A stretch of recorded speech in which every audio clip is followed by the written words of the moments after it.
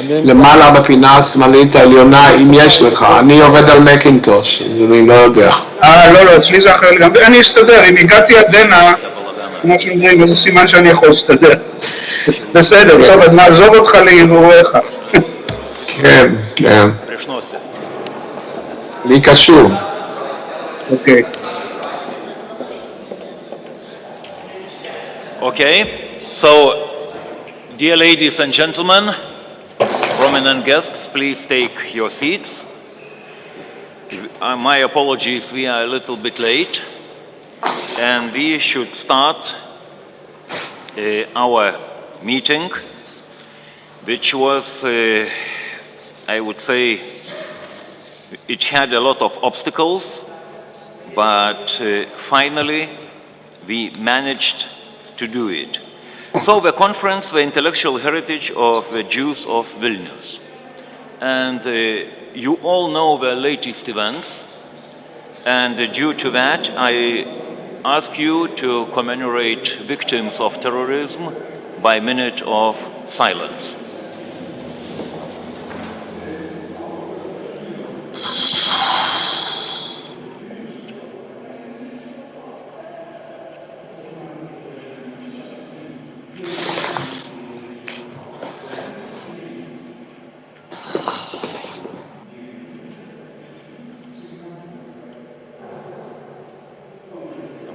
Thank you. So, dear guests, Your Excellency Ambassador, it's a great pleasure to have a conference for cultural heritage of Jewish, and this must be a nice starting point of joint collaboration between Israel Academy of Sciences and Lithuanian Academy of Sciences. This conference had a lot of obstacles, and one of the obstacles in the beginning was the pandemic. Actually, we were thinking to organize conference to commemorate Gaon, Vilnius Gaon anniversary, but you know, pandemic changed our plans, and finally we shifted this to a heritage conference, but nobody expected that terrorists will attack Israel.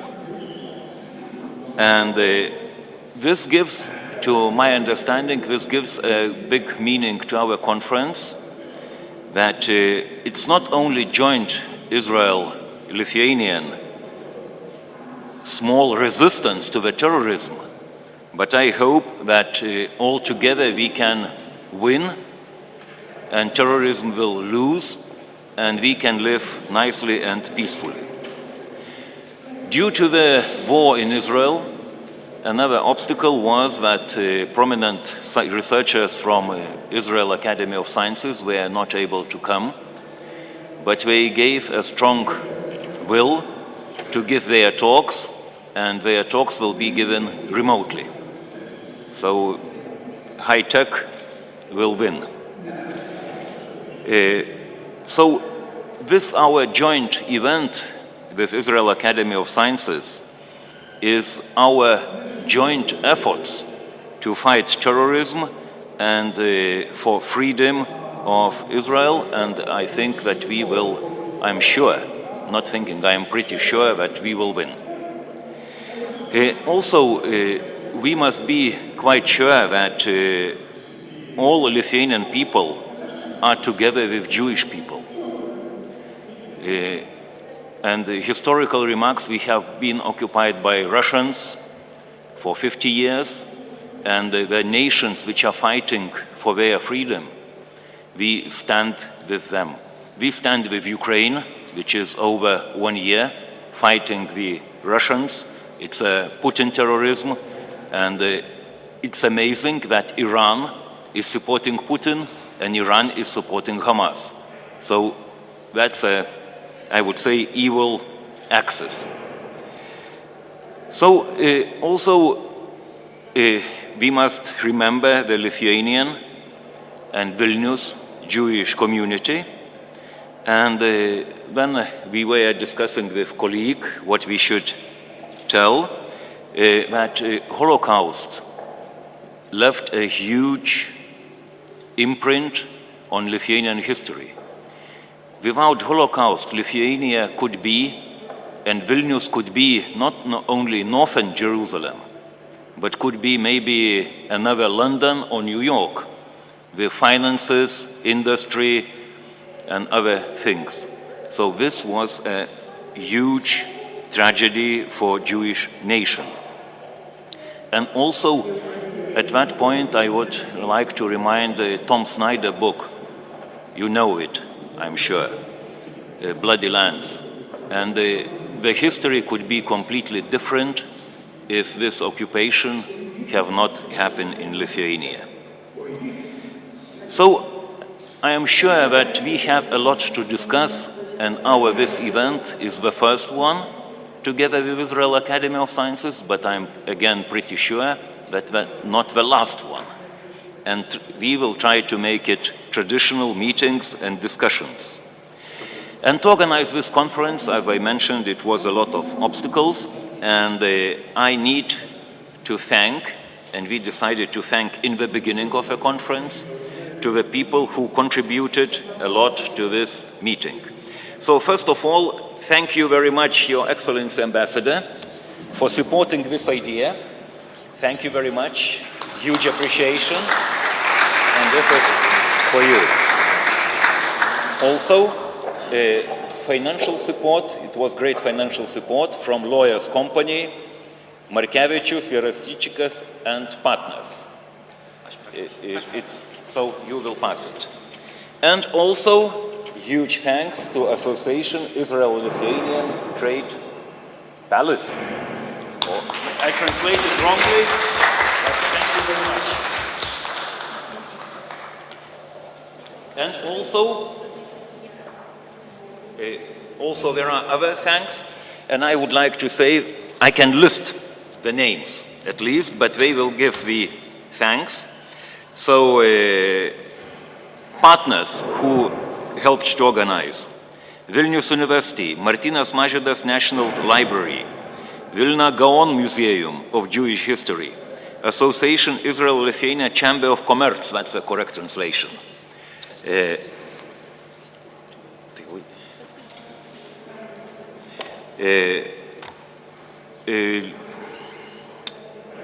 are so many, but I am a bit lost. The Lithuanian Jewish Litvak community, support of Lithuanian Research Council, support, as I already mentioned, lawyer company, Chamber of Commerce, and the organizing committee, Professor Vytautas Nekrošius, who is sitting here, Professor Aušra Maslauskaitė, Misha Jakobas, Faina Kuklansky, and personally Professor and member of Academy Vladas Algirdas Bumelis, Mindaugas Kvietkauskas, Lara Lempertenė, Jurgita Verbickienė, and also in the beginning was Jascha Marka Zingeris, who passed away. So thank you all who helped to organize that. So technical staff, Aurika Bogdanavičienė, Diana Barnard, also the Israel Academy International Relations Officer, Neta Peretz, which with communication and work helped us a lot. You gave the whole heart for this conference. Thank you very much, and I hope this conference will be successful. And I will try to say a few words. Israel Hi. Is that correct? Yeah.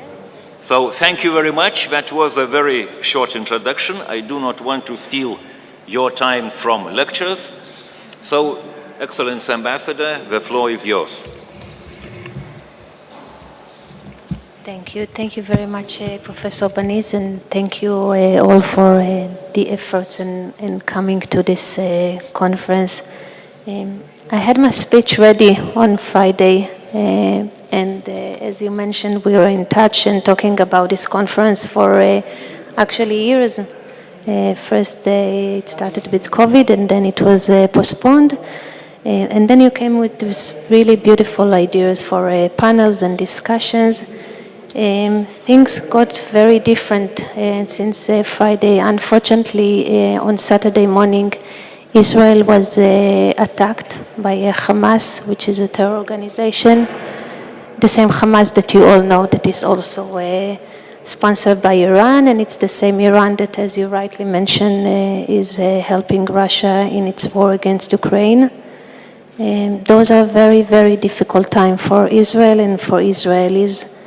In almost 3 days of war, we lost more than 900 people.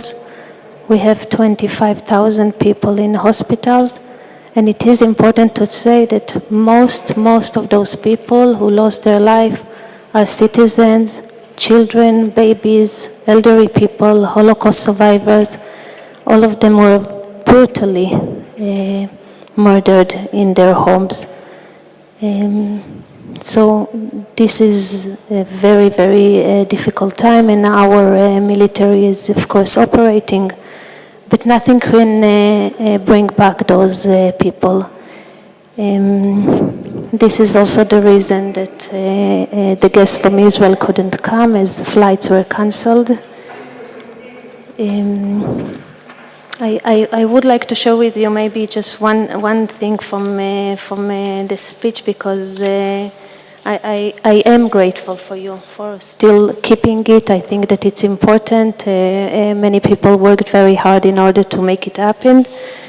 And I think that the message that is coming out of this conference is very important, because it is connected to the Jewish spirit and the Litvak spirit.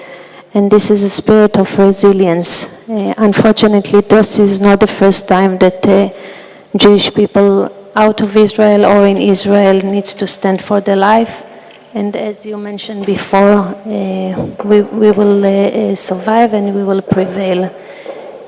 Abba Kovner, that probably will be discussed later, was a prominent Lithuanian Jewish poet and a partisan leader. And he said, in every Lithuanian Jew, no matter how modest his circumstances, there burns a fire that lights up his inner life. In his heart and soul, there is a Jerusalem of the Spirit. This is exactly the spirit that we are talking about, that you will discuss here, and that we'll keep together. I want to thank you very much, Professor Baniz, and I want to thank you, Vitatos, for really putting so much effort into it, and I think that your connection with our Academy of Science are extremely important. I would also like to say that I was extremely happy when the plaque of Nuereka was removed, and I really hope that it won't be back. I think that this is also something that is standing between us, and I think that this is important to look into it. That's it. I wish you all a very fruitful conference, and thank you very much. Thank you. Thank you. And now I would like to ask President of Israel Academy of Sciences to give a welcome speech. Professor David Harel, President of Israel Academy of Sciences.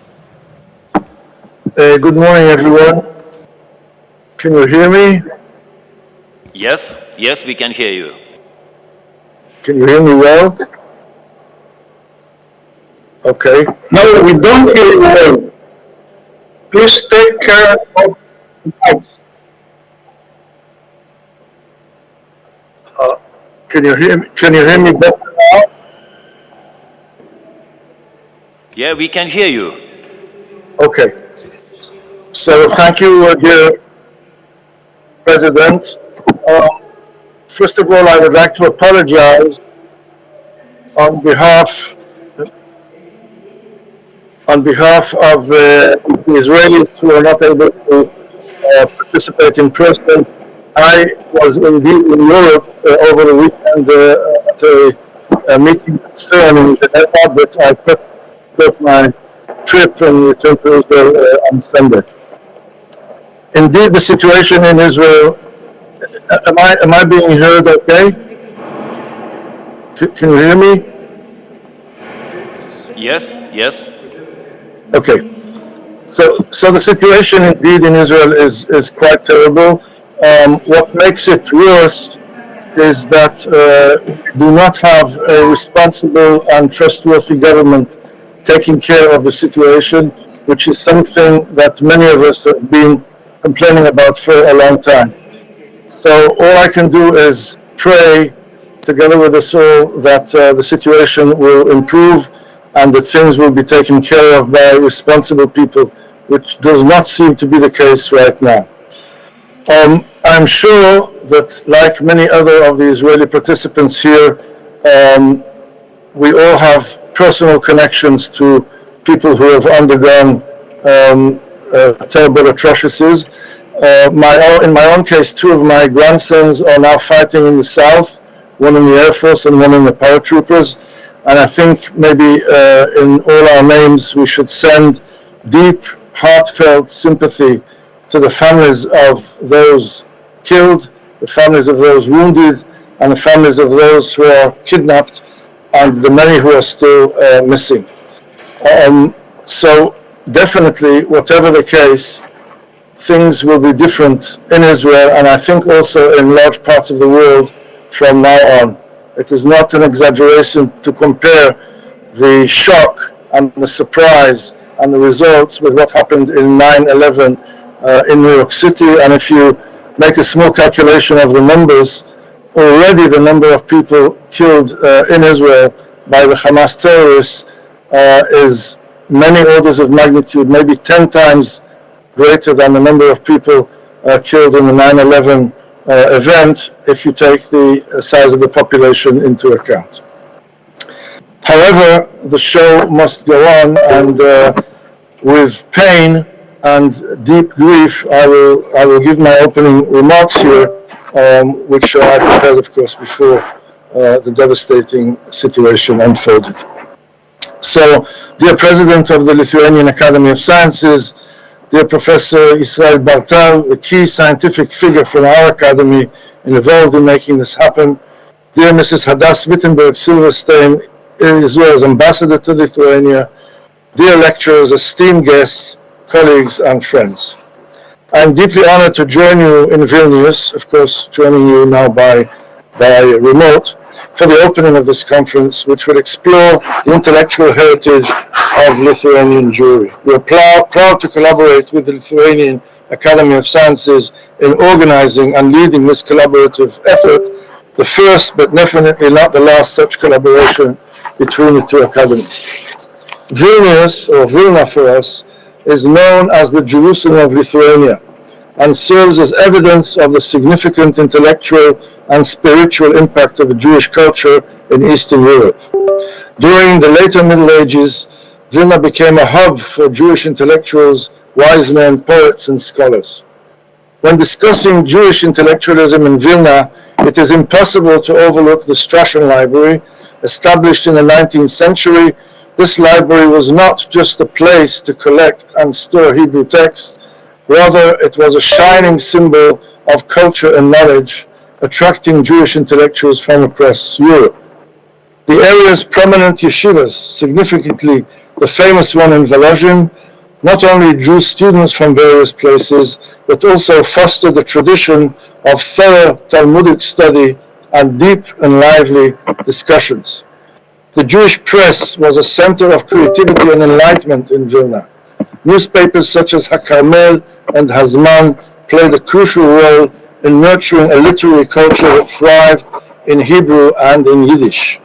And of course, Vilna was a significant place for renowned personalities such as Avraham Sutzkever and Chaim Grade, who played vital roles in Yiddish literature during the 20th century. However, the most important figure relevant to our topic was no doubt the towering legendary Vilna Gaon, Gaon Vilna, known for his brilliance in Talmudic studies, Kabbalah, and much more, and whose work has had a profound impact on Jewish thought and learning ever since. These luminaries and institutions rendered Vilnius far, far more than just a city. It became a symbol of Jewish intellectual vitality, which extended far beyond its borders. Throughout Eastern Europe, Jewish communities had existed for centuries, living alongside their non-Jewish neighbors. However, this coexistence was disrupted, of course, by the arrival of the Nazi troops in 1941, all but shattering the relationships between these groups. The current partnership that is developing between our two academies is based on previous joint efforts.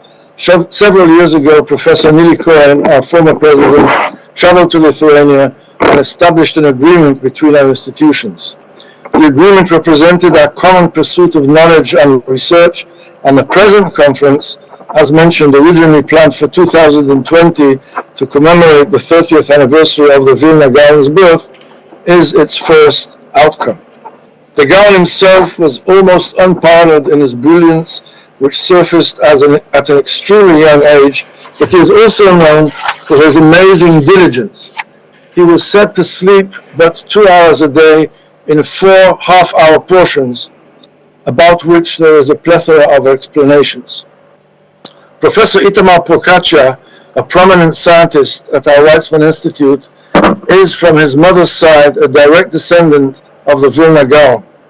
A few days ago he told me that there is a story in the family according to which the Gaon would constantly have a sharp stick fixed vertically in front of him when studying in order to awaken him abruptly should he nod off towards sleep.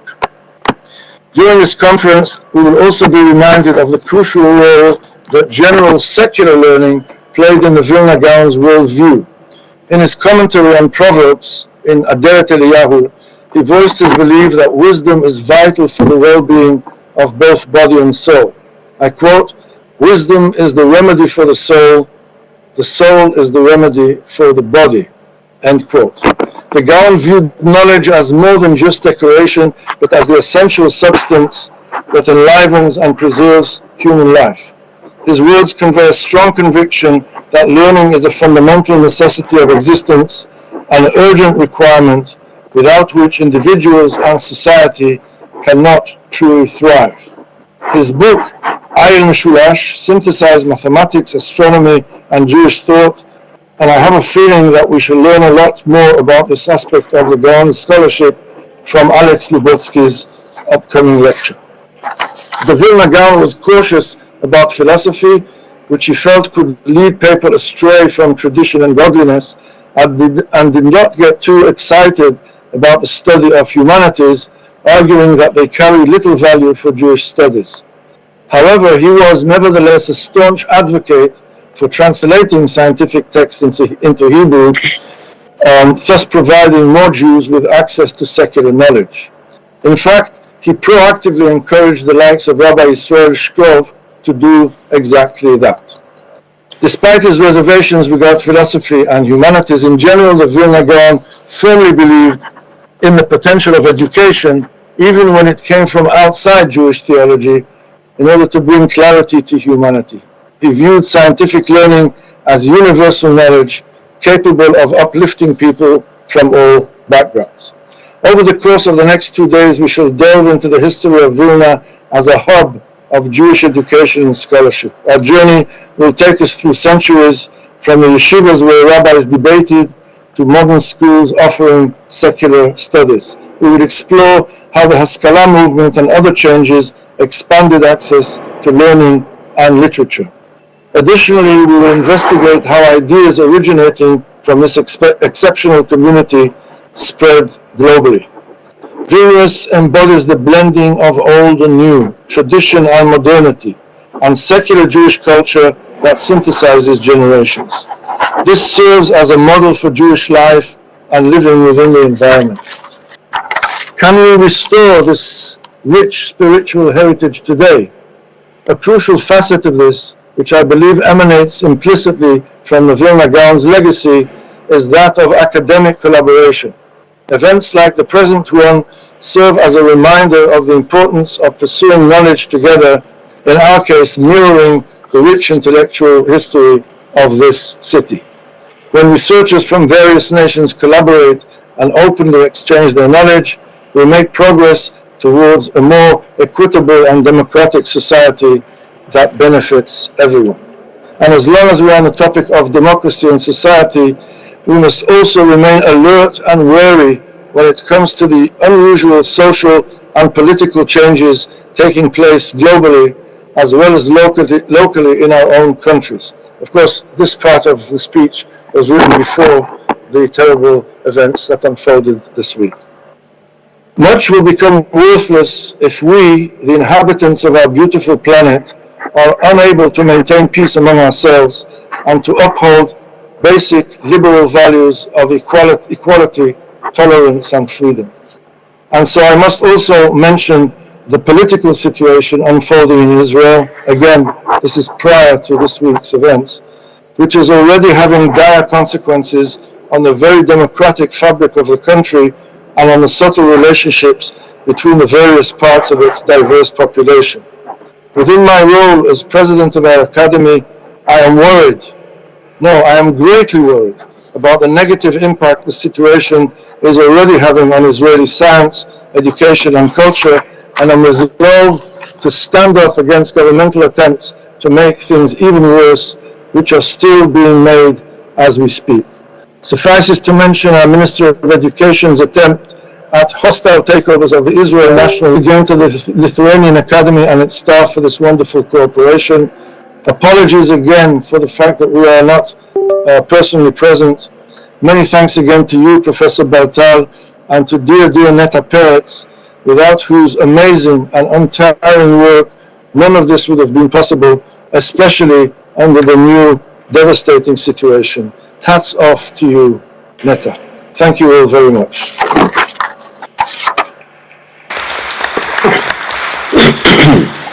Thank you very much for a very nice talk. And your talk gave us a lot of ideas for the next meetings, I am sure. So thank you very much indeed.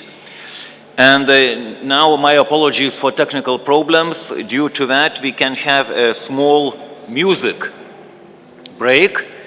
And I invite Rachel Avital Katz from Jerusalem Music and Dance Academy, accompanied by Inna Vishniauskaite from Čiurlionis School of Arts.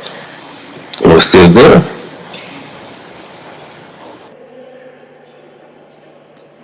You are here, yeah. Mm-hmm.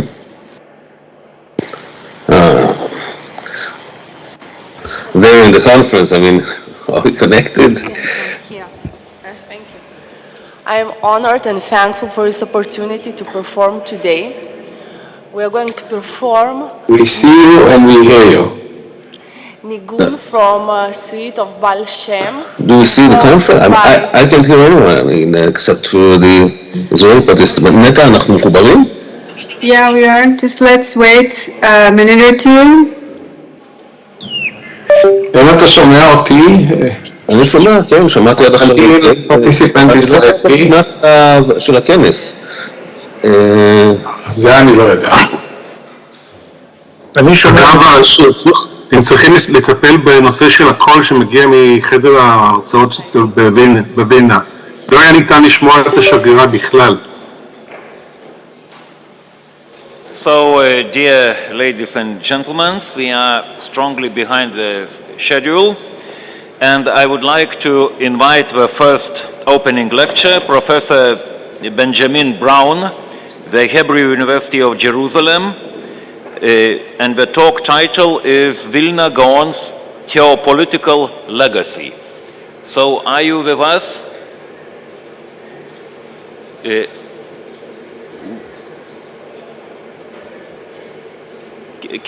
We cannot hear you very well.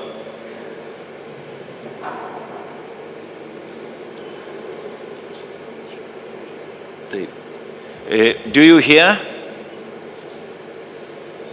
Professor Brown, do you hear us?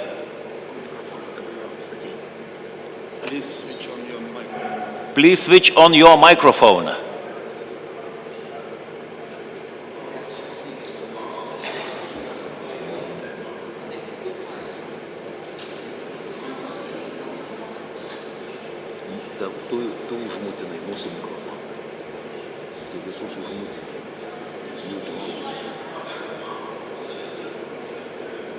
įjunk mikrofoną.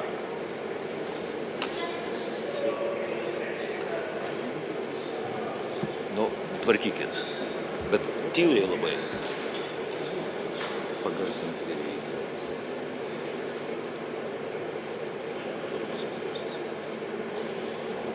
Sorry, we cannot hear you very well.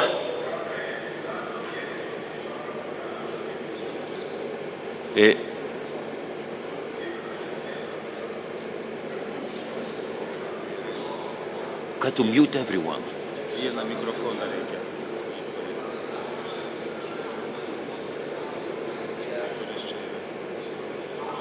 Dan Brown. Taip. Nu, tai užmūtinti.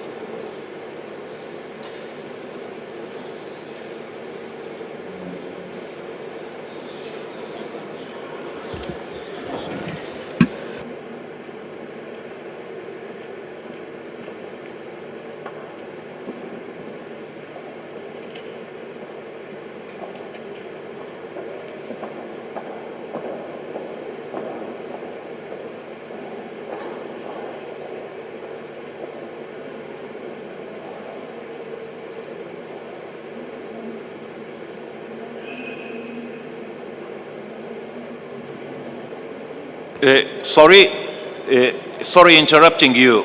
We hear you very badly.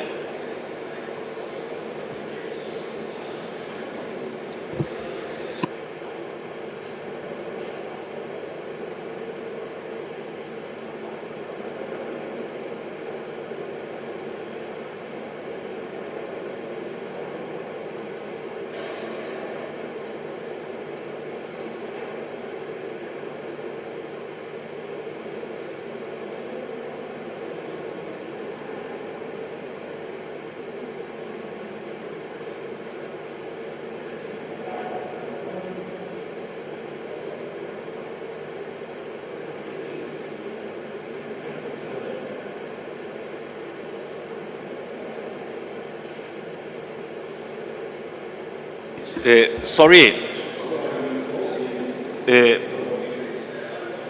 Can you hear me? Jis toliau kalba.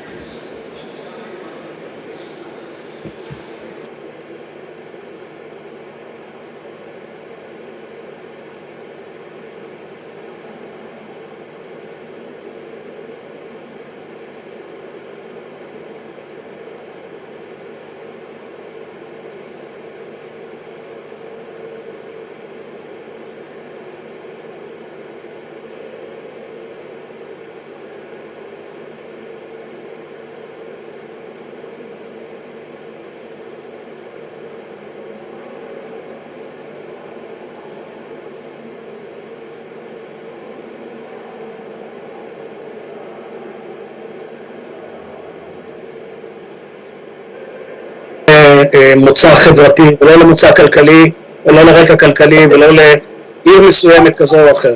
והנה, אוקיי. אז זה רק הערות ראשוניות.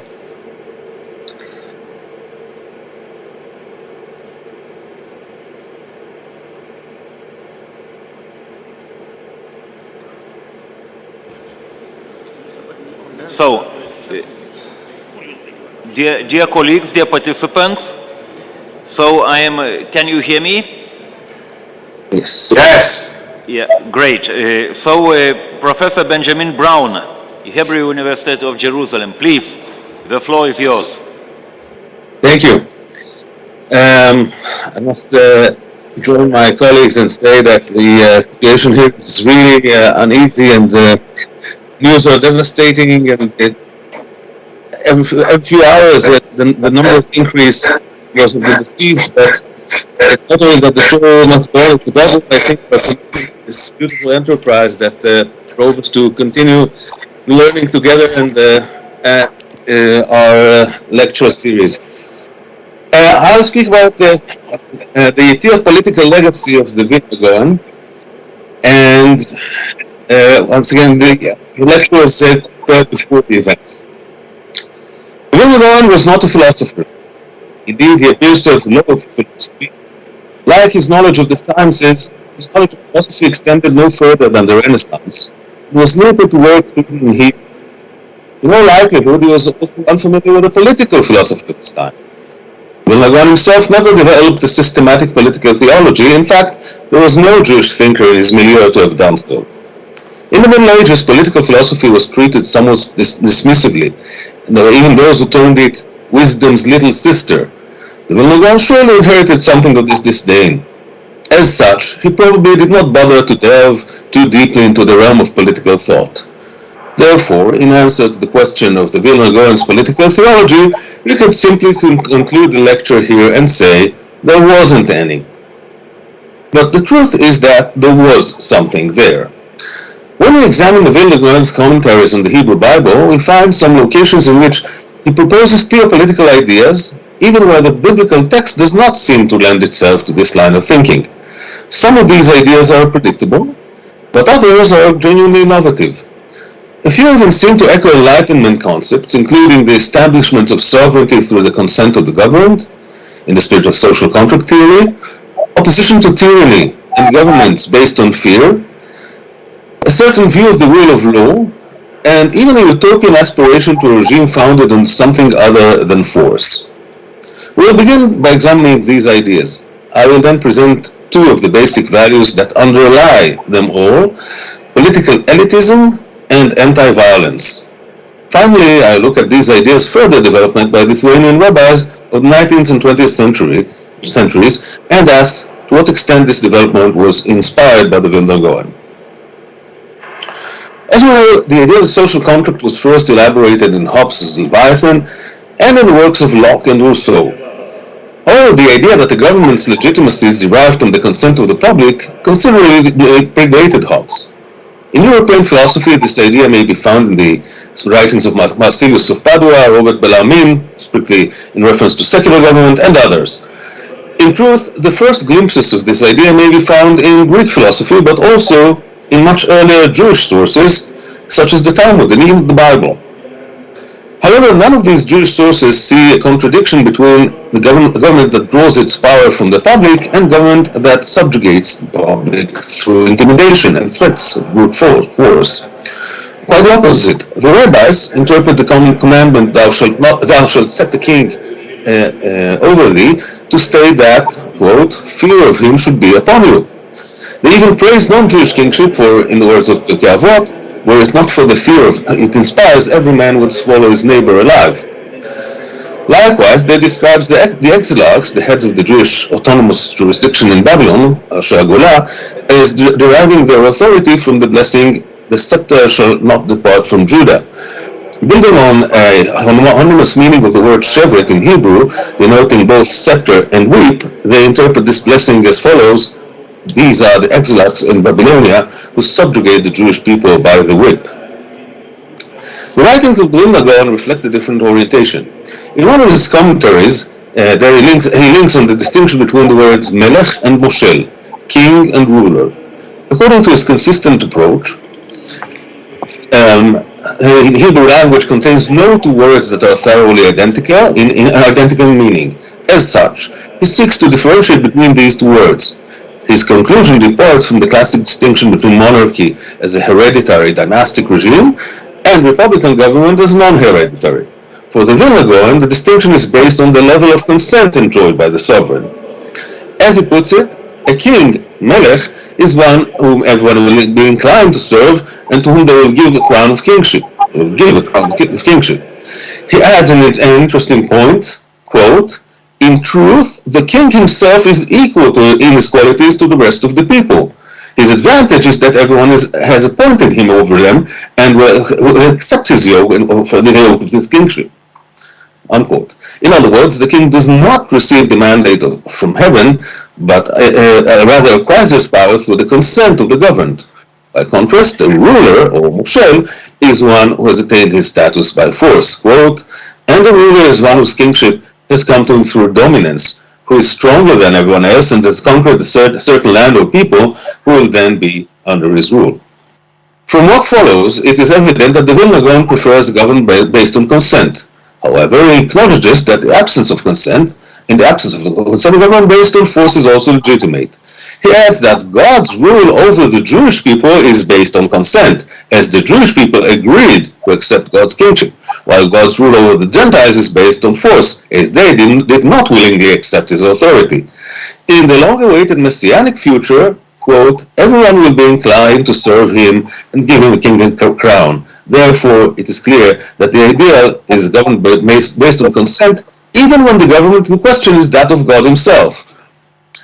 Elsewhere, the Vilna Gaon devises another taxonomy that resembles the first in its underlying perspective, although it makes use of slightly different categories. In his commentary on the book of Job, he states that the rectification, tikkun, of society may take place by three different means. The first of these means is ruling, based on the public's respect for the ruler, which has an element of willing consent. The second is fear. This is when the people do not respect the sovereign, but, quote, he strikes fear into the hearts of the people, for he is powerful and aggressive.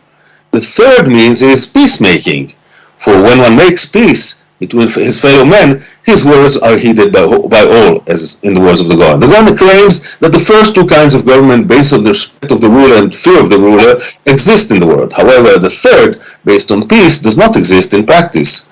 Quote, for this world is full of hatred and jealousy and competition. Thus, as I understand it, he hints that in his day, the very existence of governments stems from the conflictual state of relations between men. This state of conflict requires the use of violent force to restrain the warring sides. The ideal, however, would be to assuage conflict by means of other than force. He maintains that in the days of Adam, the first man, both forms of leadership existed. However, the generation of the flood lost its dominion, that is, its authority through respect, and based its regime strictly on fear. However, he envisions a future Messiah will speak peace unto all. Similar ideas may be already found again in Greek philosophy and Buddhist Mutandis, in the works of Augustine. Nevertheless, the distinction between a government based on respect and a government based on fear is especially reminiscent of Montesquieu's position. In his famous The Spirit of the Laws, Montesquieu posits that every regime of the four types he analyzes there is based on a single fundamental principle. Of these, monarchy is based on honor, respect, despotism on fear. While Vilna Gaon has certainly never heard of Montesquieu, his words seem to echo a voice already heard in his times. Now, the separation of government powers. On the theme of Montesquieu, we'll continue. One of the French philosophers' best-known ideas is the separation of powers. The idea of these separate bodies of government did not originate with Montesquieu. Locke preceded him in this, although the latter proposed a slightly different set of three governing bodies, and actually Montesquieu himself points at England as the source of his model. Surprisingly, the Vilna Gaon, who I once again must emphasize could not possibly have been familiar with the writings of Montesquieu, independently develops a similar and perhaps even more sophisticated idea. In his commentary on the Book of Proverbs, which the Gaon dictated to a student, the Gaon provides an interpretation of the verse, quote, by me kings reign and princes legislate just laws. By me judges judge, and so do the dignitaries and all those who make justice prevail. That's the verse. Vilna Gaon explains that this verse is stated, as it were, by the Torah itself. From this premise, using his characteristic approach, he distinguishes between the four terms used by the Bible to denote authority figures. I will not weary you here with these precise definitions. Instead, I will simply note that for the Gaon, the four terms that describe four bodies of government. These are the legislative body, comprised of the heads of the Sanhedrin, Nesiim, in the land of Israel, the executive body, represented by the king, the judiciary, comprised by the Dayanim or judges, and the fourth body, tasked with the enforcement of the law and staffed by the police. He referred to as Nedivim, dignitaries. According to Vilna Gaon, they are assigned the name Nedivim, dignitaries, because, quote, the officers must be men of dignity and not cruel or avaricious. Thus we find that the king is subject to the legislative body, while the police are subject to both the legislative and the judicial bodies. Interestingly, in this sense, the Gaon comes closer to the modern judicial system than does Montesquieu, as today we require that the law enforcing bodies, the police and the enforcement authority, not be subordinated to the political rank and file of the executive body. The Gaon reminds us that this verse is narrated in the voice of the Torah itself. It is the Torah who declares by me, king's reign. Its intent is that the entire system should operate according to the Torah, for, quote, all lawmaking and instruction are from the Torah. In Western political theory, there are two models of the trias politica, the model of absolute separation of powers and that of checks and balances, in which each body has oversight over the others. The Gaon appears to come down with the side of checks and balances. In his schema, the legislative body oversees the king while the judicial body oversees the enforcement body. It should be noted that the institutional structure is entirely original. It does not strictly correspond to rabbinic sources, in which the Sanhedrin was both the legislative and the judicial body. After the Sanhedrin ceased to exist, the Amoraim appear to have viewed themselves in the same way. They understood themselves as inherited the Sanhedrin's function, although with curtailed authority. In the words of Talmud, were acting upon their agency. We have not found a rabbinic source that suggests that the king was subject to the supervision of the Sanhedrin and the sages, except in going to war. Thus, the Gaon's approach also demonstrates originality in its departure from the rabbinic literature he revered so much. Alongside the separation of governing powers, it is worth noting an additional point made by the Gaon here. The king is subject to the heads of the Sanhedrin, and the police are subject to the judges, who are also halachic authorities. The Gaon makes point of saying that correct order of business is when the Torah scholars are at the top of the political pyramid. After all, both legislation and practical execution must be according to the Torah, as all lawmaking and instruction are from the Torah. We may see this as an expression of intellectual political elitism in which elite leadership is made up of Torah scholars, a form of theocracy, if you will. In his commentary to the Book of Job, the Gaon establishes that the acts of legislative and judicial powers, the king and the advisors, kings and the advisors, must be directed primarily at tikkun haolam, the active preservation of the social order. Here he focuses, he asserts that when each of these branches ceases to concern itself with tikkun haolam, and instead dedicate its efforts to less worthy goals such as wars and personal gains, the society will deteriorate. His words sound like a sharp criticism of the kings and judges of his day. I quote, "The rulers and leaders of the country manufacture weapons for themselves and say that this is the tikkun haolam that they were appointed to perform.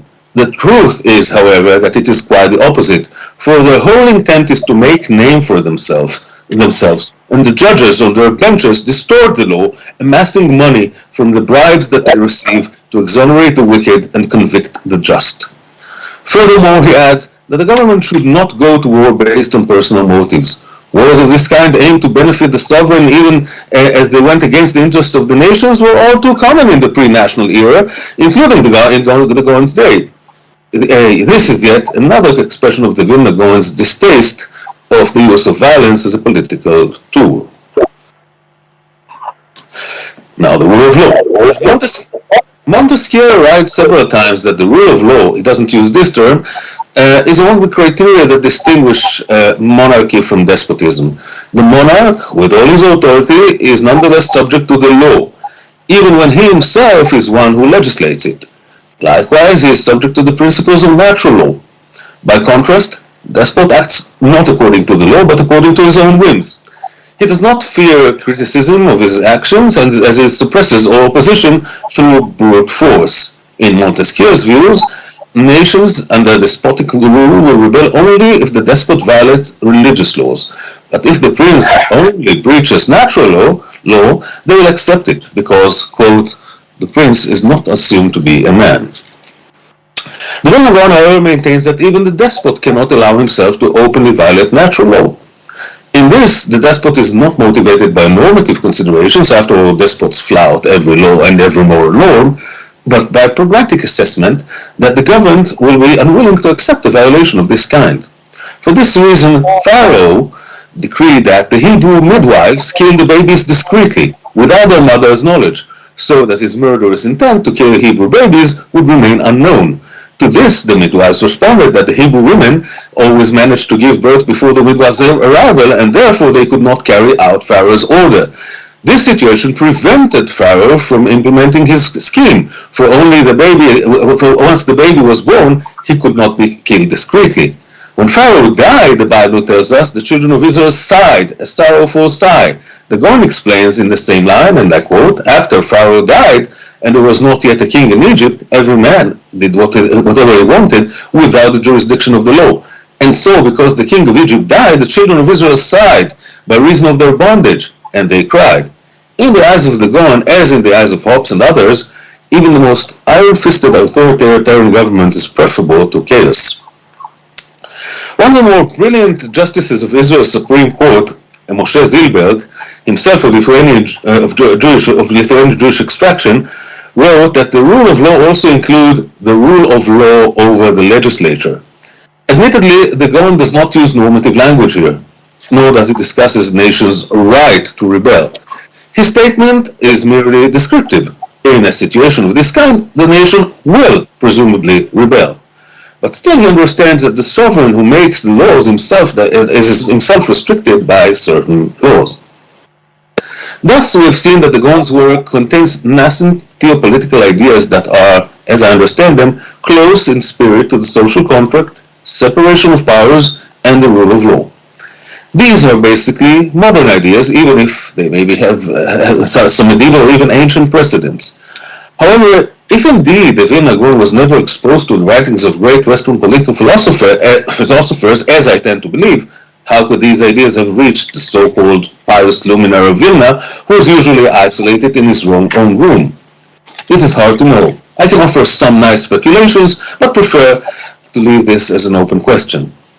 At any rate, however, it must be stressed, these ideas, interesting as they are, do not form a political theology. The sources I cited here are cherry-picked from the Gaon's vast corpus of writings, most of which barely touch on the subject of politics. However, even if these few sources demonstrate that the Gaon at least approached the theopolitical discourse and was not thoroughly indifferent to politics. Now, let's move to later generations. The Gaon's theopolitical ideas did not gain much influence on later generations and are not quoted by subsequent thinkers.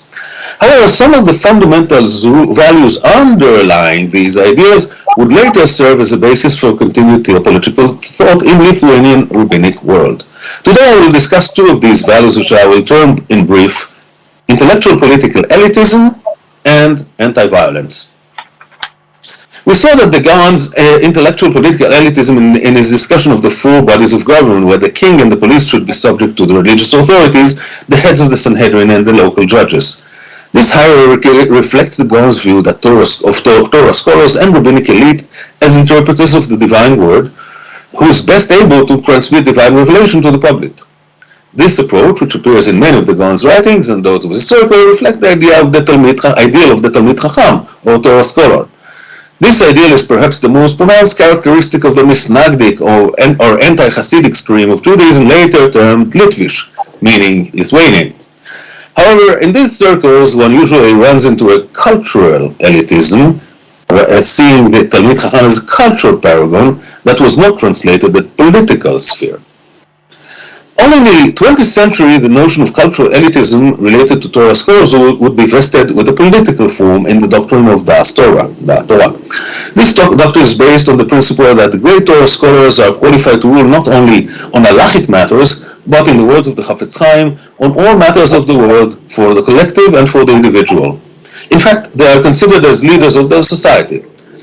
Early indications of this position may be found as early as in the writings of Rabbi Naftali Tzvi Yehuda Berlin, the Natziv, the head of the Volozhin Yeshiva, and one of the Gaon's intellectual successors. However, this doctrine largely developed alongside the schism and orthodox truth of the question of Zionism. Zionism's opponents, who would unite in the form of a Agudat Yisrael movement, could take pride in a crucial advantage. The first rank of rabbinic leadership was on their side. This support was a crucial asset for the movement. At the head of the party, Agudat Yisrael placed a committee of spiritual leaders, rabbis, and Hasidic rabbis who were tasked with setting its ideological course. This committee was known as Moetzet Gedolei HaTorah, the Council of Great Torah Scholars. This body based its authority on the idea of the Torah, claiming that the Torah had something to say on every one of life's questions, and therefore great Torah scholars were imbibed not only with the Torah's explicit instruction, but with its very spirit, could and should issue rulings on non-halachic areas. This doctrine was largely developed at the Lithuanian sector of Haredi Jewry, which set tremendous stock in Torah study and intellectual achievement. As such, it emphasized the authority of the outstanding Torah scholars whose primary strength lay in Talmud study or halachic decision-making. The doctrine of Das Torah quickly became one of the central pillars of Agudat Israel. Even today, it supplies the normative basis for Torah scholars' authority over Haredi politicians and political parties, as well as in other questions of the individual and community life. I've written about this doctrine in the past, and so I won't linger on it here. I will simply say that, as strange as this may sound, I see this doctrine as representing an Orthodox Jewish reincarnation of Plato's Republic. Yes, if we think about it, Plato's philosopher kings are also intellectual elite, purportedly invested with higher moral qualities like Torah scholars as portrayed by Lithuanian Haredi discourse. Thus, these two ideas are not all at distance from one another, as they both set an intellectual elite at the head of their political regime. Now let us proceed to the second theopolitical value in the works of the Gaon, anti-violence, especially opposition to violence in the political sphere. I will examine anti-violence in the 20th century Lithuanian rabbinic thought, that is to say, I will now skip forward in time to the 20th century, 100 years, if not more than 100 years after the passing of the Vilna Gaon. In 2009, Professor Eli Holzer published a fascinating book titled A Double-Edged Sword, Military Activism and the Thought of Religious Zionism. This book, published in Hebrew, examines the attitudes of 20th century religious Zionist thinkers with regard to the use of military force. Also shows that many of the most interesting early religious Zionist thinkers maintained a decidedly reserved stance towards the use of force. Indeed, they even viewed religious Zionism as the moral brakes of the broader Zionist movement, including in military activism. There are even certain religious Zionist thinkers who showed ambivalence towards nationalism itself in general in light of its reliance on violence and force. It was only later, as pre-state Jewish settlement and the Zionist movement began to grapple with what was called then the Arab problem in the land of Israel, that the religious Zionist approach shifted and ultimately reached what he sees as hawkish line it maintains today. The first sections of Holzer's books, dedicated to the period before the State of Israel was established, discuss the following rabbinic figures: Rabbi Yitzchak Yaakov Reines, Rabbi Avram Yitzchak Kook, who, on another hand, was decidedly enthusiastic about the outbreak of World War I, surprising. Rabbi Aaron Shmuel Thomas, known as by the pseudonym Echad HaRabbanim HaMargishim, feeling rabbi, Rabbi Yehuda Leib Fishman Maimon, Rabbi Yitzchak Isaac Herzog, and Rabbi Moshe Avigdor Amiel.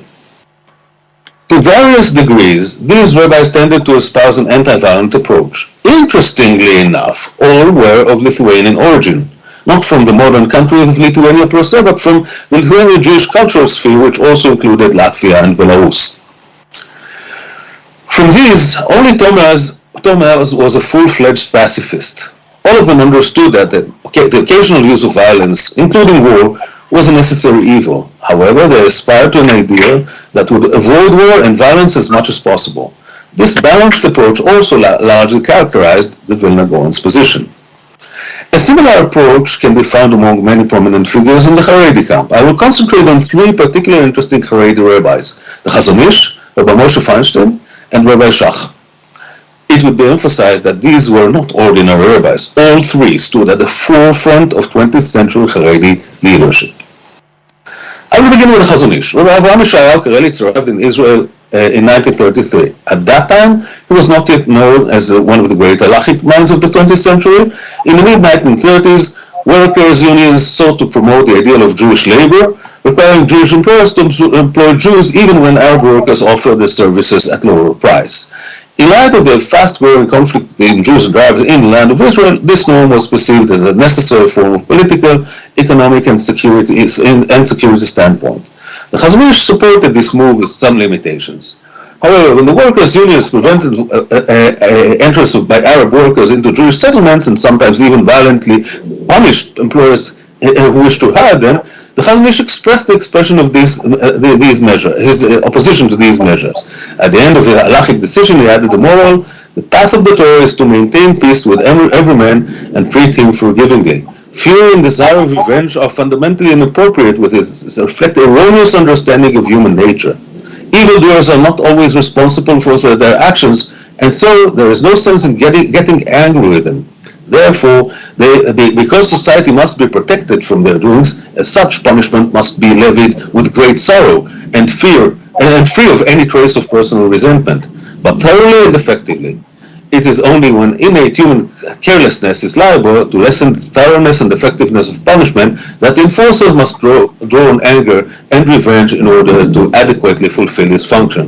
However, under the constant supervision of the intellect, and he must not deviate from the specific goal to which they are directed.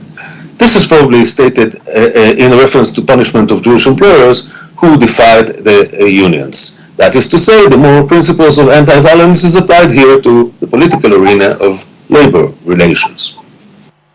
The second figure I would discuss here is Moshe Feinstein, also one of the greatest halachis of the 20th century.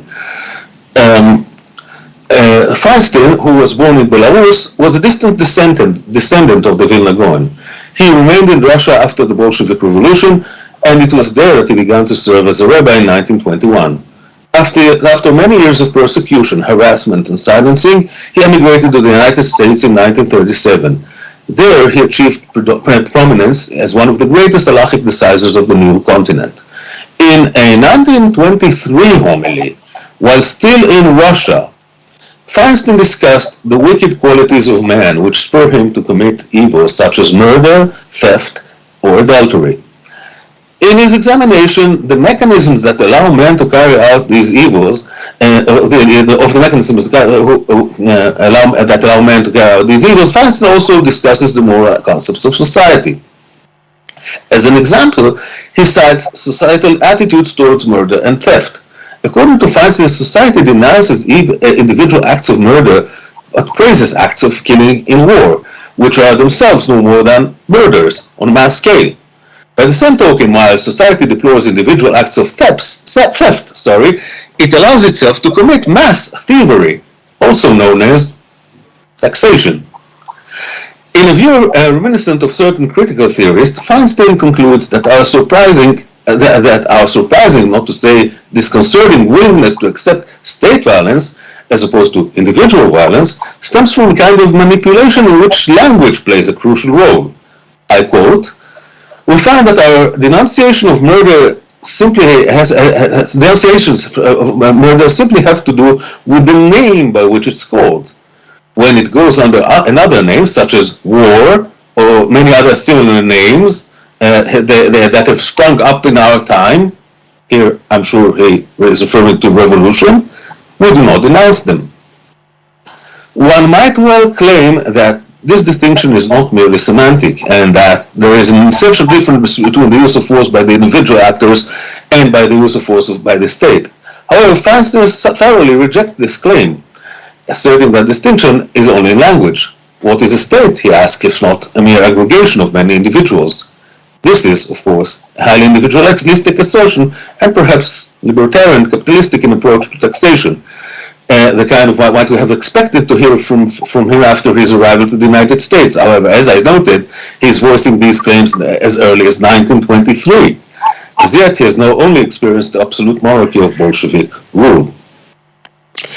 According to Feinstein, authorities granted the state in order to make peace between fellow men and to assure that they will not steal, will not murder, and will so forth, and not that the state will do what the individual cannot do.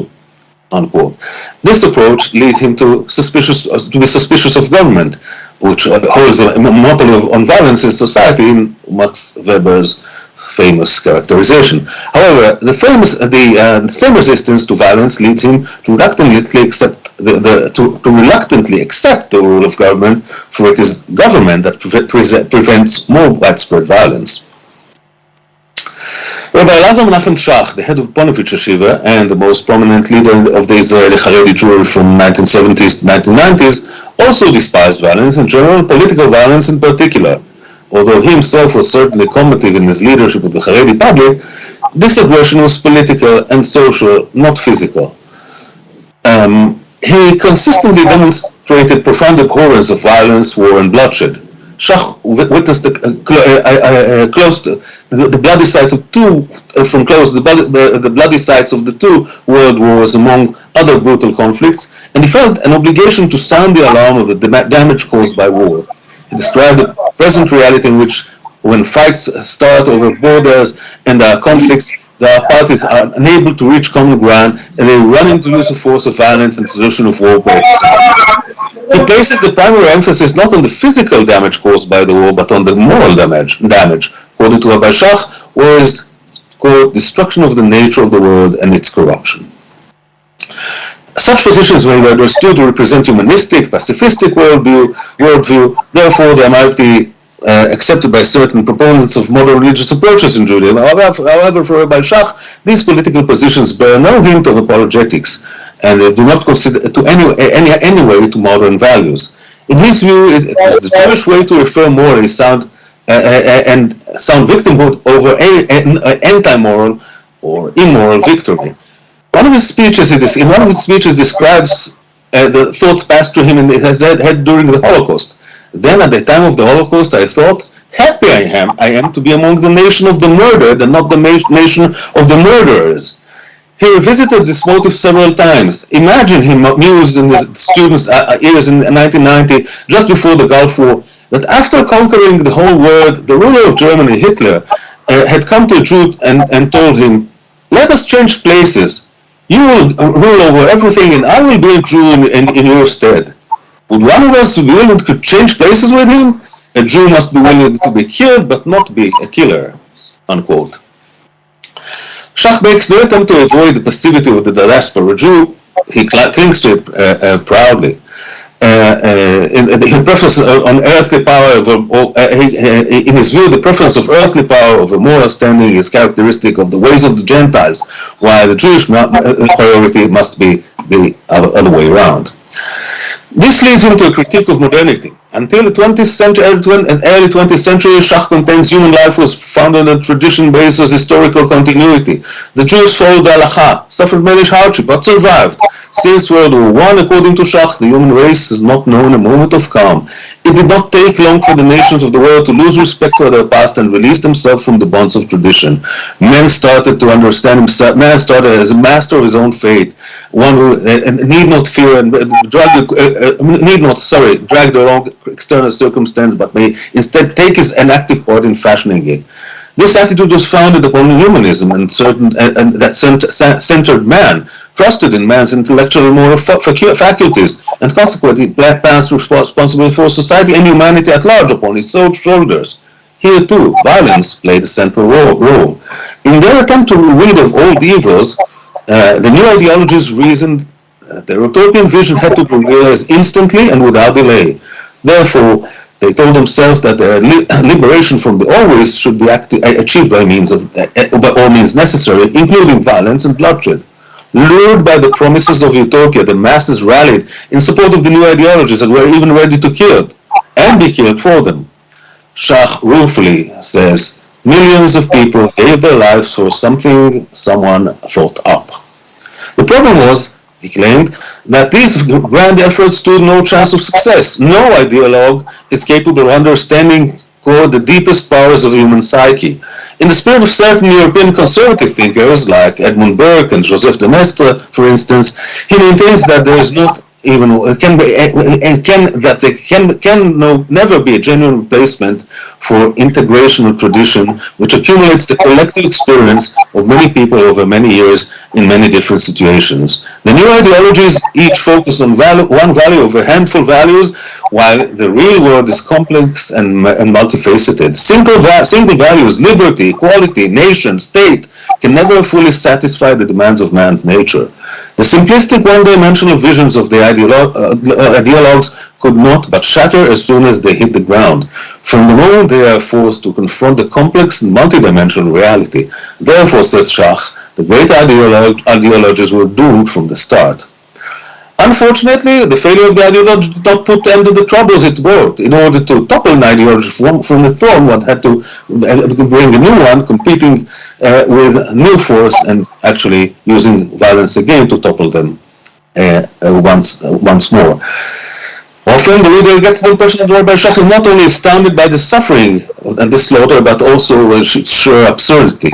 The very same era that claimed to glorify and center man actually led to a degradation of man, even more than the ages that preceded it, for they devalued his life and transformed him into a cannon fodder.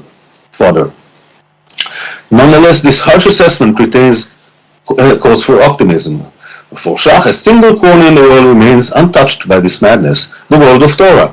Thanks to the yeshiva, the koilelim, the Haredi society that has sprung up within them, at least some fraction of the Jewish people will stay faithful to righteous and time-tested ways. They will be the caretakers of this warm, stable home, keeping it intact for all the ideologues who might one day see the light and long to return.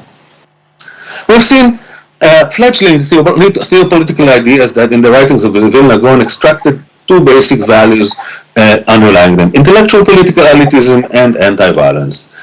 And so how these values appeared in the writings of later religious thinkers and halachists of Litvish origin.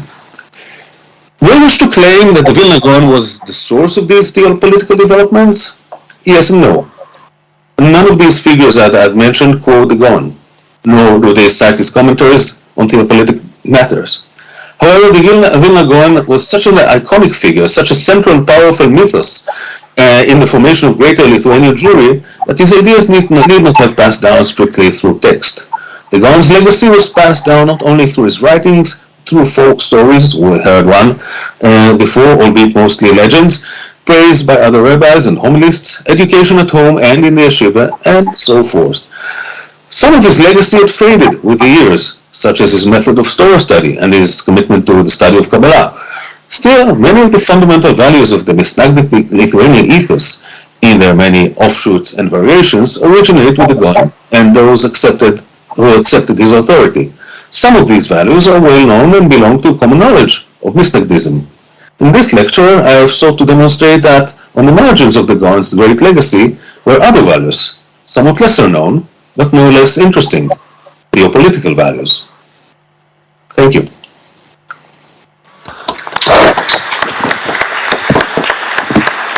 Thank you. Thank you very much for a very interesting talk, and you touched a lot of important issues.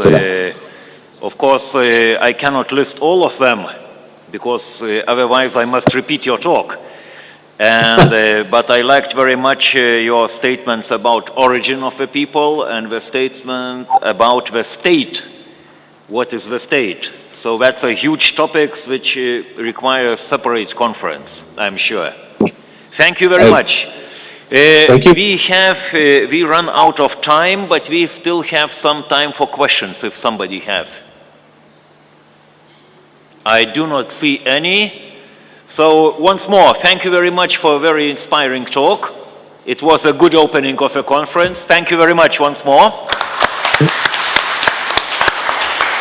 And now I want to say that we have 12 minutes break for coffee, and after maybe more, maybe let's say 15 minutes for coffee, or 20 minutes. Colleague is asking me 20 minutes for coffee.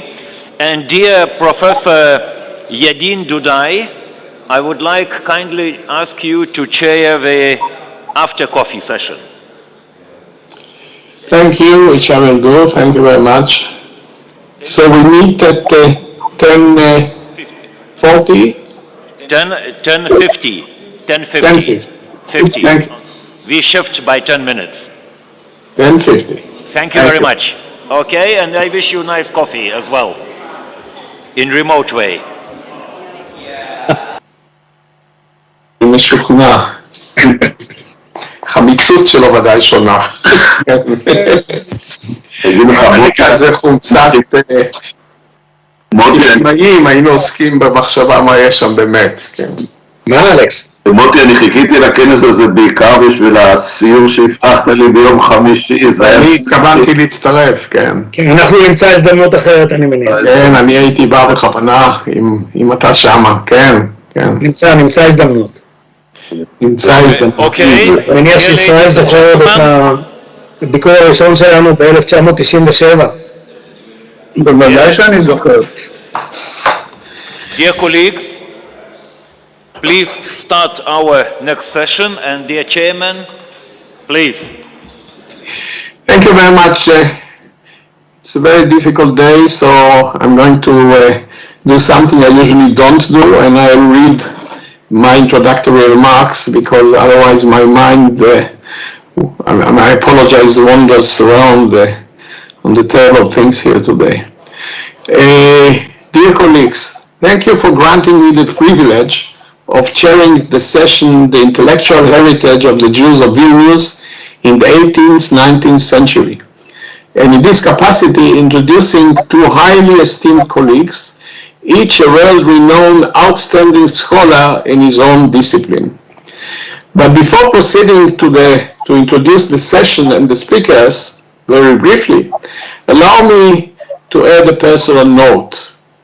When I was born in Tel Aviv, Vilna had an extremely strong presence in my childhood and youth. It was present there in its absence. It was present there loudly in a devastating, shrieking silence. I will try to show one slide, and I'm not sure I'll be able to do that, but Neta, can you do that for me? Just put one slide on the... Yeah.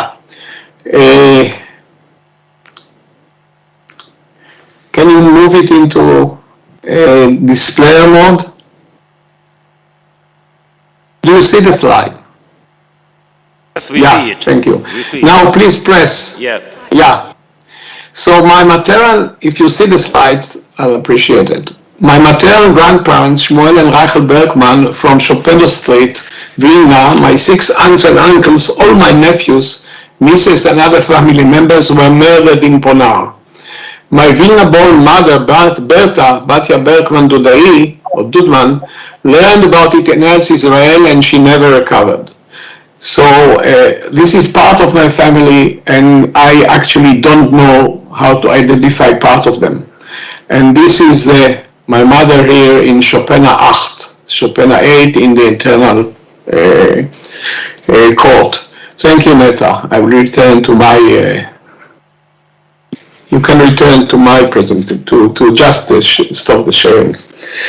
So my mother hardly spoke at all about her family and the trauma, but our daily existence was imbued with the devastating unspoken.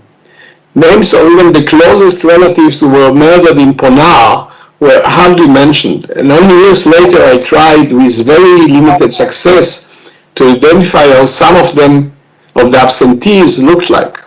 In fact, I never saw even a single picture of my grandmother and some of my uncles, and none of my nephews and nieces. But 2 words did penetrate occasionally the heavy screen in Tel Aviv. One, Chopin Gasse, the other, Ponar. The rest remained sealed in the overwhelming trauma of my mother, the only member of the family who immigrated from Vilna before Ponar, not knowing, of course, what the cruel manipulations of Clio, the news of history, is about to bring about to this flourishing Jewish community of Yerushalayim Delita. Well, I did hear the word Vilna in compliments, which were very rare since, although it was Lita, my mother was of a Polish nature and didn't give compliments. But here and there I heard words like "Du bist a Vilna Kind" or "Oh, this is Vilna Yiddish." So my youth was imbued in sort of Yiddish, which I spoke fluently until my mother passed away. And I don't have an opportunity to do it now. I did try to present a scientific seminar in Yiddish with a colleague of mine, which was not very easy, and he passed away as well.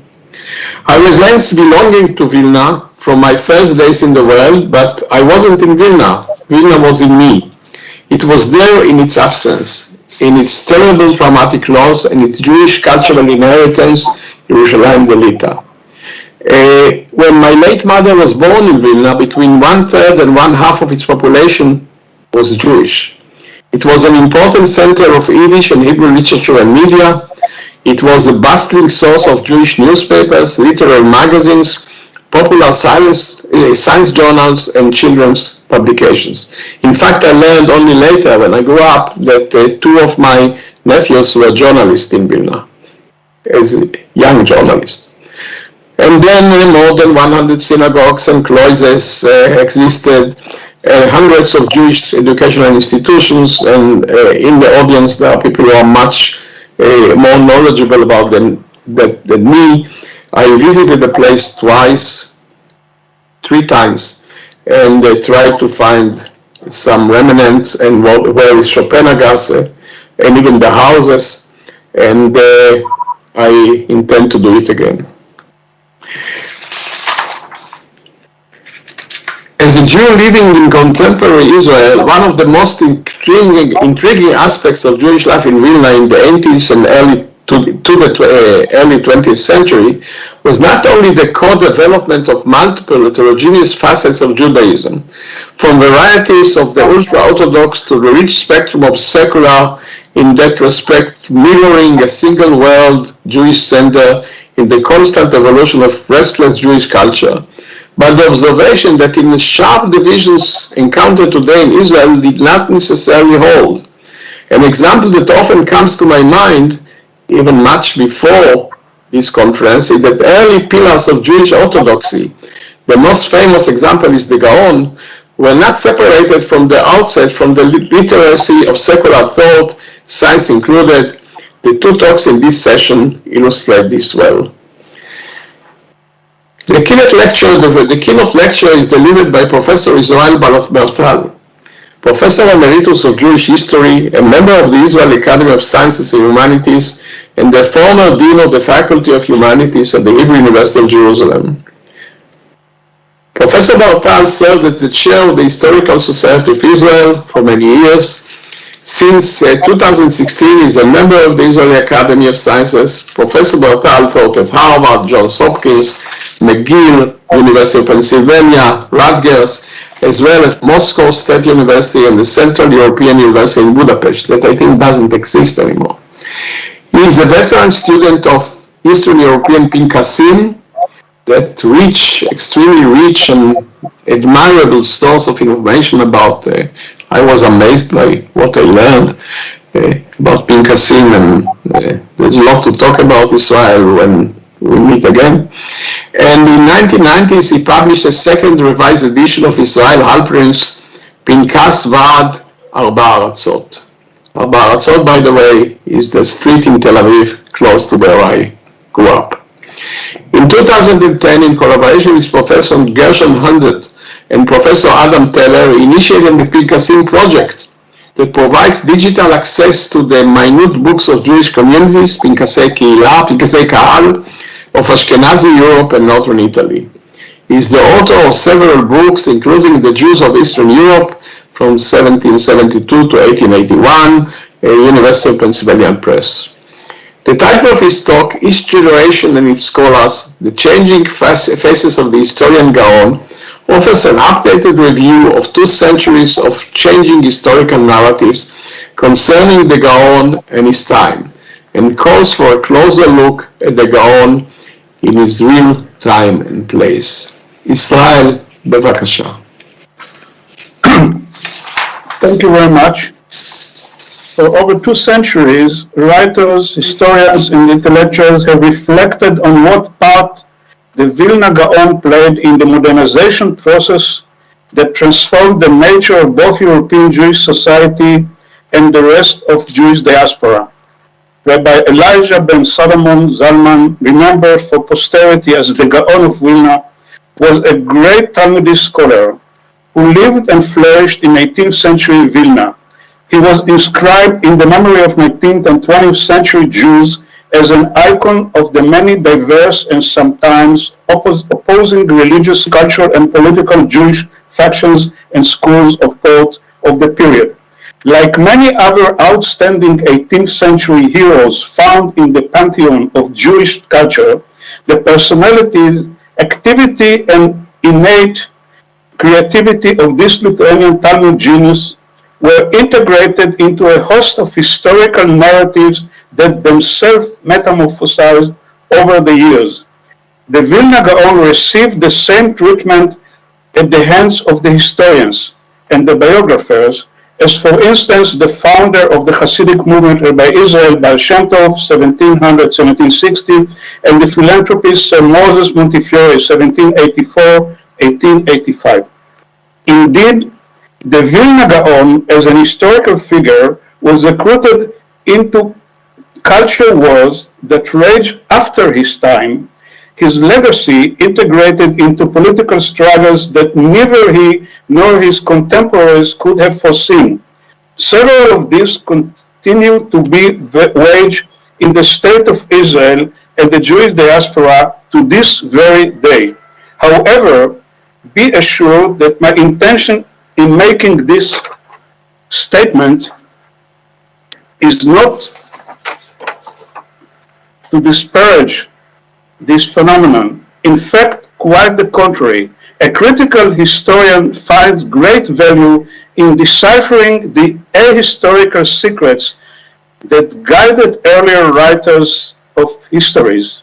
It is precisely through them that one can learn how the influence of individuals and their actions could extend far beyond their local dimensions, unrestricted by time. By exploring the Vilna Gaon as a representative case of the evolution of Jewish historiographical figure, and by comparing this iconic figure, which evolved anachronistically, with the actual historical figure who lived in Vilna, we can learn the degree to which Jewish Vilna's influence extended beyond the spatial and temporal boundaries of the Polish-Lithuanian Commonwealth. The title I chose for this lecture recalls the name of Isaac Hirsch-Weiss' well-known Wissenschaft des Judentums work published in the second half of the 19th century. Weiss, an historian and Talmudist, was known as the Darwin of the Talmud because he described the creation of the oral Torah as an historical evolutionary process that spanned the ages. In its time, Weiss's approach engendered a religio-cultural debate that gave birth to several important written responses. On the one hand, it did not conform to the orthodox approach that rejected the attempt to historicize Jewish law.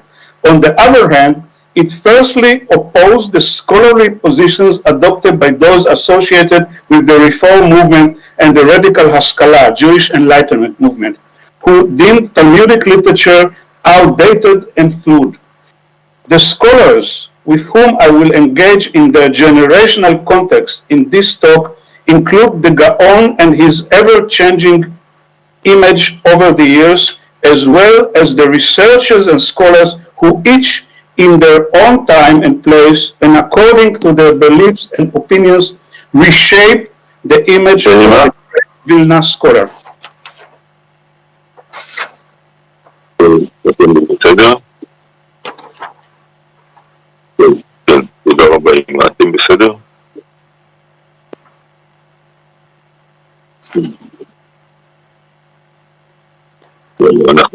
Can I continue? Can I continue, please? Yes, please. Can I continue, please?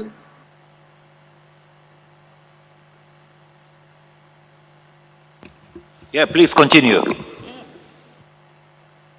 Over 40 years ago, Professor Emanuel Etkes, a leading Israeli expert on the Vilna Gaon, who devoted much of his lengthy scholarly career to studying the great Talmudist and his writings, conducted pioneering research on the changing perceptions of his character. In an article entitled The Gaon of Vilna and the Haskalah, Image and Reality, published in Hebrew in 1980, Etkes demonstrated that in contrast to the popular belief that held sway among the Eastern European Haskalah circles until the beginning of the 20th century, the Gaon was not one of the forerunners of the Jewish Enlightenment. As Etkes wrote, the conceptualization of the Vilna Gaon as a harbinger of the Haskalah, which we discovered in the writings of the historians received above, does not withstand critical analysis.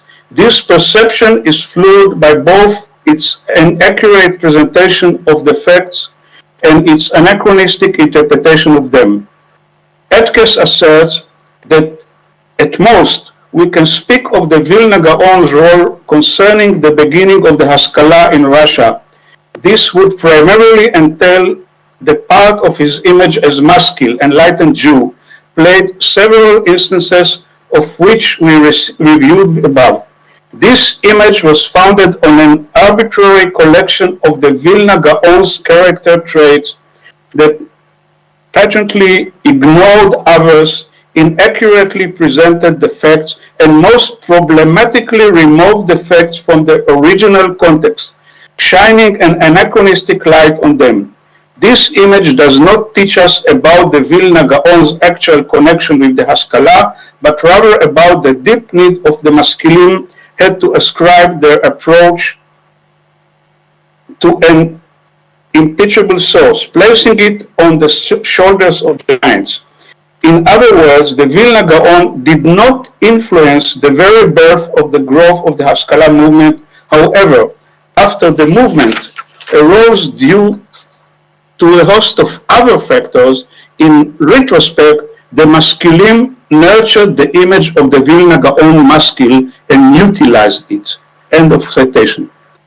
Dear 20 years after Etkes wrote these words, on the 200th anniversary of the Vilna Gaon's death in 1997, the international community joined in a conference held at the University of Vilnius to provide a picture of the current state of critical research on the Vilna Gaon's image.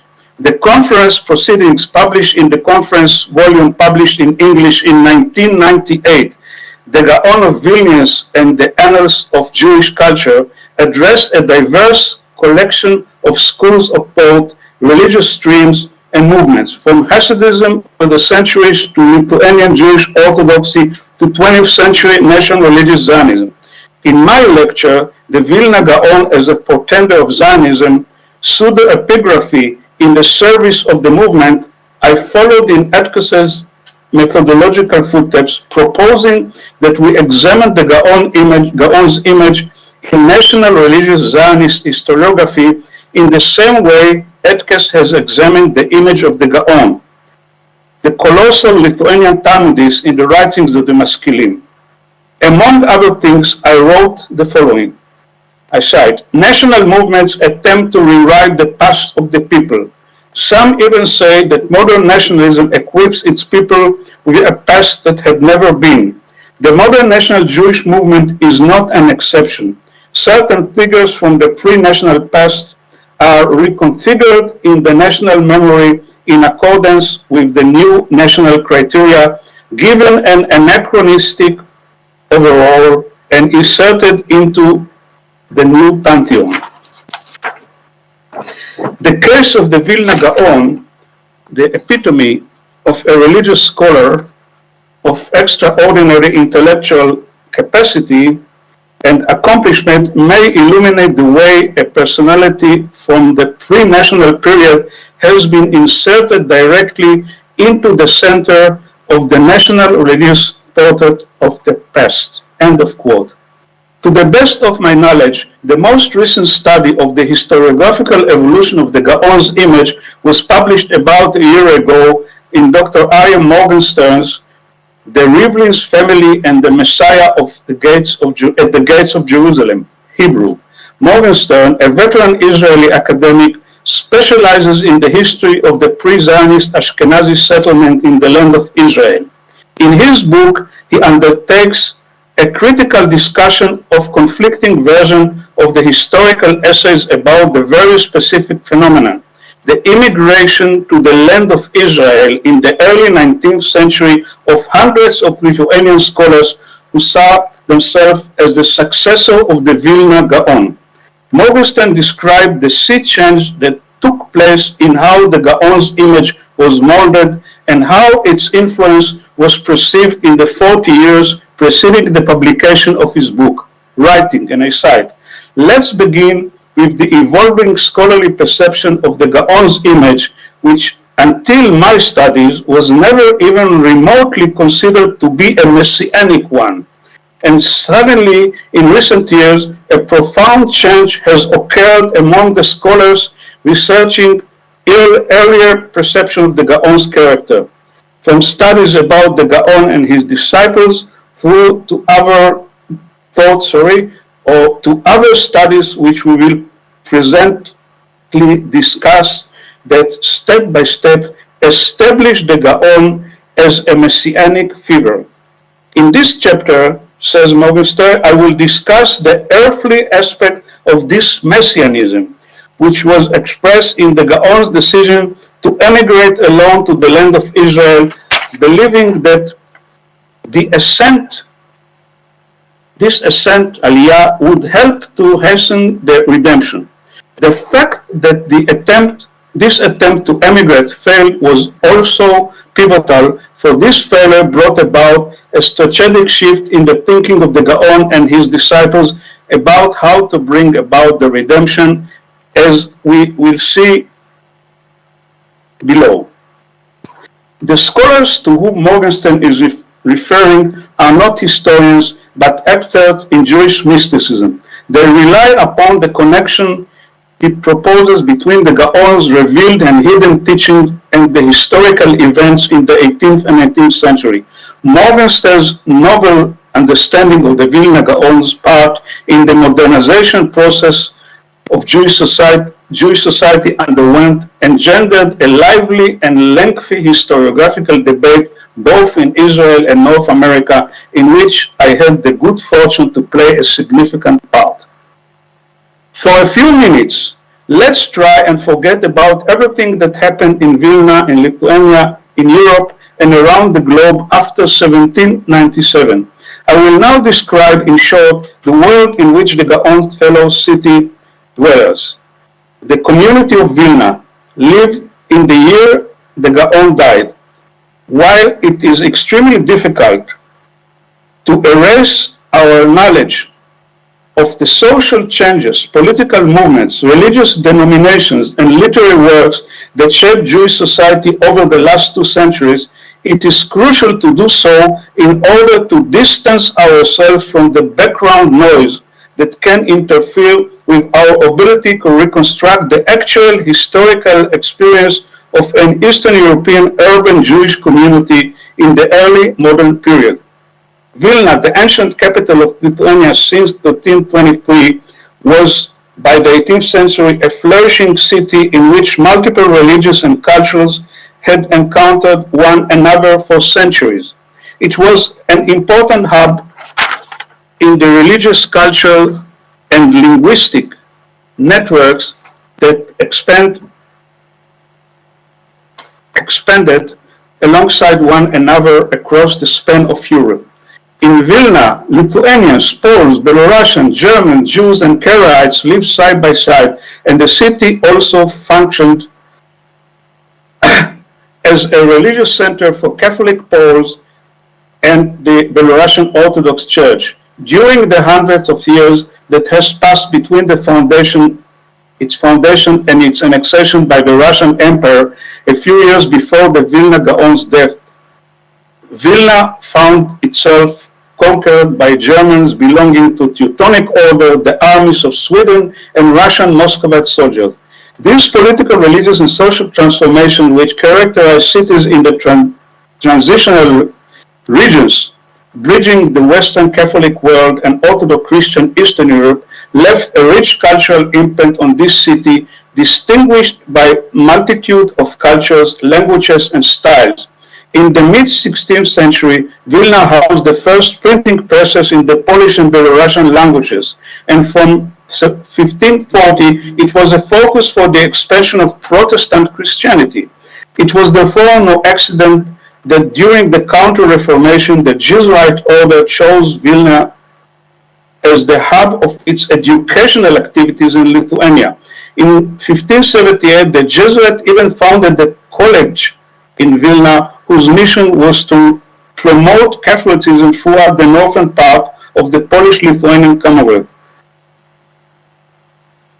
Vilna served as an important hub in the early modern cultural network that connected the families of the Jewish elite in hundreds of cities across the continent through print, written, and oral channels.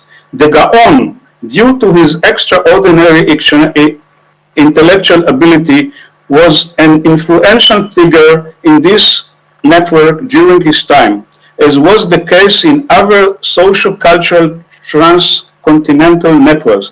The main cultural discourse of the elites was conducted not with representatives of other networks living in their own towns, but with members of their own ethnic religious network who were scattered in hundreds of other places. Thus, Vilna was connected with the important communities of the Ashkenazi Jewish diaspora, stretching from Metz in Alsace and Amsterdam in Holland to the cities of the Eastern Polish-Lithuanian Commonwealth. The community's continued cultural existence was sustained by members of the elite families who strengthened their position as communal leaders by seeking wealth, distinguished lineage, and scholarship.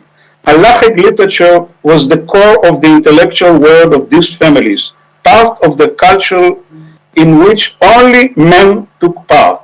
The connection between the business world and control of the economic centers of power in the Kahal, the community's leadership, and prowess in Jewish learning often gave rise to disputes. For example, while the Vilna Gaon sat isolated in his study, a bitter dispute broke out about the incumbency of the communal rabbi lasting for close to 30 years. The origin of this dispute was not religious, nor was it even based on halachic consideration. Rather, it stemmed from competition between the leading families over who would control the economic levers of power in the community. One of the rabbis, Rabbi Elazar's supporters, who was trying to increase his power within the communal leadership, was his son-in-law of the community's rabbi, a wealthy relative and patron of the Gaon whom he supported financially. In these power struggles that stirred up the Jews in the city, each of the opposing Jewish side was supported by their own allies in the Polish aristocracy, a ploy typical of communal and supra-communal political machinations in the 18th century there.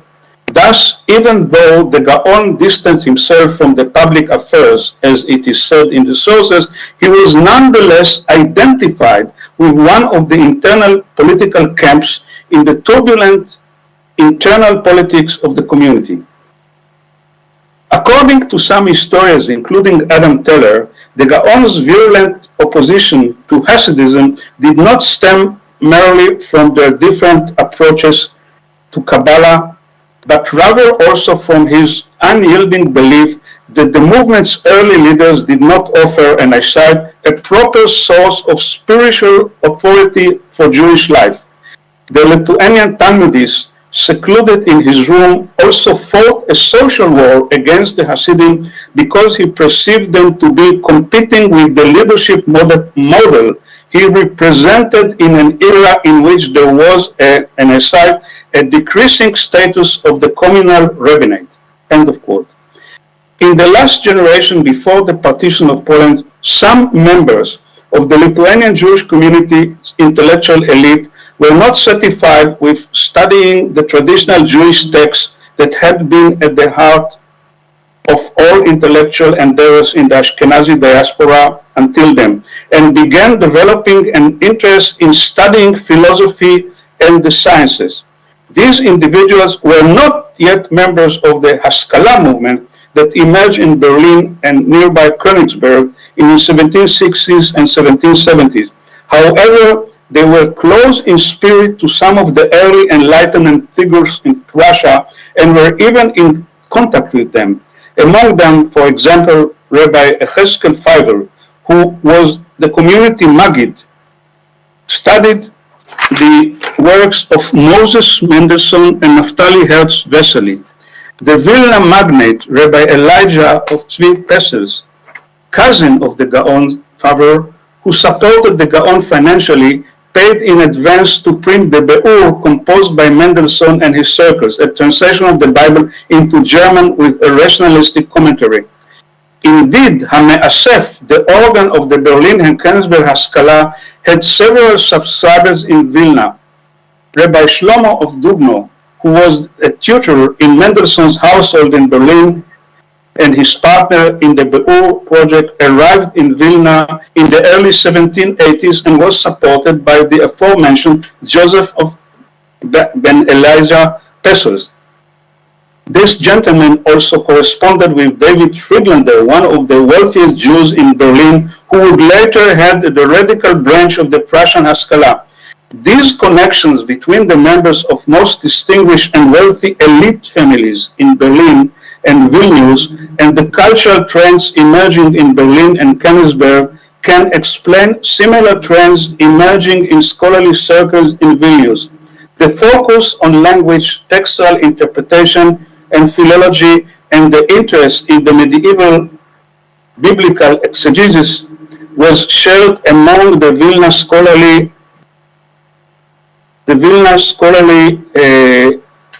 scholars and participants in Mendelssohn's Beur project. The scholarly circle that was active in Vilna between the 1770s and the 1790s combined wide-ranging erudition in rabbinic literature with an open approach to the science. Its members included, in addition to the above-mentioned section of wealthy and distinguished families, physicians who studied in Western Europe. The writings of Dr. Judah Halevi Hurwitz, a physician serving the Vilna Kahal during the Gaon's later years, were admired by Moses Mendelssohn and Naftali Herz Vesely, as well as by the Lithuanian rabbis. Everything we raised to this point existed in the old world order in which the Vilna Kahal had flourished. However, most historians of the post-partition period did not attempt to perform the forgetting exercise I proposed earlier. Rather, they tended to interpret the historical period of the Gaon and the Vilna of his time as preparatory stages for the future that was to come. They struggled to discern that the connections between Western and Eastern Europe were not necessarily destined to lead to what transpired later, and that there were alternate paths along which the influence of Western Haskalah may have been able to spread to the eastern reaches of the continent. These paths, however, did not fit in with the radical modernist discourse that shaped the perspectives of 19th, 20th century historians who studied Eastern European Jewry. These historians, most of whom championed radical ideologies and belonged to innovative political movements, or who alternatively adopted traditionalist orthodox stances, could not imagine a world in which enlightenment was on the rise and at the same time a feudal economy and corporate social and cultural order persisted along with pre-modern mindset. The Jewish parallel to this form of enlightenment is referred today by historians as the so-called moderate Haskalah. The alternative paths that introduced enlightenment into Eastern Europe were hidden from the historian's eyes which were blinded by the notion of progress expanding eastwards across Europe in a linear deterministic path serving the centralized states and the radical Enlightenment. This path evolved as a historiographical convention from the writings of 19th century ideologues through the studies of most 20th century historians. Social, economic, political, and cultural networks overlapped across the expanse of Europe at meeting points between them. Transformations unfolded, profoundly changing the ethnic groups involved, including the Jewish ones. The historians immersed for over 2 centuries in chronicling various narratives about diverse movements, denominations, and ethno-national identities in Central and Eastern Europe cast their nets in a different direction and did not give attention to these meetings points that did not match the memory of the past they sought to instill in the next generation. In essence, according to the historians and politicians, there was only one form of modernization which was reached by only one path. Social, religious, or cultural changes could take place only in the form of revolution or complete negation of what once was.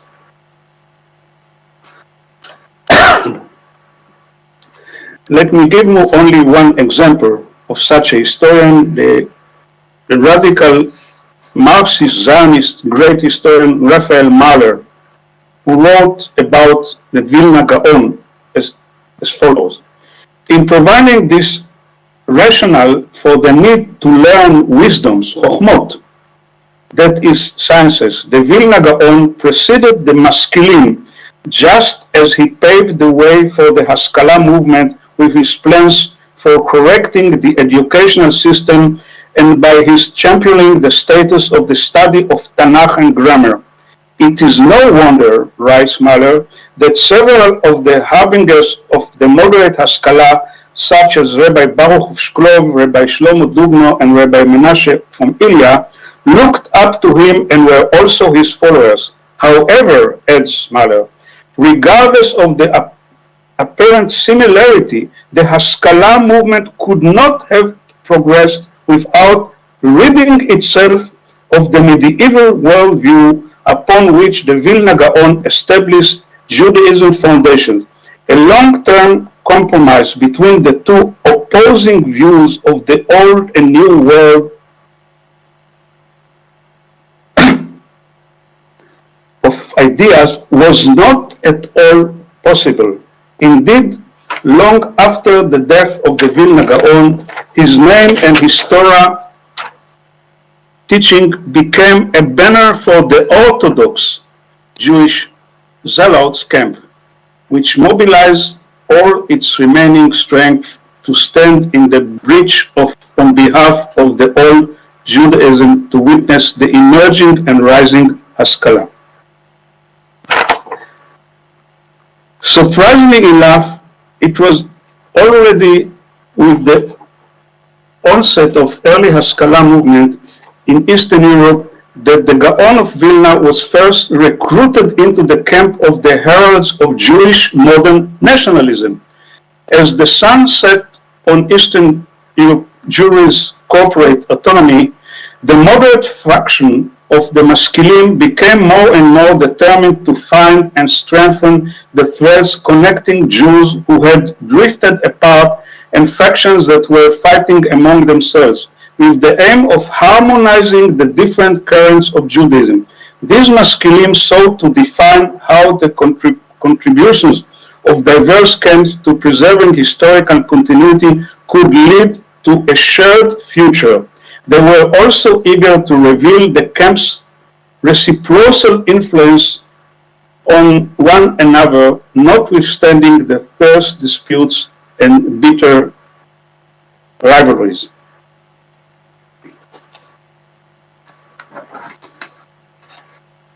The clearest and most complete example of this historiographical rebellion against the superiority of the German Jewish narrative was written by the maskil Pinchas Rabinowitz, Shefer, 1845-1910, who translated Goethe's Geschichte der Juden into Hebrew.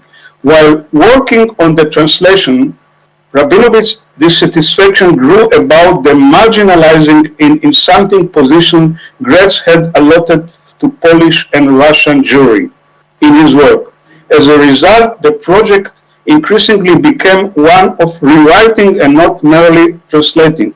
Shefer, who was one of the members of the Chibat Zion, Love of Zion movement in Warsaw, even planned to write an entire book that would replace Goethe's final volume. In this work, Rabinowitz proposed integrating the Vilna Gaon into a harmonious national narrative. The Gaon would serve as a central pillar of the new historiography in the spirit of the moderate Haskalah, bridging Vilna and Berlin, granting the Ost and West equal standing. Rabinowitz assured early 20th century history European Hebrew readers that he, unlike Goethe, planned to allocate sufficient space to address all three of the movements that had transformed Eastern European Jewish society, declaring, and I cite, "These are the faces of the generation that preceded the generation in which Hasidism, in its two primary streams, the Bestian and the Chabad, grew, and the Gaon of Vilna, literal interpretation of the Torah. I will devote a separate essay to the history of these two movements and to the new Haskalah movement born in Berlin."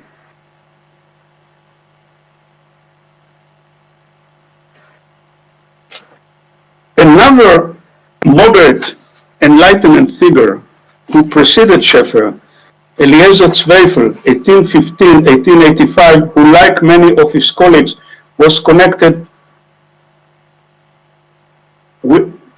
concerned by the younger masculine support of radicalization at the beginning of Tsar Alexander's second region, devoted his book Shalom al Israel to conceptualizing Hasidism, Mitnagdim, and the Haskalah as unifying the Jewish nation.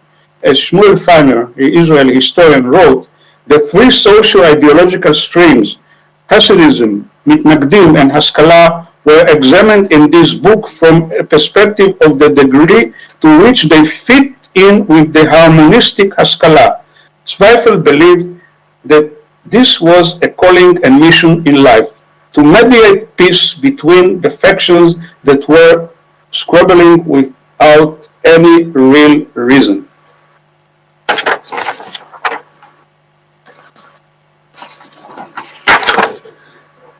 Another trend that emerged in the same period was the Orthodox effort to demonstrate that the Gaon of Vilna was actually a strong opponent to modernization, and I will give two examples that penetrated the minds of 20th century historians.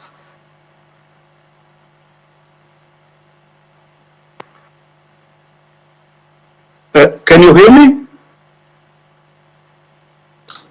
Yes. שומעים אותי? אני שומע. כן, בהחלט.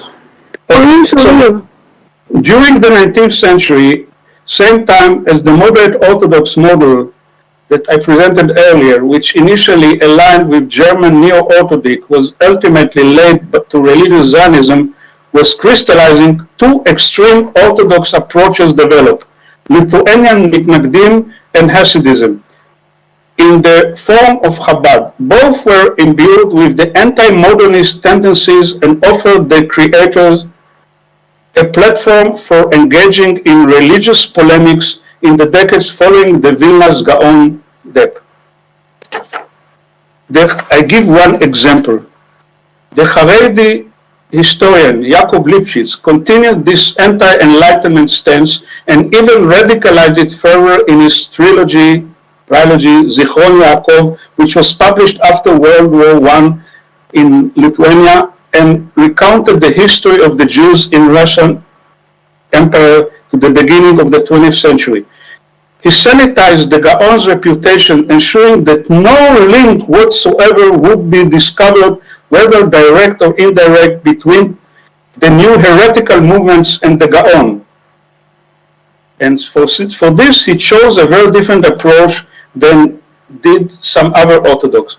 The path of concealment, by introducing a method of historical periodization that differed from the one employed by all other modern Jewish historiographers. He was able to entirely obscure the historical reality known to every Jewish resident of Vilna that there were contact between the Berlin Haskalah and the Talmudist community in Lithuania. Another example was the pseudo-historical writings of the famous Admor of the Lubavitcher Chabad movement, Yitzhak Yosef Schneerson, late 19th century, first half of the 20th century.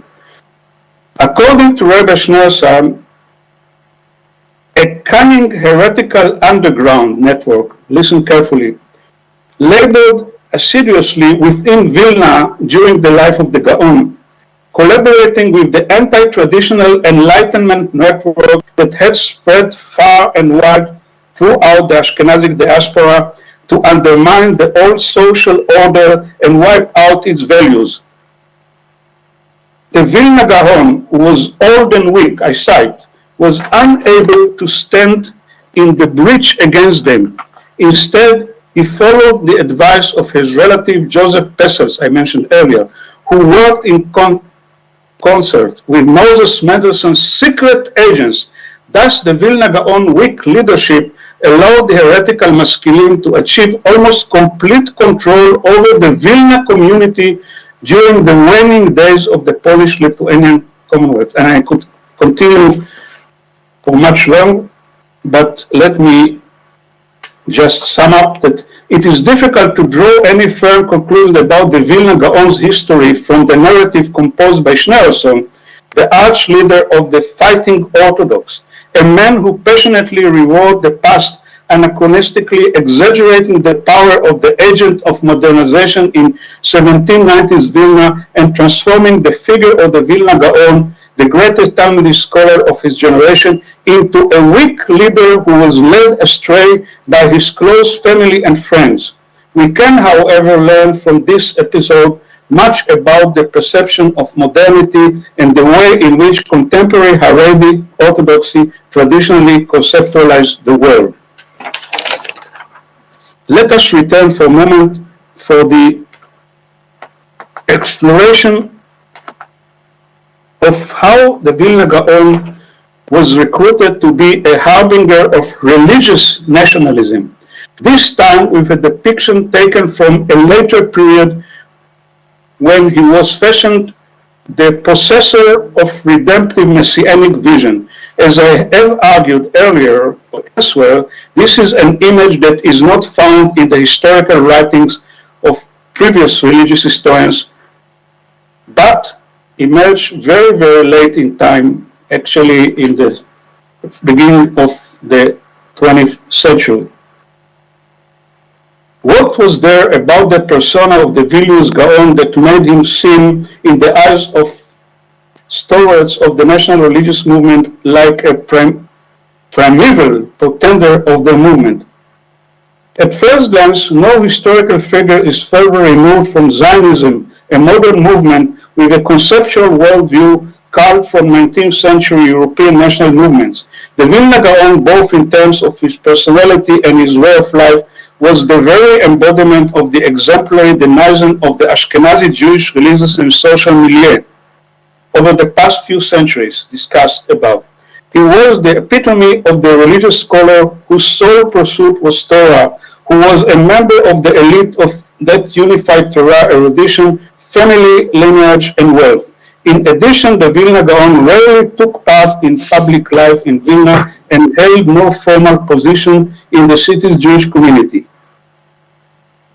The fascinating phenomena in which an extraordinary 18th century scholar, was ripped out of his immediate historical context and appropriated by contemporary religious nationalism, a political cultural movement that appeared on the world stage after his demise and that was fundamentally different than his spiritual world, rested upon, as in the cases discussed earlier, the selective and creative use of troves of historical texts we possess about this extraordinary figure. However, even more remarkably, the nationalization was carried out through a dialogue with the prior counter-history invented by the scholars of the Haskalah and the Wissenschaft, who also uprooted the Gaon from his own historical period. ישראל, הפעמון היה לציין שיש 3 דקות. Okay, so let me just get to the final chapter, which discusses the historical image of the Gaon in contemporary to date, last study on the Gaon and the conclusion.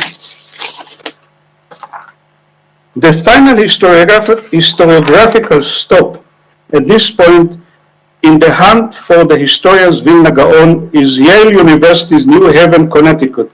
In a book that was published only about a decade ago, a new front was opened in the historian's polemic concerning the Gaon persona. In The Genius, Elijah of Vilna and the Making of a Modern Judaism, the American Jewish scholar Eliyahu Stern presented the scholar from Vilna as a figure of enormous influence upon the development of modern Judaism.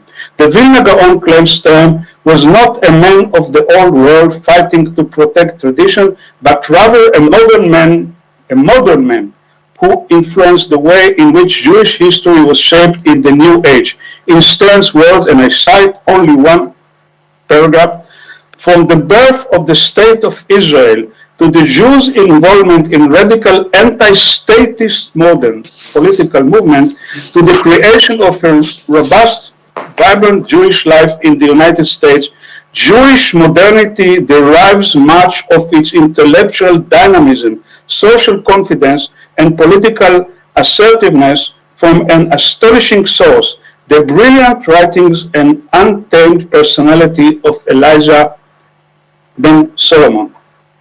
Indeed, Stern asserted that the Vilna Gaon was a harbinger of Jewish modernity, appealed of the critics of the thesis as provocative and lacking in any scholarly basis.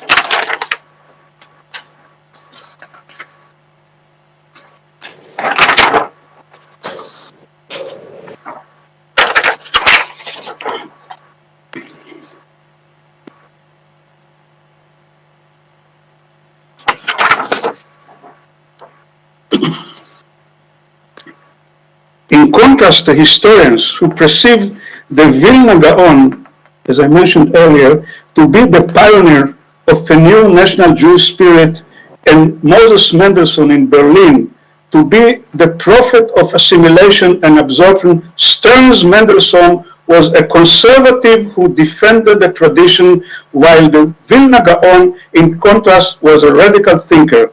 On this point, one of the critics of Stern, Shaul Magid, notes that the Vilna Gaon's contribution to Jewish modernization in the 19th and 20th centuries was no less than that of the Haskalah.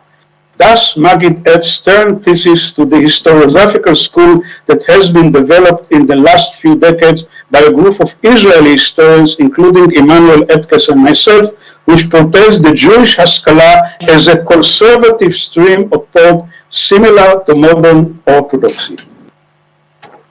And to sum up, I would just say that we have now concluded, but certainly not completed, our brief journey following the illuminating and changing figure of the Vilna Gaon in the modern period Jewish historiographical streams. What is common to all these streams, which ostensibly seem very distant from one another,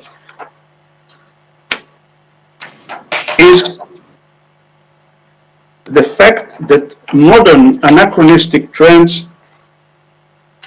claim the Gaon of Vilna, to be either a portender, a forerunner, or a source of new ideological trends and intellectual streams that probably had nothing to do with his original time.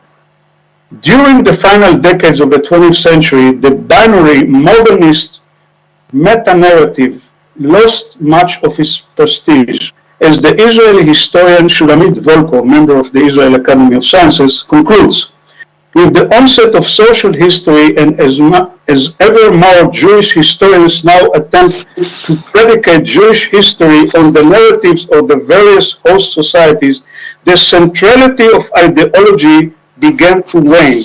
Confronting the challenges of postmodernism, historians were now more than ever aware of their ideological biases and plunged deeply into new theoretical and methodological controversies at the expense of ideological skirmishes.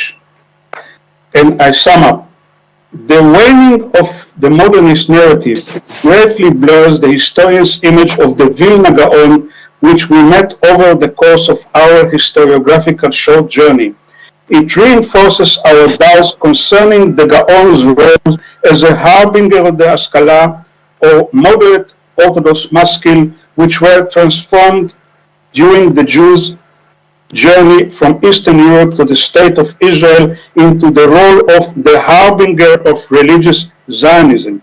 And to our great surprise, notwithstanding this significant transformation, the historian's Vilna Gaon has still not been liberated completely from the anachronistic bonds of either the modernist narrative or from the anachronistic chains of orthodoxy, which still protect him from the new movements.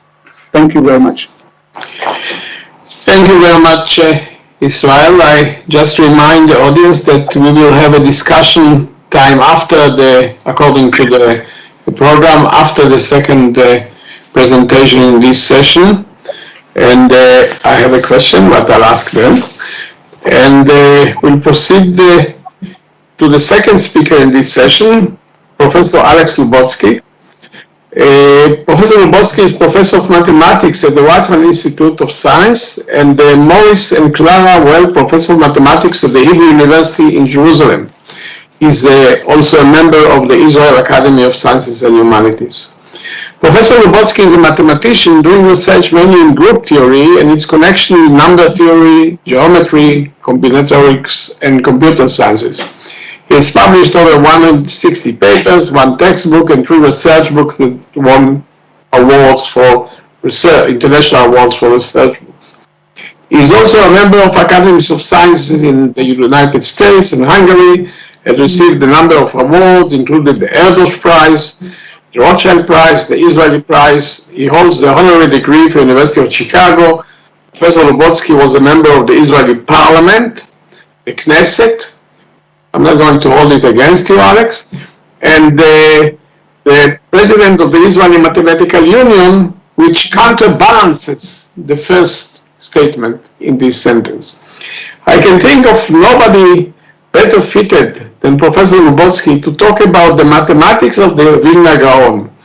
He will present and discuss a mathematical books entitled Ayin Mishulash, understand that this is a triangle, but he will probably explain, based on the Vilna Gaon's notes and published posthumously, thus casting light on the knowledge and attitude of the Gaon toward mathematics and astronomy. Without further ado, I'm pleased to invite Professor Lubotsky, and bevakasha, Alex. You are muted. Thank you very much, and let me try to share, let's see if I know how to do it.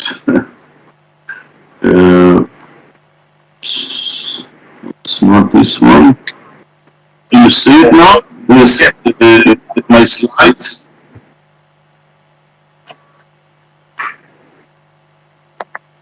Do you see it? We say that it's not in the center. Oh yeah, it's the mathematics of the Vilna Gaon. Yes, it's okay. Do you see it? I see it, but only hidden by something. Maybe the organizers can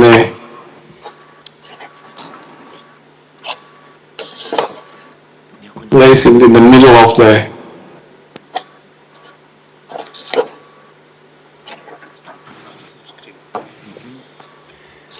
Yes, we can see it, but now it's Yeah. better. Now it's Yes, better. it's better. It's okay now? It's okay now. Yes. Yeah. Thank you very much. The disadvantage of putting the slides that I cannot see you. So please tell me if something get wrong and something and you don't see me or you cannot hear me. Anyway, I'm really grateful for the opportunity to talk. I feel I also have to apologize.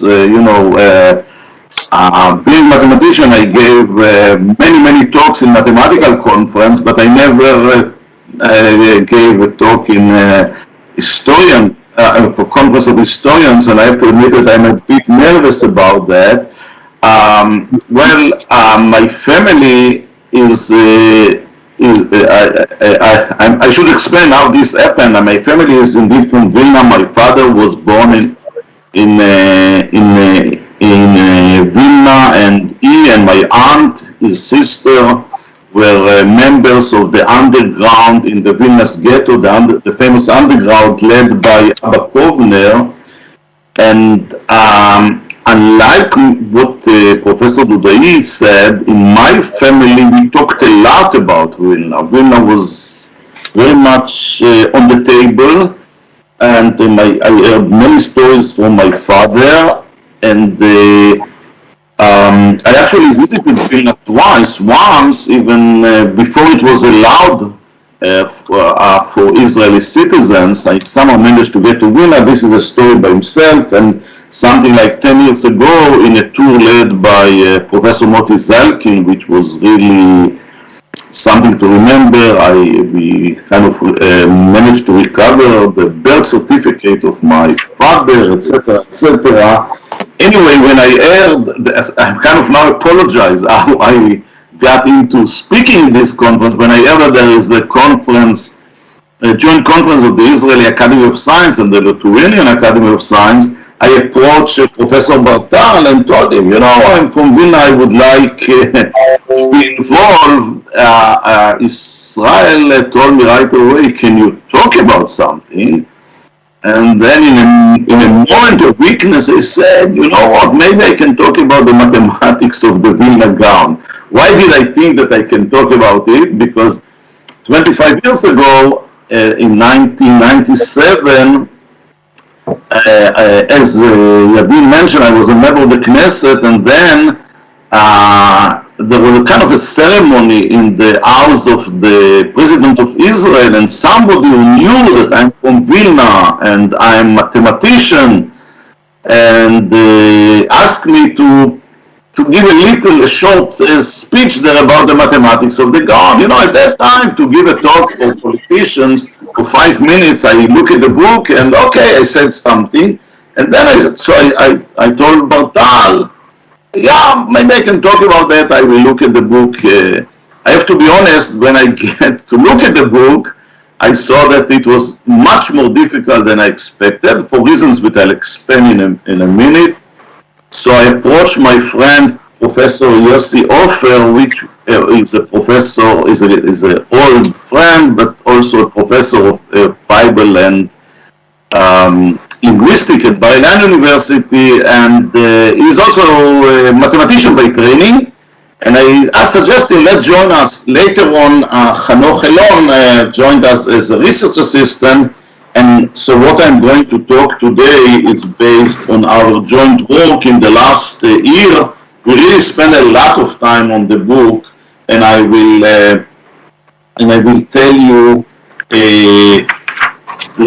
what is the book about. First of all, I want to say right away that I'm not getting to the question, what was exactly the attitude of the Gaon to secular studies? There is so much about that.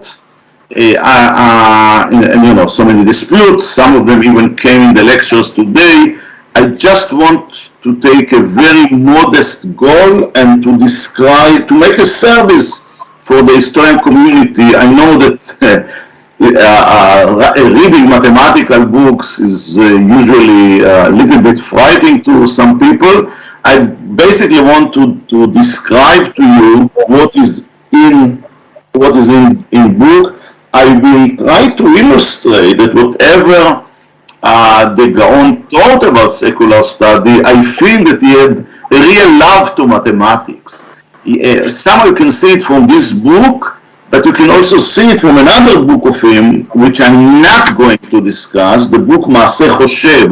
The Maaseh Choshev is a very interesting, but maybe a bit strange book, because this book gives the list of number 1, 2, 3, 4, etc. And for every number, the Gaon brings all the places in the Talmud and Midrashim and the Chazal literature which mention this number. It's not clear somehow why he did it. In fact, it's even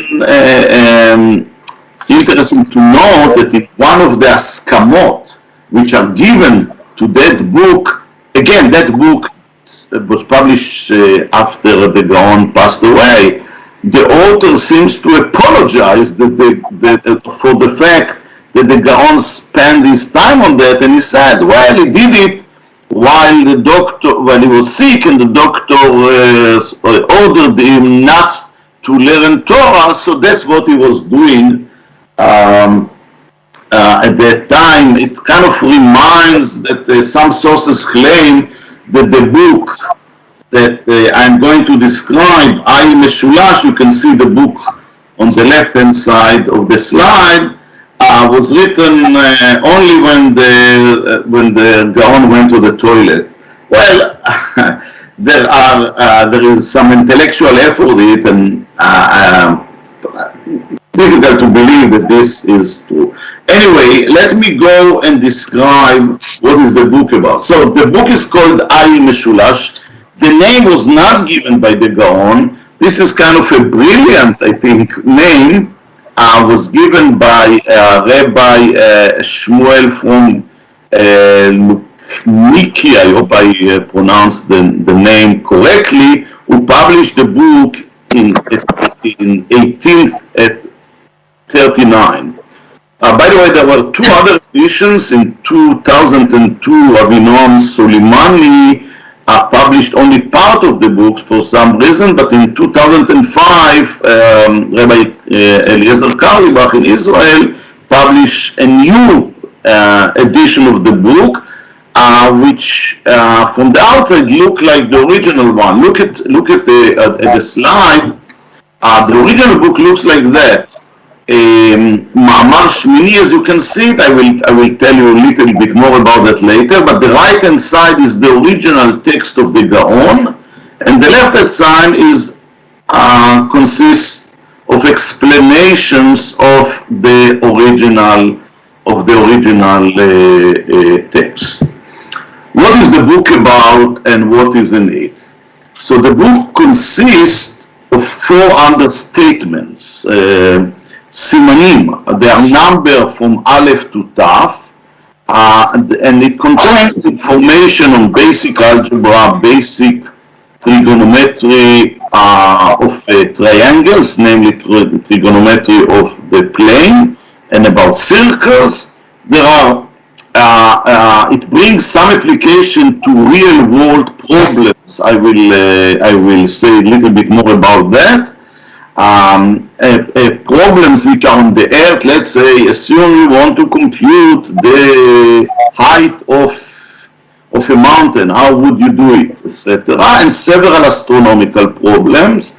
And there is a small part on three-dimensional trigonometry. The book was divided by the publishers, not by the Gaon, into 11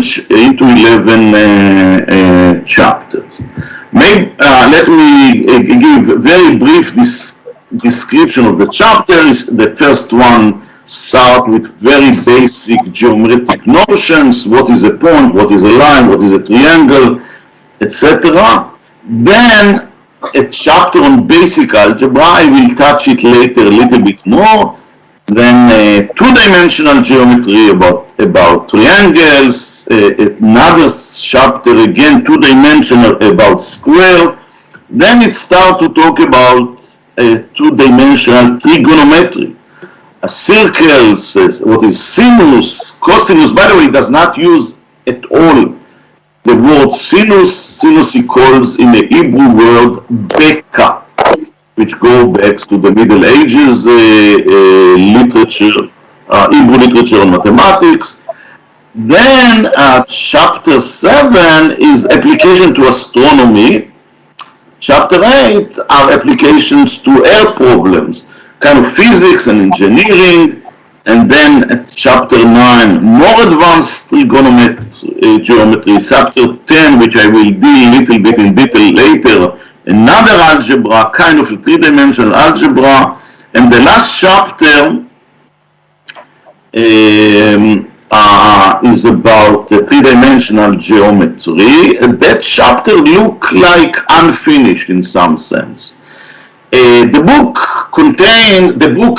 book contains the table of the sinus function, but this explicitly said by the publisher that he added it. It was not there. So just to show you its example, and maybe an example which will explain why it is so difficult to read the book, but here it's still not so difficult. But you see, the book is written in Hebrew, and the Gaon does not use the standard notation. So those of you who read Hebrew can see, and basically what is discussed in this page is the following. I translate it to a modern mathematical terms, which are pretty elementary. If A, by the way, do you see my pointer? Yes. Yes. If you start by something like that, A over B equal to C over D. So let's jump to this line. This implies, now we do it simply by that A over C is equal B over D. You know, we take C from here to the other side and B to this side, and it's equal to AB over equal to B over D. But think about it. We do it simply by switching the sides, you know, taking from the numerator to the denominator. We kind of don't think about it anymore, that it means that if the ratio between A, but now close your eyes for a minute and see what does it mean to pass from the first equation to the third one. The first equation says that the ratio between A to B is equal to the ratio between C to D. This implies that the ratio between A to C equal to the ratio between B to D. If you don't have the notation and you don't know, and you're kind of not used to just shaping the sides, it's not easy to kind of understand why this is true. I mean, it's not difficult, you know, you can convince yourself, but it is not as easy as if you do it when you use this notation. Anyway, so that's why, you see, it takes sometimes a pretty long time for the Gaon to explain his ideas or what he wants to explain, while in a modern, like in this, if one uses the notations, we are kind of doing it without thinking anymore. Anyway, let's continue. The interesting thing is what the book does not contain. There is nothing in the book about Judaism. There is nothing about Torah, nothing about Talmud, not at all. I want to stress this. This is a book purely on mathematics, and a small part is about astronomy. it also discuss math problems which are no use at all. I mean, to be honest, for me as a pure mathematician, I like this part better. I will illustrate it. You know, problems which you don't think that I mean, usually people say, okay, the Gaon wanted to learn mathematics in order to learn, to understand better and learn Ilchot Kiddush HaChodesh. I'm not sure I know how to say in English, Kiddush HaChodesh. You know that the process of, maybe somebody can help me, the process of the rabbi in the ancient used to decide. Eric, sanctifying the beginning of the month. Okay, thank you very much. So some knowledge of astronomy is needed, so it's clear that you need trigonometric, you need even three-dimensional trigonometry. But there are problems here I will show you that only pure mathematicians can appreciate. People like me who well, we called ourselves Geffen, namely good for nothing. And that's and that's sometimes what the Gaon did. Let me illustrate this with a chapter which, this is chapter 10, which I like the most. I mean, it's a very strange chapter, I have to admit, but I like it. And let me explain you what does it do in this chapter. And this is not a short chapter, you know, it's, but let me explain you in a modern terminology what it does in this chapter. In this chapter, it's kind of clear what's led him. In chapter 2, it talks on kind of two-dimensional algebra, like I showed you before, something like A over B equals C over D. Here, it kind of teaches you to multiple rational number, and then he discusses the following equation. And he says the following, look at the following. A over B times C over D is equal to E over F. Okay, let's say that, you know, we can put numbers that will make this equation correct, but really think of it now as a tuple of 6 numbers, A, B, C, D. So write the numbers A, B, C, D, E, F, and now start to permute the order between them.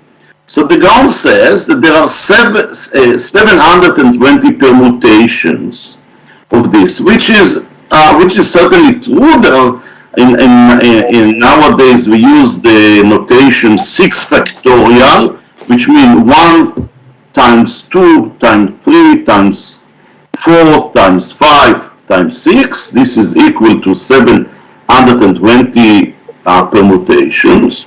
Okay, if you switch 6 objects, you take all the possible to permute 6 objects, there are 720. And then the Gaon asks himself, how many of these permutations preserve this equation?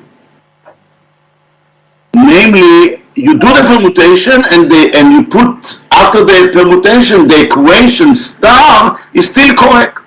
Namely, if you switch between A to B and you put B here and A here, then the equation is probably not correct in general, right?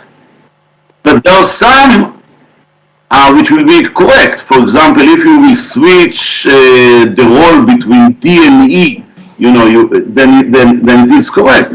And he explains that there are exactly 72 of these presentations they quality preserved, and he even brings the table of all of them. You see this table? Well, it doesn't talk about A, B, C, D. I translated it to the way we think about this, but he said if you start with Aleph, Bet, Gimel, Dalet, A, Vav, but if you take B, Aleph, Dalet, Gimel, Vav, A, still the equation is correct. Look at it. Because what it does, it switch between A and B, it switch between C and D, and it switch between E and F. You just kind of, you kind of replace everything to the opposite. Instead of A over B times C over D equal E over F, we take B over F, B over A times D over C times F over E, and the equation is indeed still correct, and it give you. I really cannot imagine. I'm sure.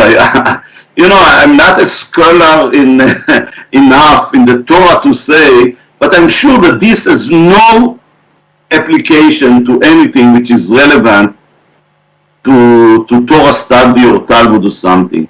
I think that the Gaon just was playing with this, and he liked these combinatorics. There is some tradition in the old Jewish book in mathematics to play some with some combinatorics. By the way, here I don't have time to read it, but here he basically says that if you see in this equation, let's say that you know 5 out of the 6. Think of it. If you know 5 out of the 6, you can calculate and compute what is the 6th one, right? This is like an equation in one variables, which can easily be solved. So I have to admit that reading this, I have a lot of sympathy. I see, for the Gaon as a math lover. And as I mentioned before, it seems like he had a love to numbers, etc. But there is also something, I must say, there is also something sad here and even heartbreaking, because it seems that the Gaon was not aware of the mathematics of his generation, and even not the standard language of writing mathematics. In mathematics, it's so important somehow to develop a language, to develop a way of writing, and it makes things so easy. I mentioned that he proved that there are 72 out of the 720 permutation keeps the equation correct. Well, to be honest, maybe it takes few minutes to prove it, but not more for few minutes if you are somehow familiar with current knowledge of high school, which was certainly known at that time. So somehow the fact that the Gaon was not aware of all this made his mathematics and his books and his book less valuable. I would say Alex, did you make any attempts to generalize this to more numbers, different equations? No, I think that from his point of view, the book in the two-dimensional algebra, was a preparation to the two-dimensional geometry, and this he kind of considered as three-dimensional. If you think about this equation, for example, and in fact this is an hint to those who want to solve it,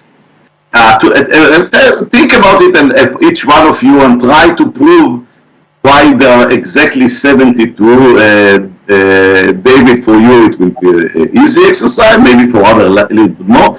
This is really equivalent to the statement that ACF is equal to EBD, which means that if you have two cubes, I think that's the way the Gaon thought about it, if you have cube with the edges are A, C, and F, and the other one is E, B, and D, then they have the same volume. So I think that's the way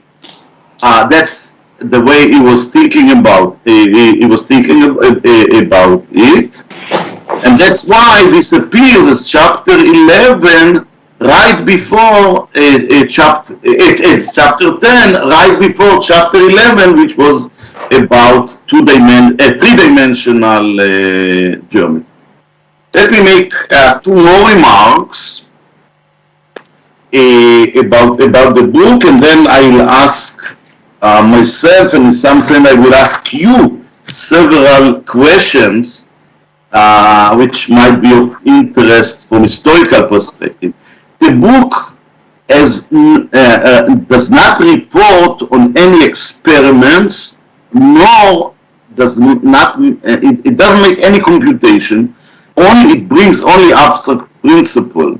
Even with respect to statement like that, he said if you want to calculate the radius of the Earth, it really gives you a method to calculate the radius of the Earth. This is not new. This is something that already the Greeks started and knew to do. If you want to know the distance to the moon, so he says what is the mathematical way, the formulation to do it, but he doesn't give the answer. He didn't make the experiment which is needed in order to do it. A method is given, sometimes even more than one method, but never followed by actual calculation of answer. There are another remark I want to make. There are signs that the book maybe is not a complete one. Somehow it stopped a little bit suddenly in a slightly unnatural way. The book has no introduction and no summary, so we cannot really know. All this raises several questions that I want now to discuss. If question is, which I guess everyone should ask himself, the first thing, was it really written by the Gaon? The fact that it's claimed to be written by the Gaon, now I think that the answer is yes. His grandson claims so, Give Askama is even claiming that this is the handwriting of the Gaon, that he recognizes. Also the publishers treated it as a holy manuscript. It's really unbelievable that there are many as I told you that the book contains 400 statements. Sometimes in statement number 213, it says, like we said in statement 87. Sometimes it says, like we said in statement, but it doesn't fill in the box which statement. The publisher didn't dare to add this in the text, and only in the explanations he writes, here it should be a reference to statement 67, etc. So clearly he really treated this as an holy text. And we don't, okay, I think we strongly believe that indeed it's written by the Gaon. It's not clear when in the Gaon lifetime it was written. There is no indication that we could find. One source said that all the Gaon writing were done by age 40, and after that only via his students, but that might be a different issue here, which we are not sure. Actually, there are also some signs that perhaps, I stress perhaps, not all was written at the same time, because it changed something, it changed name. For example, to the diagonal of a circle is sometimes called diagonal, Alachson in Hebrew, and at some point later on he called quarter of the circle. Somehow not always using exactly the same terminology. Both of them are suitable, but maybe there was some maybe took a break between writing the first part and the second part. Another interesting question, which is this really a book? Or maybe these were just notes written for self-learning? And if it is a book, for whom? Who is the reader? Who is the potential reader? If you want to say no, there are very good reasons to say that this is not a book. Why? The Gaon did not write books in Judaism. You know, all his writing were first of all done by students, and all of them were usually notes on other books. You know, he wrote explanation to Mishlei, he wrote notes to the Shulchan Aruch, and then people published it. Why would he bother to write a math book? Clearly, even those who believe that he was very much for mathematics, why should he himself bother to write a math book? On the other hand, to say yes, to some structure of a textbook, of a teaching book, very frequently he writes, if you want to know, as I mentioned before, if you want to know the distance to the moon, do that and that. Okay, now there is I want to say dramatic, but dramatic for us. I wrote it on the slide, maybe just an internal book for his students. Now, for this, suddenly, in the last few weeks, we got in some sense evidence that this is the story. So let me share with you. As you can see, I prepared these notes in August. I'm now in Princeton. Before coming here, I don't know to prepare slides by myself. I need secretarial help. Before coming to Princeton, I prepare it. But just before I left, I got a book from a friend of mine, a close friend of mine, some of you may know, Professor Rami Reiner from Ben-Gurion University, who told me, look, a new book just came out, you must read it. Do you see me now? Can you see the book? No. You don't see, I shared the notes, so you cannot see me. If you I'll show it later. Your face, to the level of your face, so we can see it. Okay. I put it. Yeah, now we can see. What's the name? A bit lower.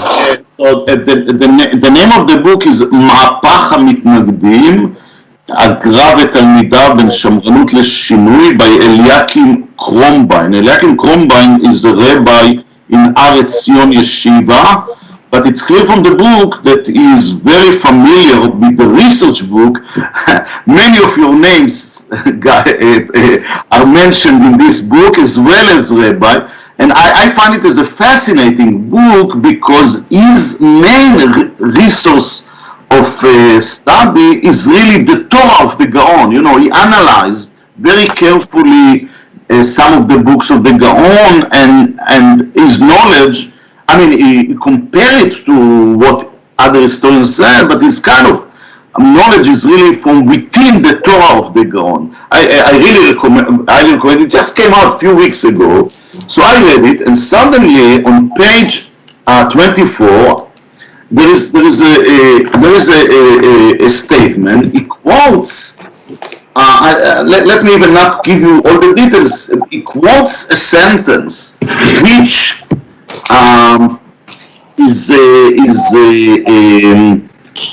kind of from Reb Chaim from Volozhin, you know, this student of the Gaon, who says that I asked the Gaon, don't call me the student of the Gaon, I asked him to teach me Torah, to teach me Talmud. He refused, but the only thing he agreed to teach me was Cheshbon and Dikduk, mathematics and grammar. The only thing he agreed to teach me. Now, Krombein in the book puzzles really about this sentence. How could be that the Gaon refused to teach Reb Chaim Volozhin? First of all, by the Jewish law, a Rav, a rabbi, is not allowed to refuse to teach.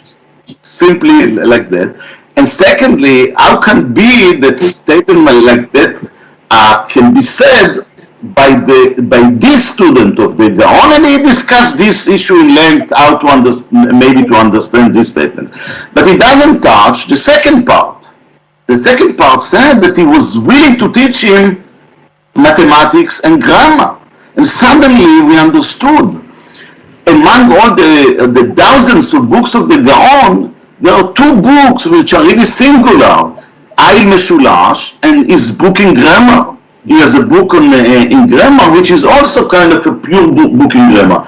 And maybe that's the meaning. Maybe when maybe to teach Torah, he expected the student to study by themselves, coming to the questions, but this was a textbook, maybe even for private Volozhin, and for other students, take this and learn this, mathematics. So now we strongly believe that bingo, that is really the goal of this book, is a kind of a textbook for his students.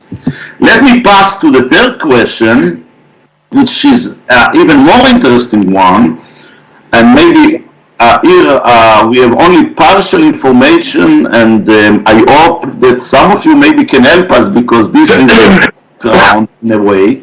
what are the sources of knowledge of the Gaon in mathematics and in astronomy? This is probably the most interesting question. Experts tend to think that he didn't use books in foreign languages and that he only kind of read Hebrew and Yiddish. The book uses dozens of mathematical terms in Hebrew, following some Middle Ages tradition by Abraham Bar Chia, Ibn Ezra, etc. So probably he had some Hebrew math book or books, but we don't know, and we don't know which one. There is no use of Latin terms. For example, I mentioned before, he used the Hebrew book term beka for sinus of an angle. Tangent he called nogea in Hebrew, etc. The Hebrew math book that we found from the 2 centuries before his time, from Italy, from Ashkenaz, from Germany, etc., actually were more advanced than his book. So his book is not kind of an advanced mathematical book. His book is a teaching book, is a textbook for students, but it doesn't look like he was aware of them because they use equations already. They have the variable x, as an unknown. So a statement like he said that if you know 5 of the numbers in that equation that I showed you, you can recover the 6th one, could be formulated as solving equation. He does not use this. There is one book that we believe he had, and he was influenced by, and this is in Hebrew it's called Tchunat HaShamayim, which is also a brilliant name because Tchunat HaShamayim, the translation to English does not give the full meaning. Anyway, the translation is the properties of heaven. This is an astronomy book by a very interesting person. I have to admit that I before starting all this project, I never heard about him, which it's really a shame because I think Jewish physicist and astronomer should have a lot of respect to him. This is an astronomy book by Rabbi Raphael Levi Hanover, who lived more or less in the time of the Gaon. It is mentioned explicitly in Aliyot Eliyahu, which is the book about the Gra, and in his stories about him, as well as on the book Pnei Tevel, which is attributed to Mendelssohn, that the Gaon was reading this book. This is the book Tchunat HaShamayim, and this is Raphael Hanover. I'm grateful to Eran Raviv, who seems to be the expert on the history of Rabbi Raphael Levi Hanover, who provided this photo. And well, it is even claimed in this Aliyot Eliyahu that he read the book when he was 8 years old. The book was published only when the Gaon was 37, but I must say that the book was published, the book of Raphael Hanover, without the permission of Hanover. He was very upset about the fact that, and it was published from notes which he gave to his students. Maybe he gave to his students a good number of years before, and maybe one of these notes arrived to the Gaon when he was 8. But this is highly non-trivial book, so I don't believe that the Gaon could really read it when he was 8 years old. The Gaon was really Gaon, was really genius. You can see it from the book, but it's difficult to distinguish between legends and the reality. Anyway, the book Tchunat HaShamayim is mainly about astronomy, only very few pages about mathematics. What is interesting to point out that the beginning of both books, of Ayin Meshulash of the Gaon and the book of Rabbi Raphael Hanover, start in a very similar way. But like it's go to the style of Euclides, define what is a point, what is a line, saying that a point has no area, a line also has no area. It's kind of an abstract notion. both in the style of the famous book of Euclid. So I cannot claim that the Gaon was influenced by the book of Raphael Anover. It might be that both of them were influenced by other sources going back to Euclid.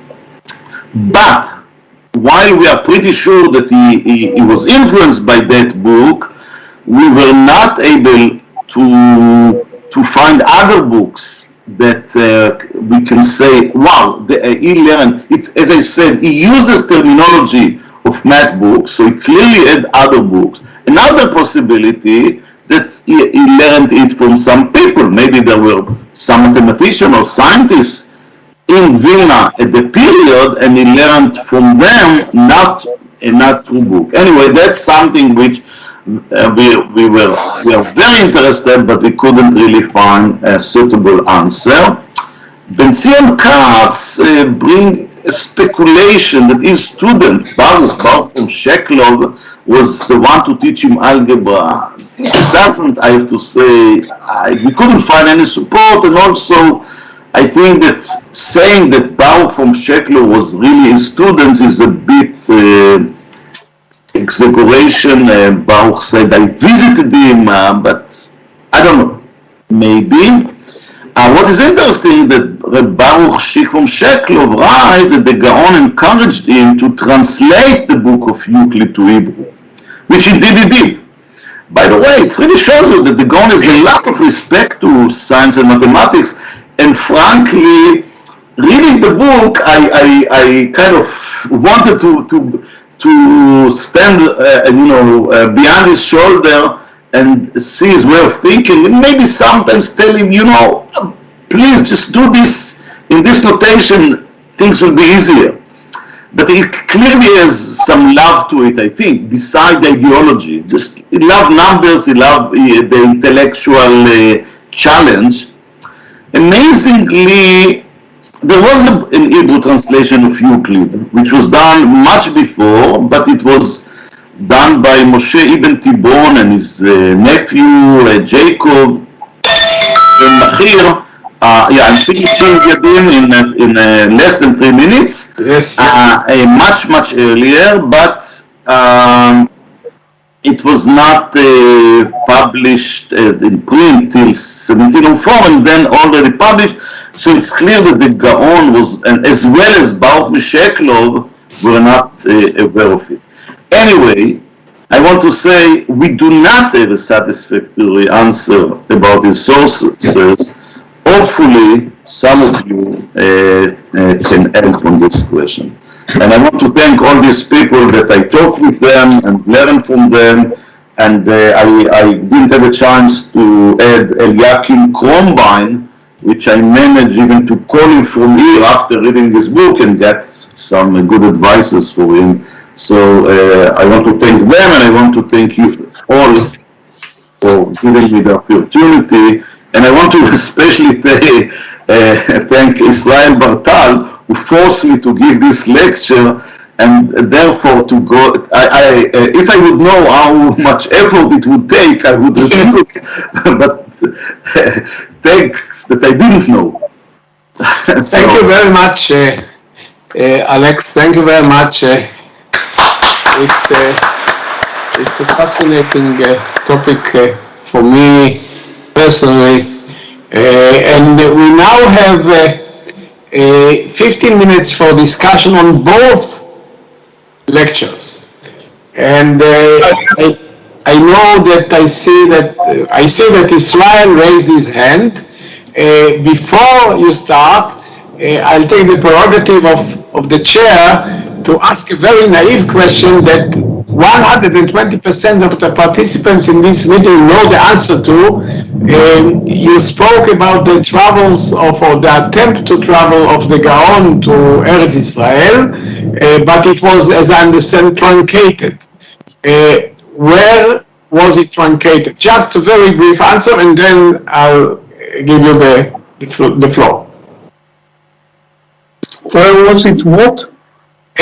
Stopped, truncated, interrupted, because you said you managed to complete it. We are actually you know that the debates about this issue are so big, and I myself am involved in this debate for the last 50 years. So there has been a claim that he was going from Amsterdam to the land of Israel. We are not so sure even about that, because the only historical evidence on that, and I'm a historian, I'm not someone who studies legends as historical sources, goes to a document in Amsterdam in which a name Eliyahu of Vilna is mentioned, that he was given money on his way to Palestine, to the land of Israel, but there is no evidence that this is Rabbi Elijah of Vilna. And I see. But my knowledge of Pinkasim says that if he was the real Rabbi Elijah, he wouldn't say the great Rabbi or Rabbi of Vilna. That's just Eliyahu of Vilna. This is something strange for a historian who is very critical on text. Thank you very much. It's now your turn because you raised your hand. And I see we have a question for Alex. It's not a question, rather, Alex, it was wonderful, but could you go back to the picture where you mentioned briefly the name Moshe Mendelssohn Baal Pnei Tevel, the title Moshe Mendelssohn, because this maybe give us a clue on the date of the writing of this text. And I never paid attention to that before. Alex, can You are muted, Alex. Alex, you are muted. No, can we have his presentation on the screen? Let me try, but last time when I stopped to share, I disconnected myself, so I will take the risk. No, because you mentioned there certain... Okay. Could you go back to Native Well by Moshe Mendelssohn? Back. Back. Previous. Back. It was not here. No, okay. I know where it will, just a moment. You mentioned it along with other sources. Other sources. I think. Okay. You write here, it is mentioned explicitly in Aliyot Eliyahu as well as Pnei Tevel attributed to Moshe Mendelssohn. What is mentioned there? It's not clear to me. The story. I mean, there is a variant of the story. In Aliyot Eliyahu, it mentioned that the Gaon read the book within a month when it was, or the opposite, now I don't remember.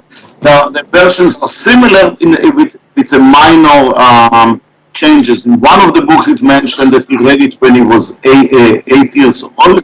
In the other book it mentioned that when he was 9 years old, he decided to read this book every day. You mean half an hour to spend half an hour on this book.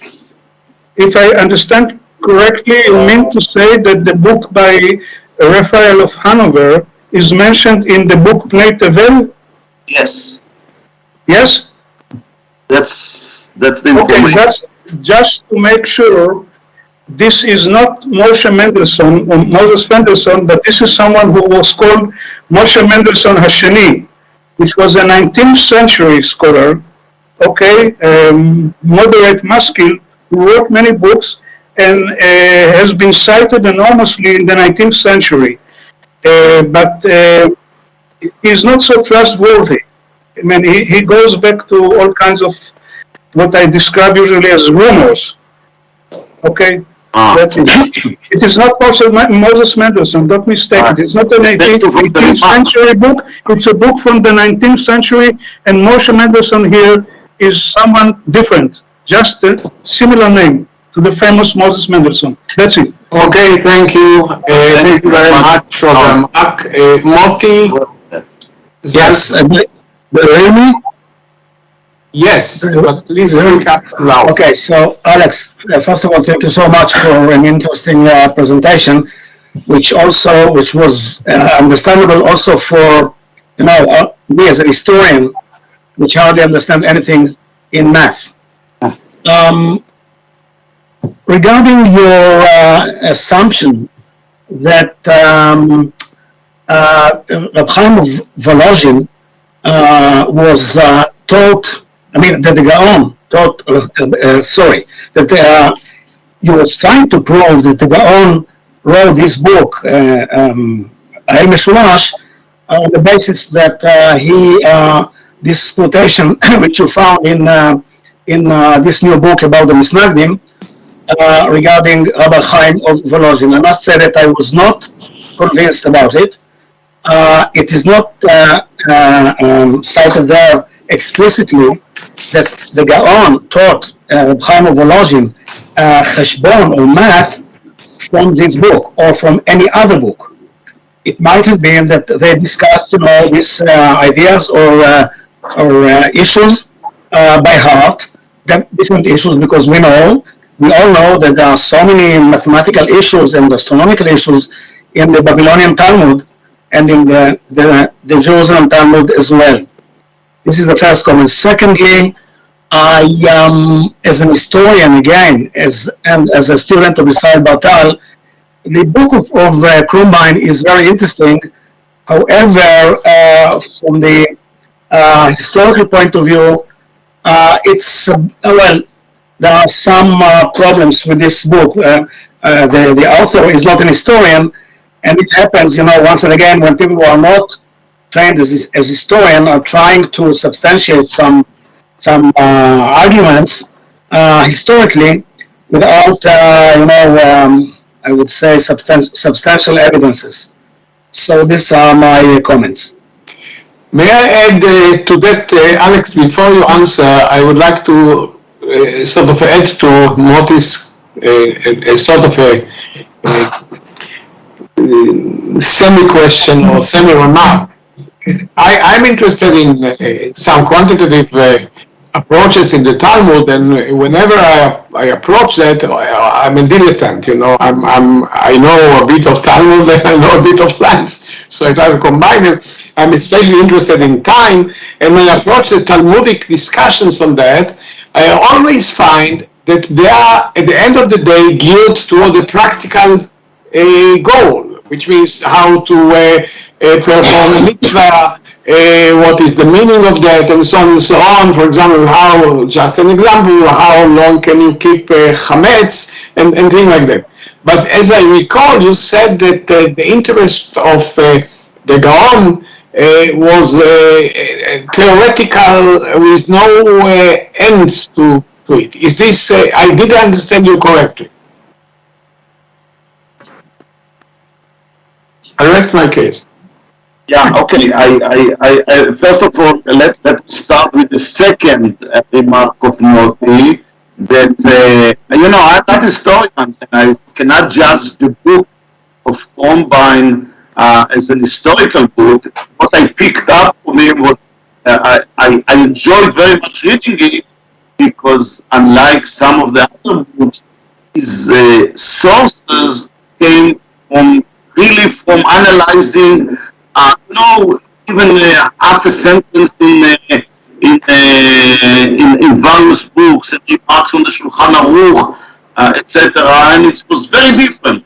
In the last year, I read a number of books which were also very interesting, but this was very different. I just wanted to mention that. Regarding the sentence, and regarding your first remark, I have no proof, of course, this was written, but I ask myself, the Gaon never wrote books. All his writing was, Agaot to Yerushalmi, Pirutim al Shulchan Aruch, etc. Suddenly you see there are two books on grammar and mathematics, which are very different from the usual. And my feeling is that even if discussing maybe with Chaim Volozhin, speak about it. Over the years, he had many more students. I mean, I would do it myself. I would write a book for students. Why do I have to teach everyone again? Take the book and read it. I will teach you by writing a text. I will save the time, and you will read it. So it looks certainly a natural action from the Gaon to write such a math and grammar book. Yatin, I'm not a Talmid Chacham, not really. A little bit which I learned about the own is clear. He has very analytical. I think is kind of, you see the mathematical thinking, analytical thinking, the very precision. A proof should be a proof in some sense. So in this sense, maybe that's what brought people to admire him and to call him Gaon. But I want to stress that the specific book is not mentioning, there are sugyot in the Talmud that he kind of use mathematical ideas, not in that book. Israel. I would like to strongly support Alex with this claim that this is kind of, if you like, a methodological teaching, if you like, textbook.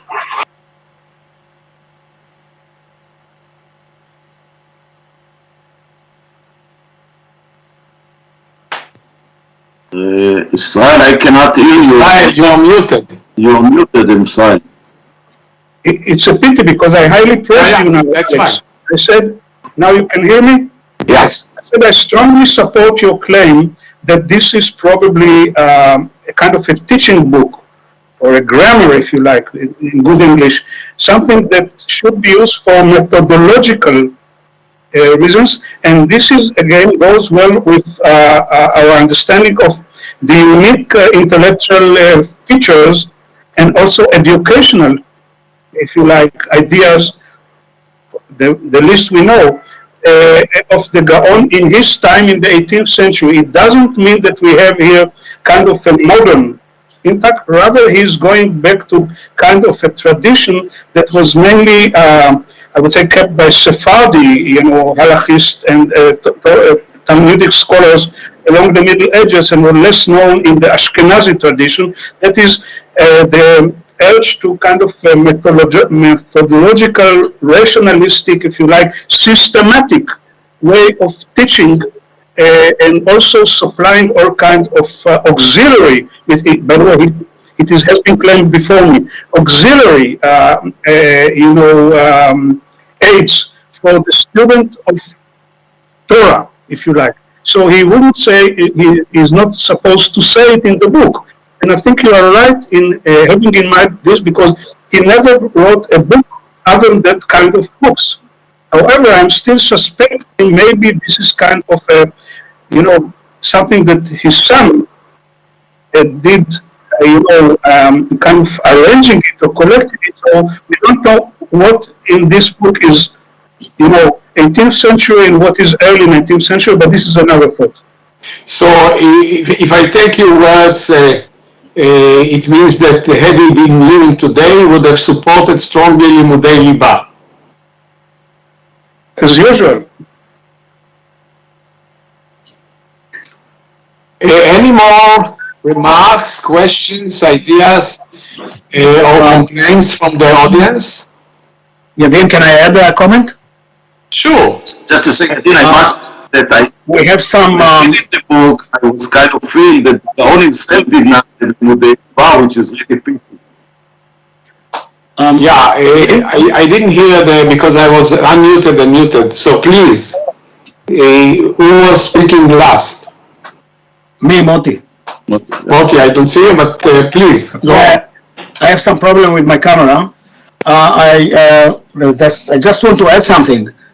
This book, Al Mishulash, when it was composed, the author itself, if I'm not wrong, testifies that he had to collect the material from all different sources, and the other students in the Shiva hall or study hall were very, they actually laughed at him that he is dealing with nonsense, more or less the same. He uses more or less the same, more or less of this term, because this was not considered by them as a real study.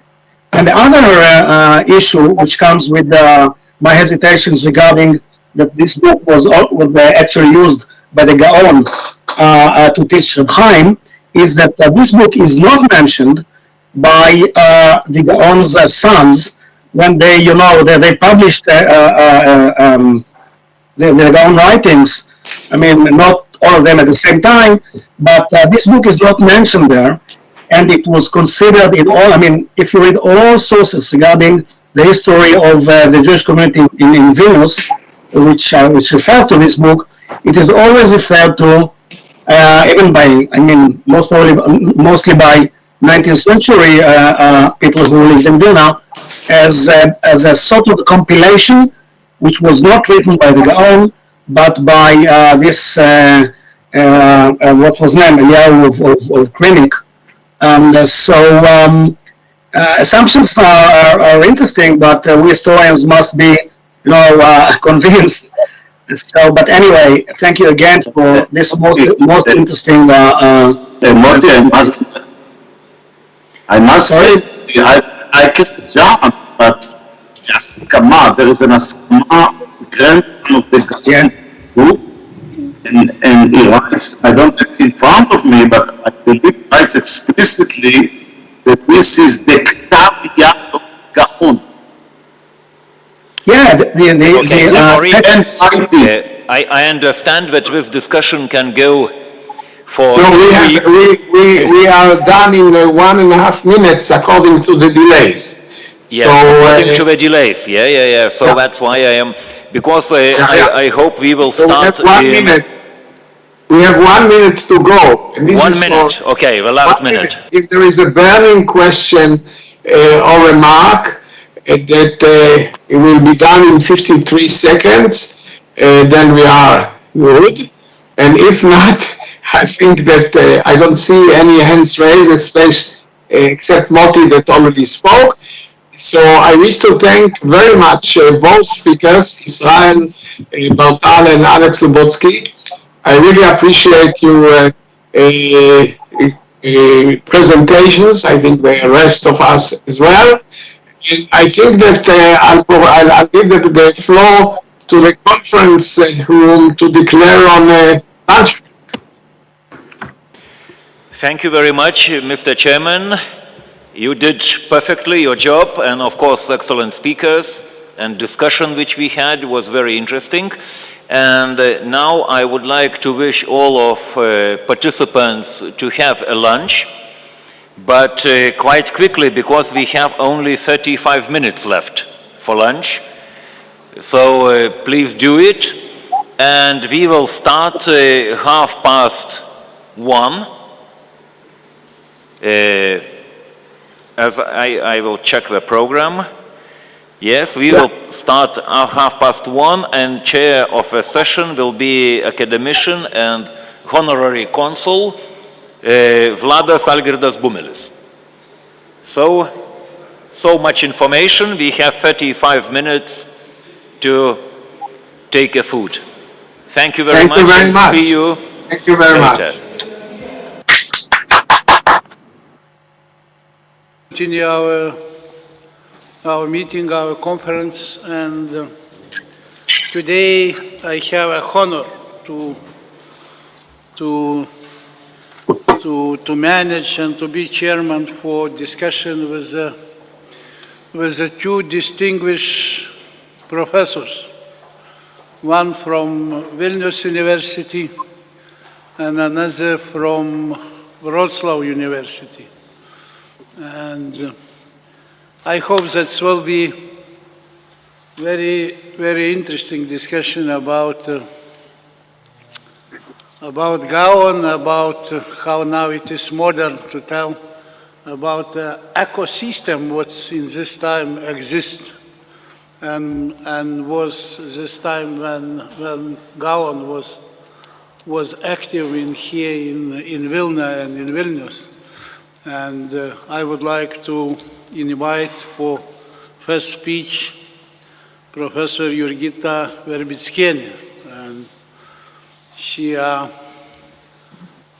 distinguished professor in Vilnius University, and she is in Faculty of History of Vilnius University. And also she is heading a Center of Studies of History and Culture of Eastern European Jewish. And at the same time, she we are very active in scientific job and scientific interests. It is to cover the history of Jewish in Grand, Duke or Duchy was of Lithuania, and to understand how in this time everything happened, and also to be involved in social economy and historical demography of different representatives of Jewish culture and heritage.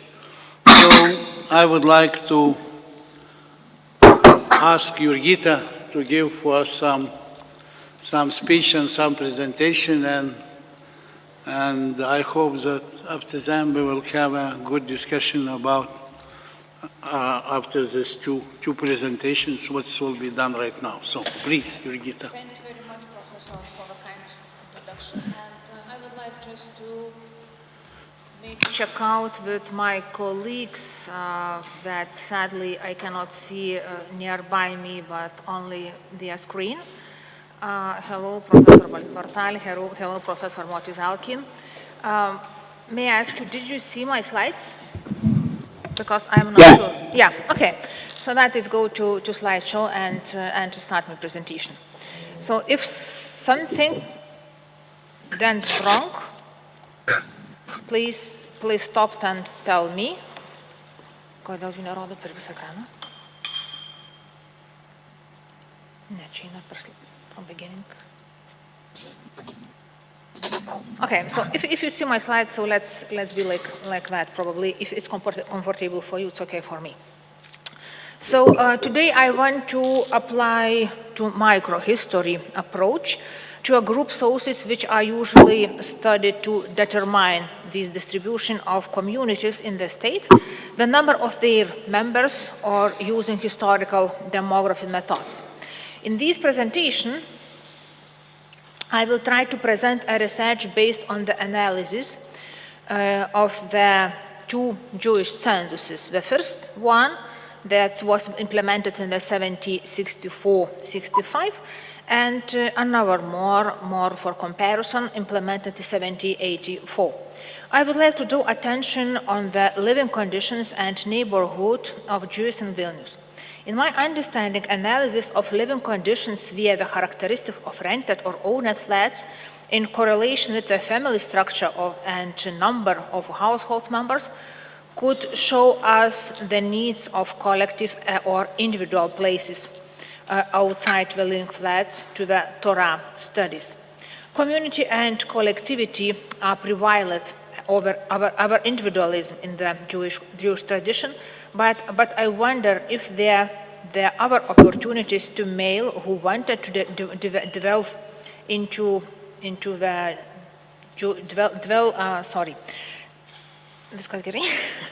develop into the sacred text to do this in own homes, and it is likely that even in early modern Vilnius, these traditions remain largely unchanged.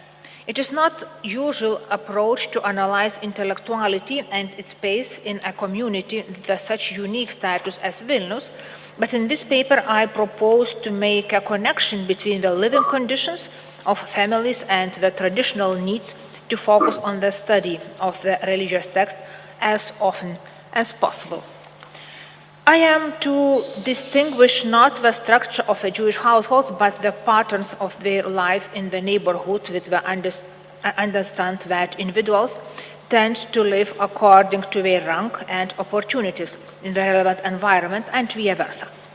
However, the questions remain important there: how to determine indicators that could speak about their living conditions without having the financial history of many of the Vilnius Jews.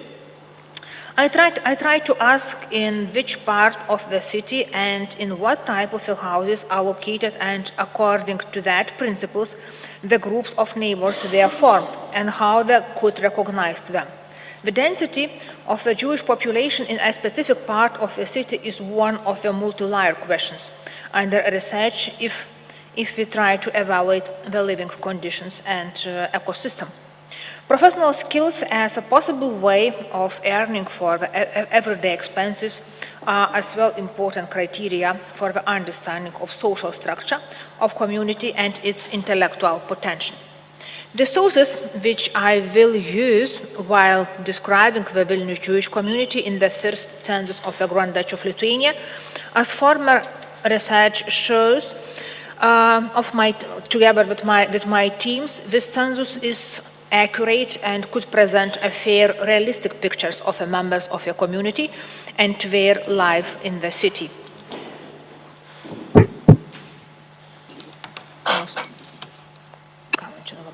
So sorry, something is wrong with moving slides.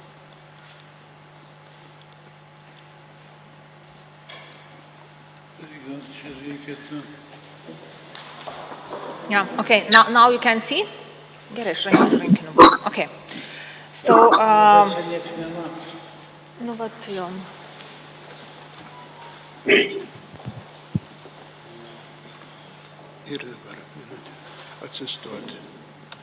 Простите, čia prašau from beginning ir viskas juda.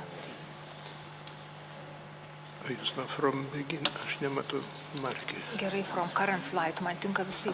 Gal gerai matai, aš tiesiog. But it's not changed here. Here changed, that's the problem. Kur norit?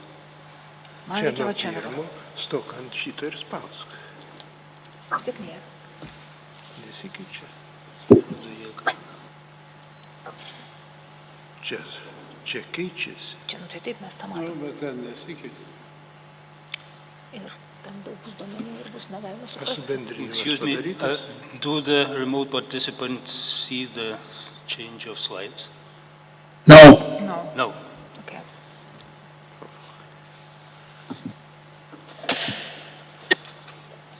Tai gal jis yra tik tais, jis yra minutė. Grįžtam į puslapį. Einam į bendrinimą. Čia nutrauk bendrinimą. Einam bendrinimą, screen. Kur randasi? We are sorry for some technical, not problems, challenges.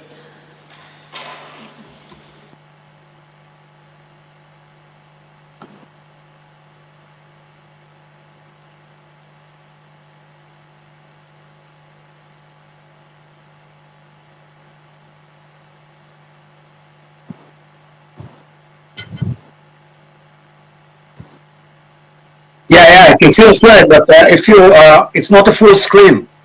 If you point it, you know how to make it a full screen slide? Down at the bottom, near the volume line. Now you should see the map. It is map? We see the map. Okay. We see the map, but it's not a full screen. So maybe we could continue. We will not see here in Vilnius, but you will see somewhere in Israel also. No, now it's...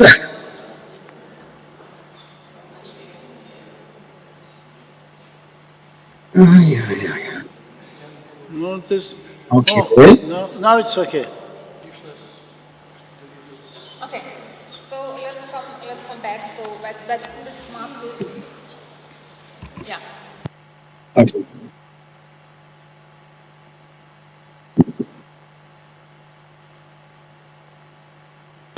Yeah.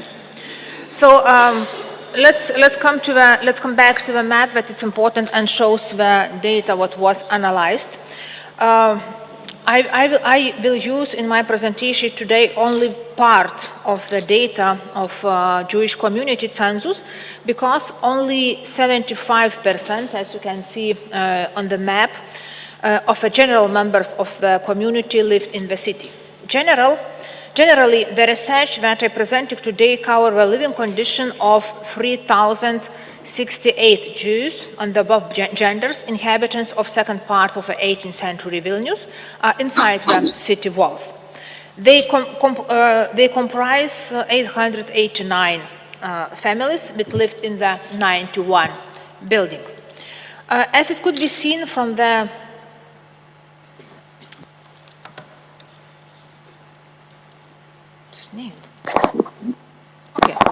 Okay. As it could be seen from the table, as much as 74% of all houses where Jews lived belonged to the church, nobles, and burghers. In apartments of such houses lived the biggest part of the Vilnius Jews. Also, the church owns a smaller number of houses. They are generally larger and contains a larger population of the Jews than larger number of buildings owned by the nobility and burghers. 26% of the buildings where Jews they are located, owned by the Jews themselves. These are buildings belonging to individual Jews, buildings owned by the community. Kahal hospital is mentioned as a separate building. Apparently, we should consider the buildings belonging to the Kahal as community-owned collective purchase in fulfillment of a demand to buy the buildings in the Jewish quarter. It is likely that the apartments of the Kahal-owned houses, they rented and generated income. If we concentrate on the second part of the 18th century Lithuania, it is very clear that the dominant part of the Jews in Vilnius, including wealthy families, live in rented accommodation but did not own it. According to these characteristics, the social status of the Jewish families in question was secondary. Almost all of them were tenants renting apartments which were placed of flats of different quality and size, but not individual buildings.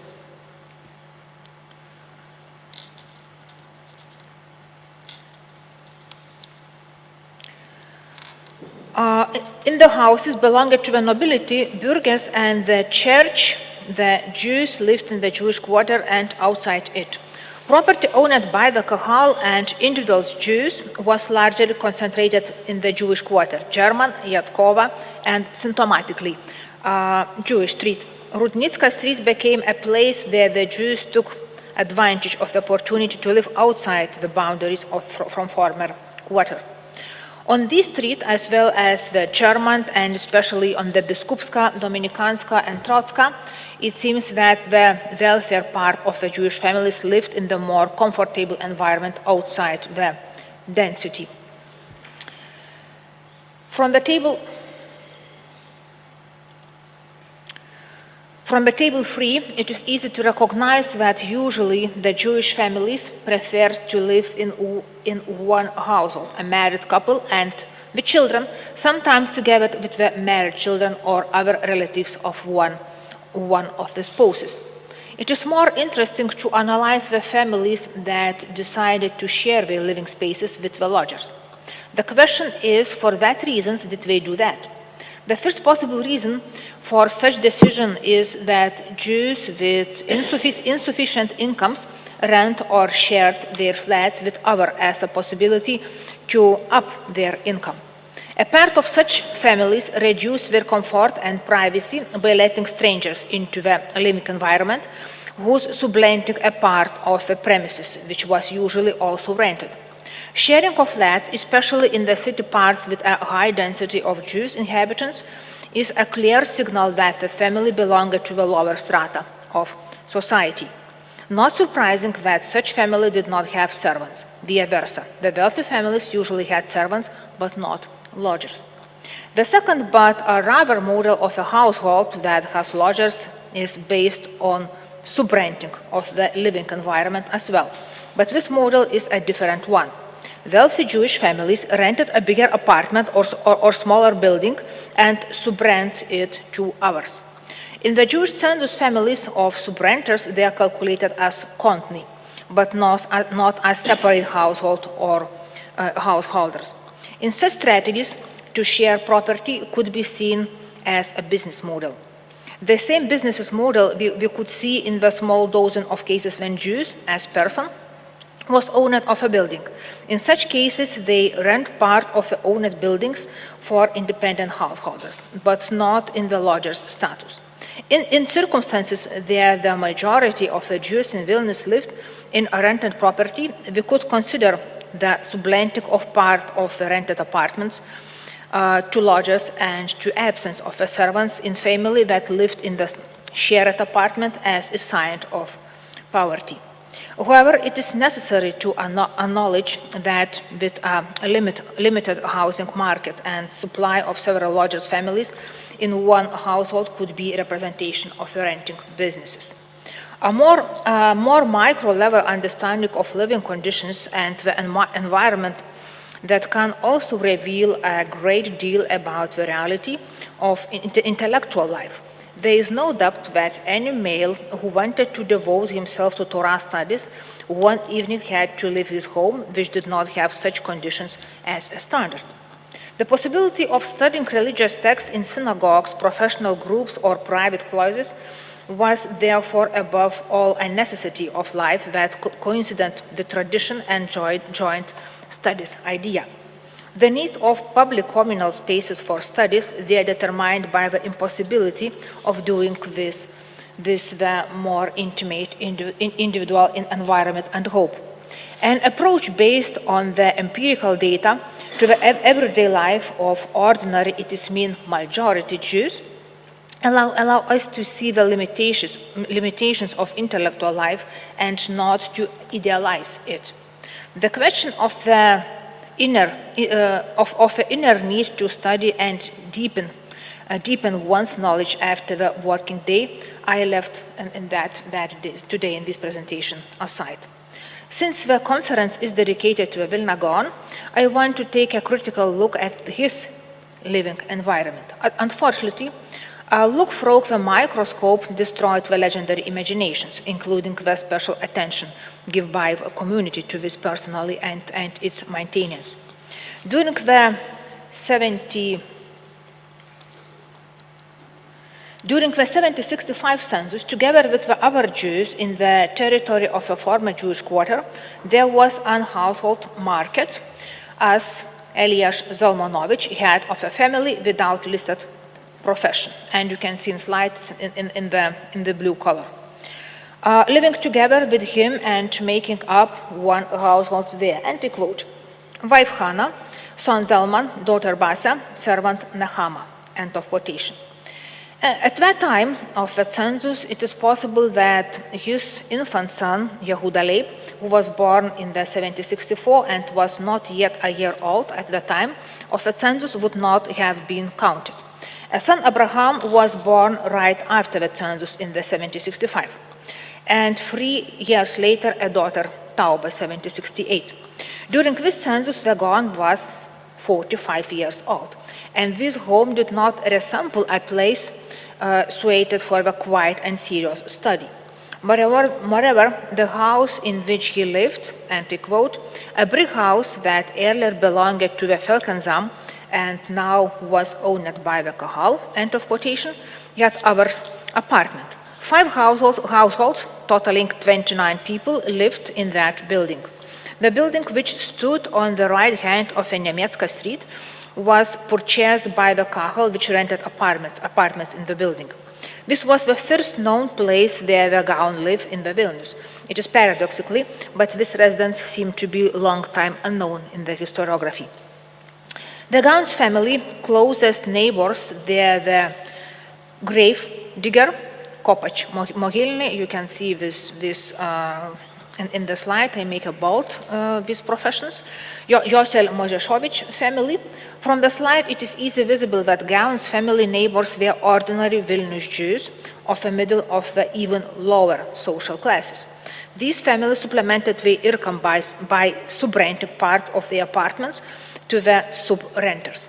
In comparison, in the conflict-prone Rabbi Samuel Vidgerovich, better known as Avigdor, also lived in the tenement building in the same neighborhood as the Gaon. But this house was the only one of all whose recorded was listed as a palace, and was a property owned by the nobleman Gursky.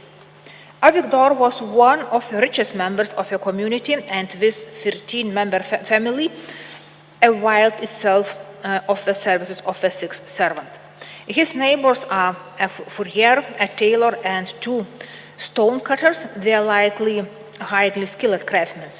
The legal advisor, Syndic Chaim Yoselevich, also lived here, as did the physician Joseph Lachmanovich, undoubtedly a member of the higher social classes. The residents of this building hired servants and did not have subleases, so they did have to share living spaces with anyone. It is true that we have no data on how the chief rabbi of Vilnius organized its study environment. In the sources of the second Jewish census in the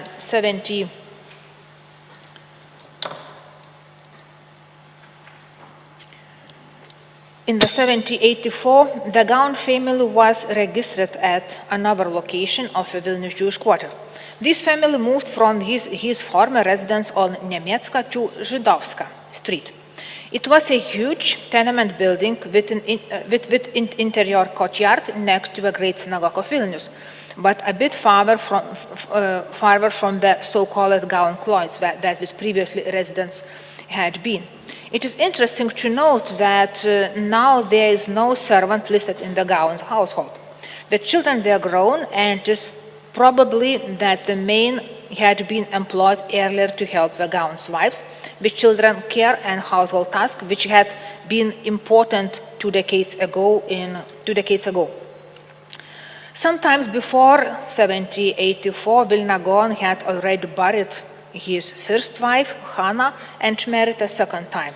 At that time, besides themselves and his second wife, Gitel, from he married in 1783, the household of Elia Zalmanovich included daughter Hannah. She probably was visiting and not living here, and eldest son Zalman, with his wife Rocha and their daughter Trina, born in the 1776. It means that Vilna Gaon and his second wife lived together with his oldest son, now 26 years old, and his family. It would seem that family life of 64 years old Eliyahu must have been more tranquil than 2 decades earlier, if it were not the family's new living quarter. This time, the Vilna Gaon's household was one of the 32 in the building. The numbering of residences was 169. Social structure of inhabitants and numbers you could see in the slide. It can be said that the Gaon and his family could avail themselves of all necessary services without ever leaving their courtyard. The neighbors include a baker, fisherman, 7 tailors, several furriers, 2 teachers, Bakalash, even the family of musician Yosel, water carrier Laser, and 3 butchers. The designation of the building as Jewish in the documents of a Jewish census of 1784 is likely synonymous with the description Kahel's house, making it possible that the building belonged to a Jewish community and all its tenants were rented and subleases. This house was very densely populated. If we turn to the Podimna documents corresponding to the period of the Gaon's residence from the 1790, we can imagine the quality of life of the inhabitants of this house.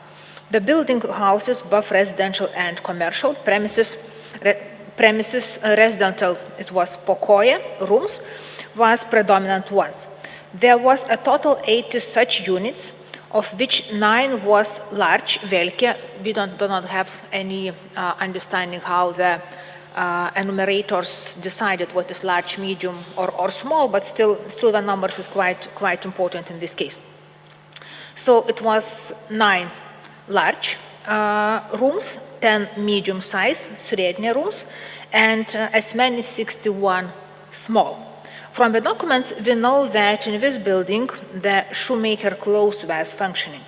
It was the possibility to find separate communal spaces with the living flats of most of the families, with multiple family members of the shared inhabitants was smaller than 25 square meters. You can imagine just this. Per flat or per room, but it's really, in our understanding, really very, very small living rooms. Even Vilna Gaon lived in the livest section of the Jewish quarter and need to go out to the closet bearing his name, the only transical place. The reconstruction of Eliyahu Zalmanovich environment and living conditions allows want to conclude, but they're neither special nor exceptional. The surroundings and living conditions to the Vilna Gaon did not differ from the others in the middle or even lower classes in the community. The case of Vilna Gaon living conditions shows that the intellectual activity and the study of sacred text had to be purposefully organized by the community or its institutions, or perhaps by one of the other enlightened persons of the community, because the conditions of self-restraint, concentration, and intellectual activity simply did not exist in the residential environment. The social composition of the Jewish community in Vilnius at the end of the 18th century also raises the questions of whether there was a need for intellectual inspiration or where we invented it ourselves on the basis of the later legend surrounding of Vilna Gaon and idealized image of the North Jerusalem. Religiosity does not necessarily imply a need to improve and deepen one's knowledge, and the exceptional intellectuality of the at least 18th century Vilnius did not necessarily lead to a higher standards of the livings either. These misunderstandings, thus explained by the later legends about the Vilna Gaon's deliberated asceticism and sharing in the lives with the ordinary people. Thank you very much.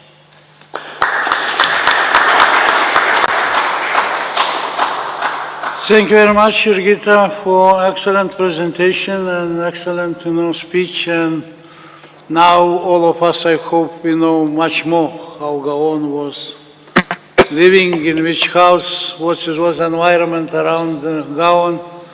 And later on, during discussion, I hope that we could discuss, because that Gaon was genius, it's clear for everyone. But to understand this environment gives some big impact or not, for his to be a genius. Maybe we could discuss during discussion time. And now, once again, thank you very much. And because not too many time for questions, and I would like to invite Professor Marcin Wodznicki to give presentation about Marcin. He is a member of Polish Academy of Science and Academia Europe. He works in University of Wrocław, Poland, and he is running Tadeusz Taube Department of Jewish Studies, and he is a professor of Jewish history and heritage and literature. And his research, it is focused on different aspects of Jewish life, history, and culture. And he will also give to us a very interesting case from Joseph Rosenson, if I am right pronouncing. So also very distinguished rabbi, and he was also medical doctor and also, gentleman who was study a different Jewish history, culture, and so, Marcin, we are listening to you, and we will know more. Thank you very much. Thank you for the introduction. Thank you for inviting me here, first of all. Actually, I claim Joseph Rosenson was not a distinguished figure. I take him as a minor case study, a microhistory that allows us to zoom in on an individual person, and not even his life, but one document that he produced that I would like to discuss today, and show how one small treatise that he wrote around 1805 sheds light on intellectual life of Lithuanian Jewry, on Haskalah, Hasidism, and their interactions, also with European, in this case Polish, Enlightenment. Joseph Rosenson, let me give you a short introduction, was indeed a rabbi. He came from a distinguished rabbinical family, was born around 1774 in Vilna. He was educated here when he was 18, so around 1792. He was elected to be communal rabbi in Piesk or Piaski, small town and even smaller Jewish community in what is today Belarus. Retrospectively, he was speaking badly about this community, saying that people were not really educated, they didn't know languages, they didn't study, and he didn't like life in Piesk, which might be the reason why in 1806 he abandoned this community and decided to take up entirely new life. He recruited to the Vilna University and started education in physics and medicine.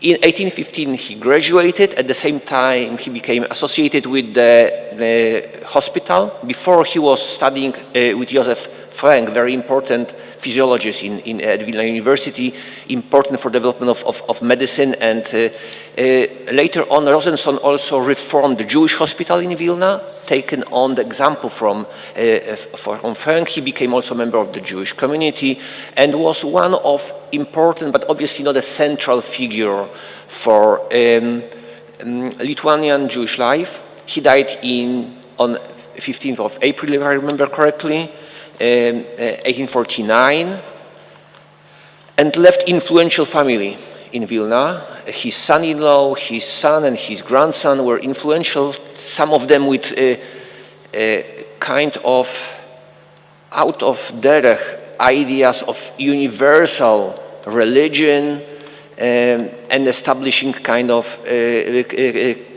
sectarian structures within Vilnian Jewish communities. So there was a lot of controversies also after his life. But it's not because of this life, I believe, that he's interesting, or at least not so much interesting to me today.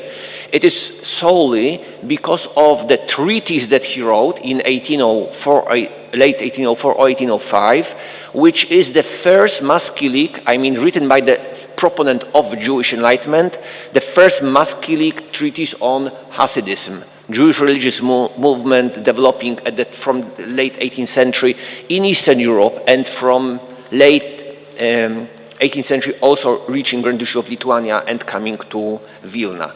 And why this treatise is important, I think that's important to stress. It is the oldest such document, and it's important not only because of its antiquity so much, but also because it is written still before a normative discourse is informed. So this is showing us what people at the time would think and how they would react before learning from normative positions that developed later on in mid-19th century, which today we take as kind of universal hatred of Haskalah towards Hasidism, which the document shows is entirely not so. Together with this, the document shows us, because this is a document written by a maskil, proponent of Jewish Enlightenment, on Hasidism, it shows us variety of interactions. So in this one small document, we have picture of Hasidism with very interesting and new insights into this movement. We see relations between Kahal, Vilna Gaon, and emergent Hasidism and Haskalah movements. We see relation between Haskalah and Hasidism, which I mentioned also before, and we also see, because of Joseph Rosenson being proponent of Jewish Enlightenment, we see relation between Jewish and European Enlightenment in this one case. So I think a lot in little. So let me start with, I started with history of Rosenson, now let me move to point number 2, history of the treatise. From the only thing that we know about this document is the document itself.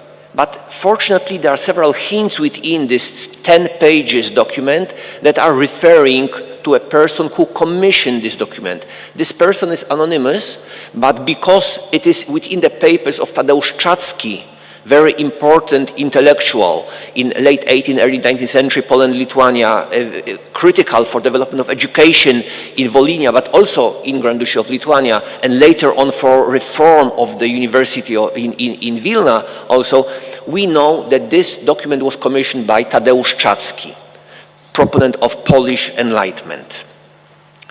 We also know that it was written in Vilna because the document itself says so, and we know that even though the date on the document is damaged, we know that it was written in the year 5500 something and 5, but the something we can reconstruct because we know antequem and postquem days, because we know that it was written after 1800 and before 1807. So this is either late 1804 or the year of 1805. The document, as I was mentioning, is 10 pages long. It has 7 sections. Starts with introduction on what is Kabbalah and Jewish mysticism and introduction to Jewish mystical ideas, and there is a specifically discussion of what are the Sfirot, emanations of the God's presence. Then there's history of pre-Hasidic mysticism, again very short. Third, there's a section on mystical prayer before and in Hasidism, and there's a story of beginnings of Hasidism.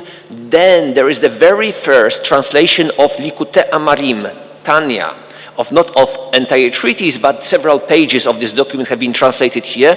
The text that is foundational for Lithuanian Hasidism, and this is the very first translation of a section of this document that we are aware of.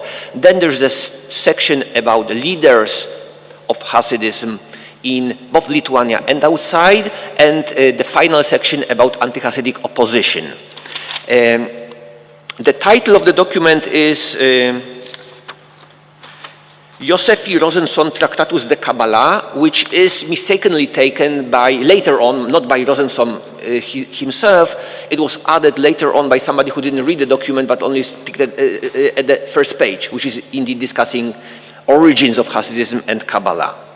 Later on, as far as we are aware, the document was in hands of Tadeusz Czacki, who was using this document, and I have very clear proof for this, I'll come to this later, when writing his treatise on Jews and Karaites, the foundational book, again, foundational book for Polish-Jewish cultural interactions and awareness between Polish and Jewish enlightenment. The document was stored in Czacki papers, and together, now we need some images maybe, right? This is the treatise itself.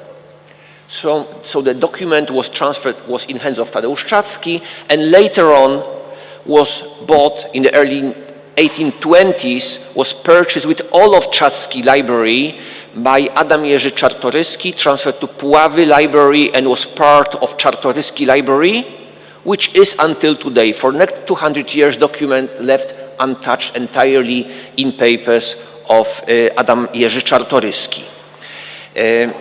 So this is the history of the document itself.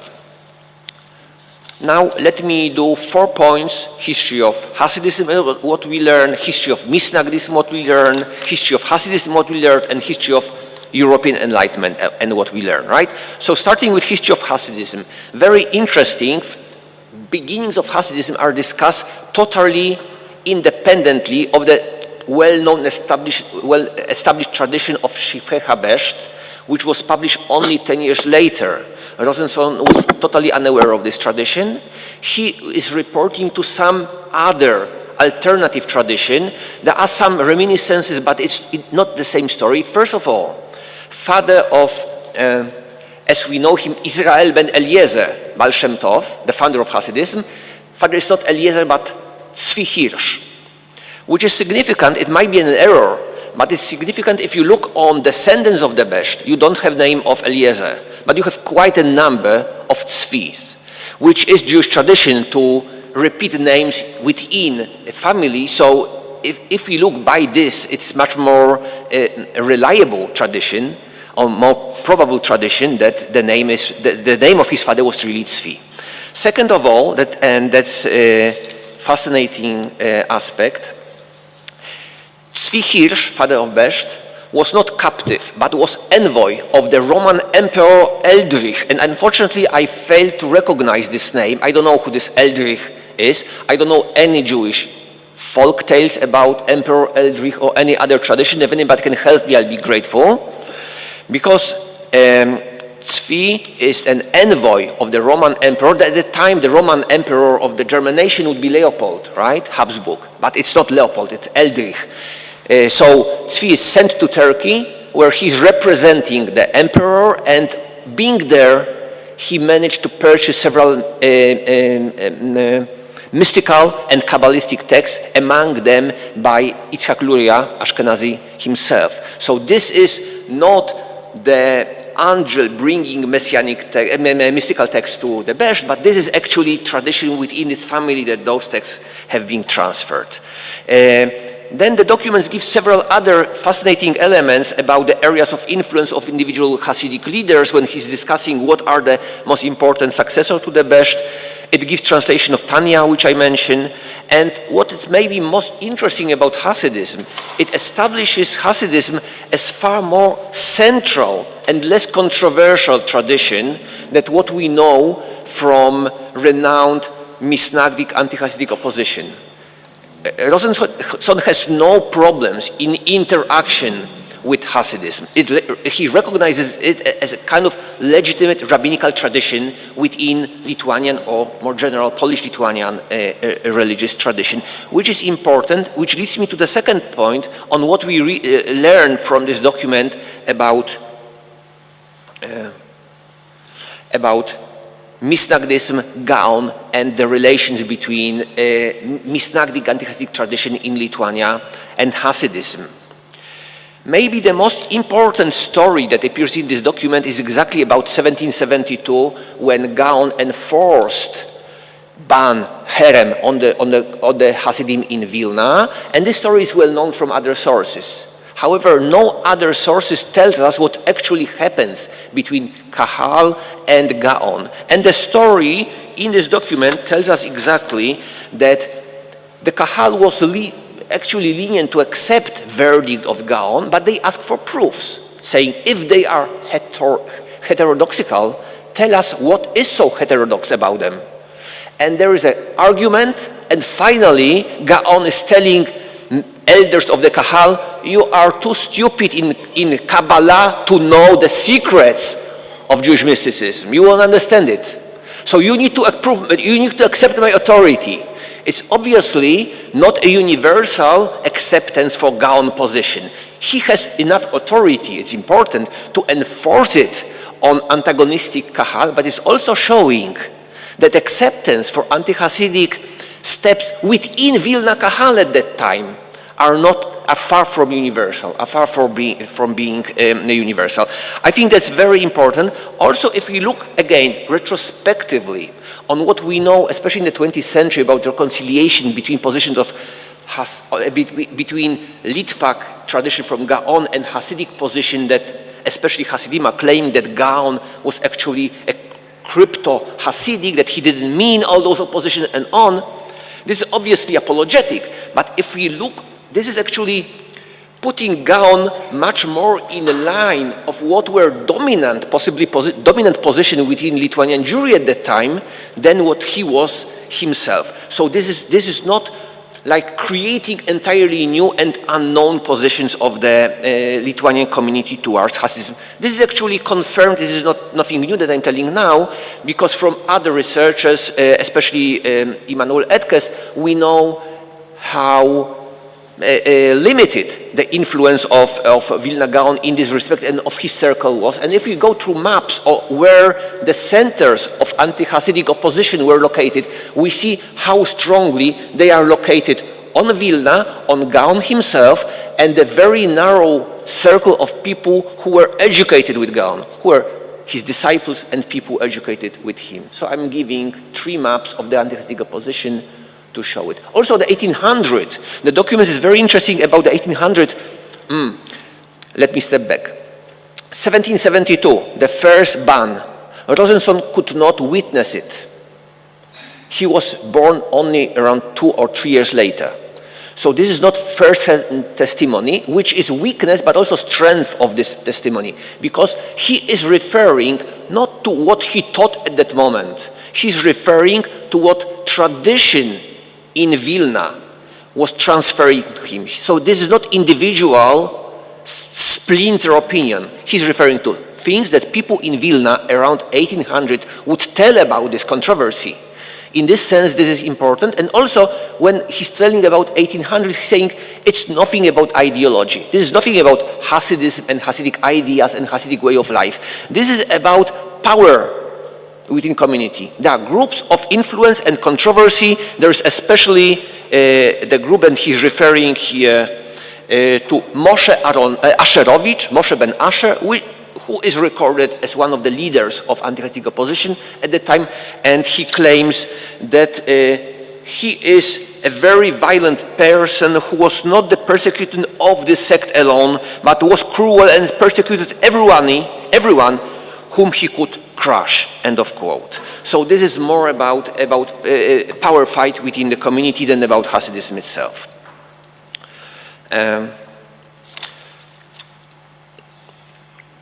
Also, if we look on Rosenson as representative for early Haskalah, for early Jewish Enlightenment and his position towards Hasidism, he's rejecting anti-Hasidic claims by Gaon and Misnagdim entirely, claiming there is no evidence against them but only persecution and rebuke, end of quote. And he's very clearly saying it is just one more legitimate pietist group in Judaism. No reason to persecute them, no reason to outlaw them, no reason to reject them from the bottom of Judaism. Downplaying the controversy entirely, saying this is mostly on misunderstanding and individual prejudices than about universal conflict. And this is extremely important because it allows us to see this very conciliatory position as, in a sense,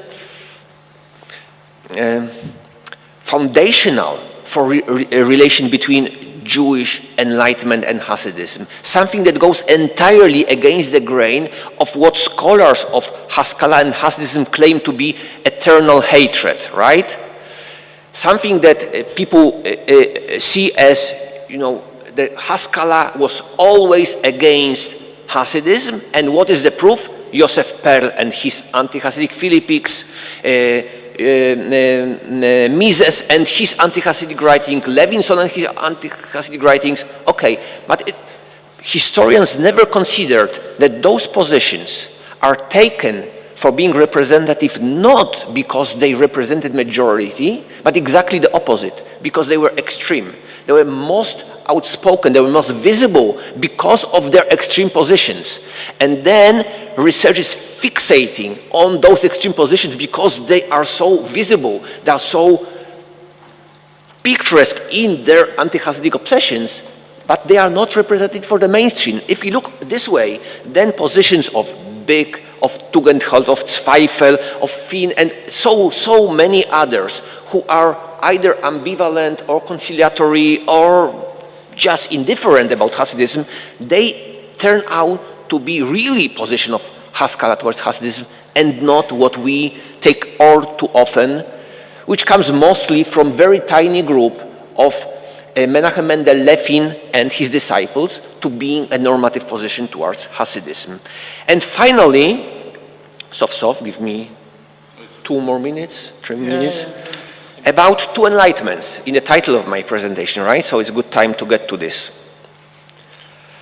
As I was mentioning, this document was commissioned by Tadeusz Czacki, very important figure for development of Polish enlightenment, of Polish-Lithuanian enlightenment in Polish, in Poland, Lithuania at the final years of existence of the state, and later on ex-Polish territories, very influential also for reform of education in new Russian territories, including reform of Vilna University, establishing Volhynian School and other.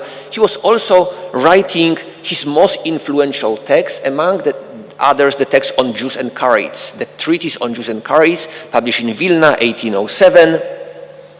This document was not only giving history of Jews and Karaites, but it was also telling the story of what's happening now, currently. What is the structure of Jewish community? Because the text was oriented as kind of policy-making document. You need to know Jews if you want to govern them properly. So he was lacking sources on Hasidism. He knew about the existence of Hasidism. It was already in debate, but there were no Jewish texts available to readers except for Israel Lebel and very tiny mentioning in other documents. But there was not one text that would be representative for him, so he approached and commissioned Joseph Rosenson to write the treatise for himself. Rosenson was very proud of this. He actually mentioned being in contact with Czacki for many years later, and actually in his short bio that he wrote, he mentioned 2 people only that he was so proud of being in intellectual contacts with. One of them was Tadeusz Czacki, another was Levi Yitzhak of Berdychev, famous Hasidic leader. So kind of widespread sphere of intellectuals, right? And he wrote this treatise. This treatise was, as I was saying, delivered to Czacki. Czacki read this document and used it when describing Hasidism in the treatise. Actually, he quoted extensively from the treatise, never mentioning the name of Joseph Rosenson or mentioning it's not first-hand information, right? He just paid for the report, so he believed it's his. That's 19th century concept of copyrights and plagiarism, right? But far beyond it, the document is very significant because it shows us what is interaction between the Jewish and non-Jewish Enlightenment. Because we have the chain of creation of the document, which translates into chain of opinion making, right? First, Czacki commissions Rosenson to write about Hasidism. Rosenson collects information, translates pieces of Tanya, Likutei Amarim, into Polish, then he annotates this document, then he writes the treatise about other aspects of Hasidism, then Czacki is using this document for mostly Polish readers of this document, and then retrospectively, Jewish Enlightenment is using Rozprawa o Żydach i Karaitach by Tadeusz Czacki as the most important Polish document on the Jews and the final proof of similarity of intellectual paths of Jewish and non-Jewish enlightenments. So there's full circle. I'm not saying this is equal friendship. I think the term of unequal friendship, of the clientele relation is very much applicable here, because the relation between Rosenson and Czacki is kind of typical for what we would say early modern our Jew, right? That the nobleman is commissioning services from his Jew, and they are interrelation, and both sides profit from this, but it's obviously unequal. And here relation between Rosenson and Czacki is also unequal, which is also indicating for us more general pattern of interaction between Jewish and non-Jewish enlightenments in Eastern Europe, I would believe, something that we know almost close to nothing. If we know about interaction between Enlightenment and the Jewish Enlightenment, Haskalah, it's only about the Germany. So I think it's high time to go beyond this Germanocentric approach, and I believe that Rosenson's case provides us a perfect insight, a perfect case study to go into this issue. Thank you very much.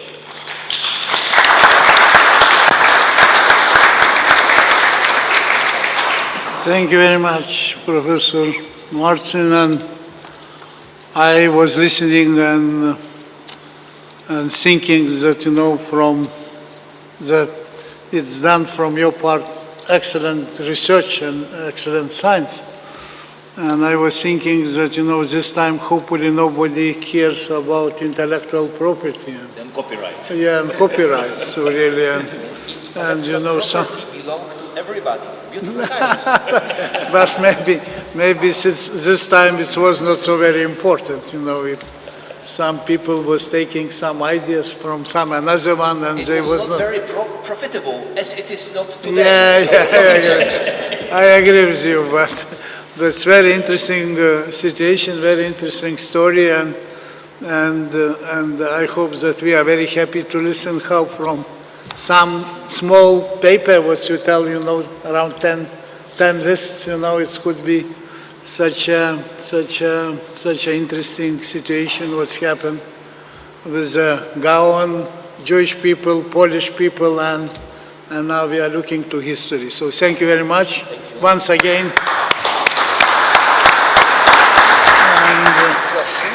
And now we have a possibility to ask for some questions.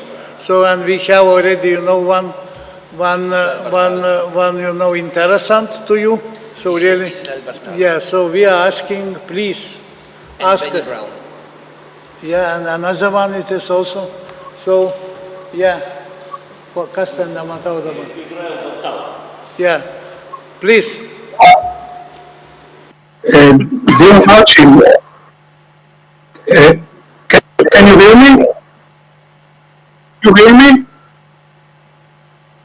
Okay. Yes, yes, Israel, it's nice to see you. We hear you perfectly. Okay, great. Martin, thank you so much for a wonderful presentation, which actually goes well with two main trends that are typical of the recent study of both Haskalah and also the issue of anachronism on early 19th century Eastern European intellectual and social actually trends, which I alluded to, by the way, in my talk on the issue of anachronism and how different the setting of the late 18th century is from early 19th century. There's this gap of one generation proves much.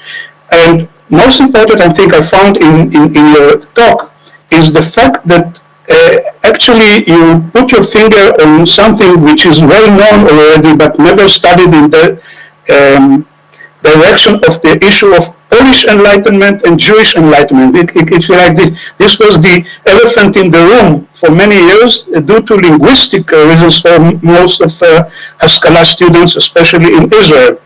And I mean to say that actually those texts that were kind of commissioned by Polish enlighteners that were also involved in Jewish reforms from the second half of the 18th century well into the early 19th century had this kind of mutual, if you like, dialogue. That is that both sides contributed and had an impact on each other.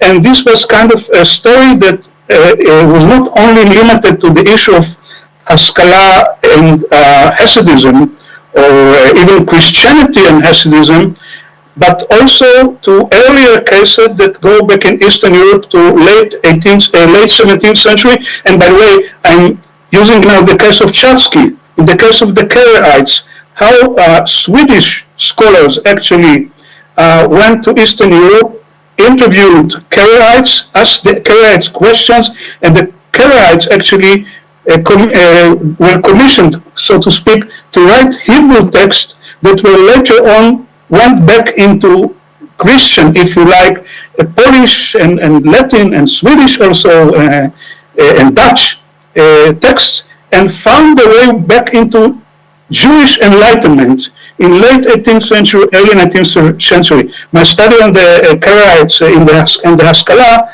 goes well into that direction. So thank you very much. May I respond? Yeah, please. Thank you. Thank you, Israel. Thank you for those comments, and thank you for your kind words. Sorry. And now, can you hear me? Yeah, good. Thank you for your comments, question, and kind words about what I was presenting.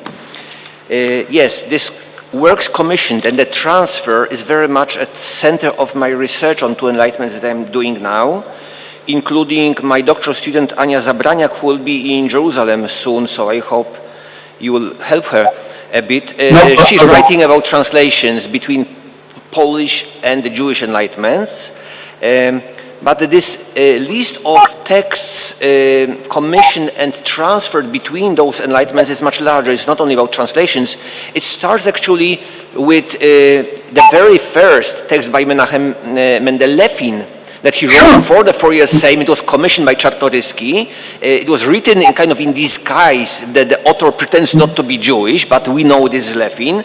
But also later on, some most important texts for Polish Enlightenment and the Jewish Enlightenment at the same time is, for example, Abraham Yaakov Stern commission to translate Jewen Metzula into Polish, because people on the Polish side want to know what Jews would write about Chmielnicki uprising. So, kind of foundational text, again, central for Jewish self-understanding of what Gzerot Tachtat are, that the Chmielnicki uprising are. This is brought to Polish language in translation of a famous mathematician, Abraham Yakov Stern.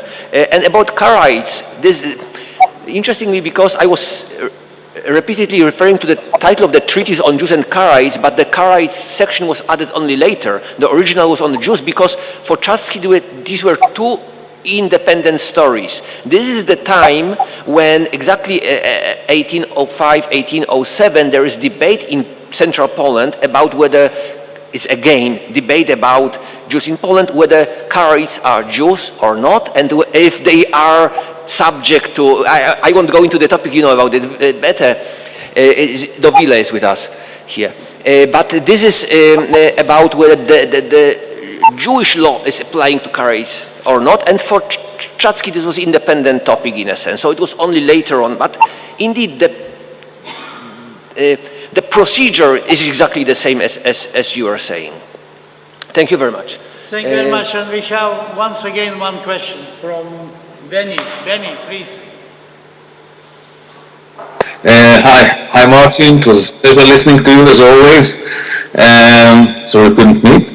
Anyway, regarding your argument about the fact that Haskalah was not altogether alienated or antagonistic to Hasidism, I think you made a very compelling point in showing that there were Maskilim who weren't altogether antagonistic to Hasidism in various degrees and various forms. But I'd like to raise a kind of methodological question regarding that. How do you actually measure the position of a movement? Usually, you can find in every movement in the world people who are known as members of the movement, but still go astray or diverge from its dogma. You can find people identified as liberals, but they don't follow all the articles of liberalism. Communists that are not altogether following the articles of dogma of communism, etc., etc. And if I find such people, most of the cases you would say they are not the test for identifying the ideology of the movement. The ideology of the movement, not just members of the movement, is usually measured by, according to the leaders of the movement, the ideologues of the movement.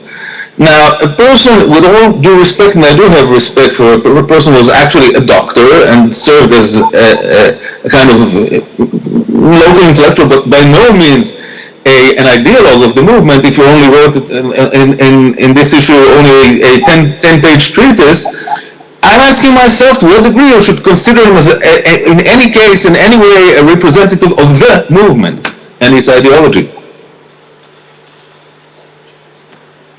Hi, Benny. Thank you very much for the question. And actually, I believe that you strengthened my argument, in a sense. There's not universal position of everybody within the movement unless this is a political party that enforces unified ideology on it. If a movement is a loose social structure, as it is in the case of Haskalah, obviously possibility of variety of positions on nearly all aspects is possible, including the most central elements of the ideology. My claim rather was what we take to be normative position of the movement. So if you are to write 300 words entry for an encyclopedia on Haskalah, and you will mention Hasidism, will you say they were generally hostile? You will say they were generally ambivalent, or mostly they just ignored it? Or what do you say? You might say nothing, of course, but the tendency until today is to claim that Haskalah is the Jewish modernity, enlightenment movement, strongly anti-Hasidic in their positions, which I believe, and I'm saying, our view of anti-Hasidic positions being dominant within, not the only, not the only position, but the normative dominant position within Haskalah is informed by extreme. And this is exactly, my point is exactly methodological. How far we focus on extremes and take it to be center, instead of looking of what majority of people who do social activism, publications, who write countless articles for journals about it and about adjacent topics, what kind of positions they take. And my argument is, I did it in-depth research for Kingdom of Poland, which was main argument of my book published 20 years ago. Exactly demystifying opposition between Haskalah and Hasidism. But now I'm trying to, and actually I was, in this book I was claiming that in Poland it was different than in Galicia or Russia, because I believe historians claiming that in Galicia or in Russia is dominated by hatred. But now I think this is essentially methodological mistake we make for taking the most visible, the most extreme positions for being central. And I'm trying just to say, methodologically speaking, don't believe such a first look on this. And if you do so, if you remove this layer, then you realize that the vast majority of what has been written about position of Haskalah towards Hasidism is dominated by misconceptions of few extreme texts. And why I believe that the Rosenson text is especially valuable for seeing it, precisely because it comes from time when so-called normative position is not visible yet, because it's actually exactly the same time that Levin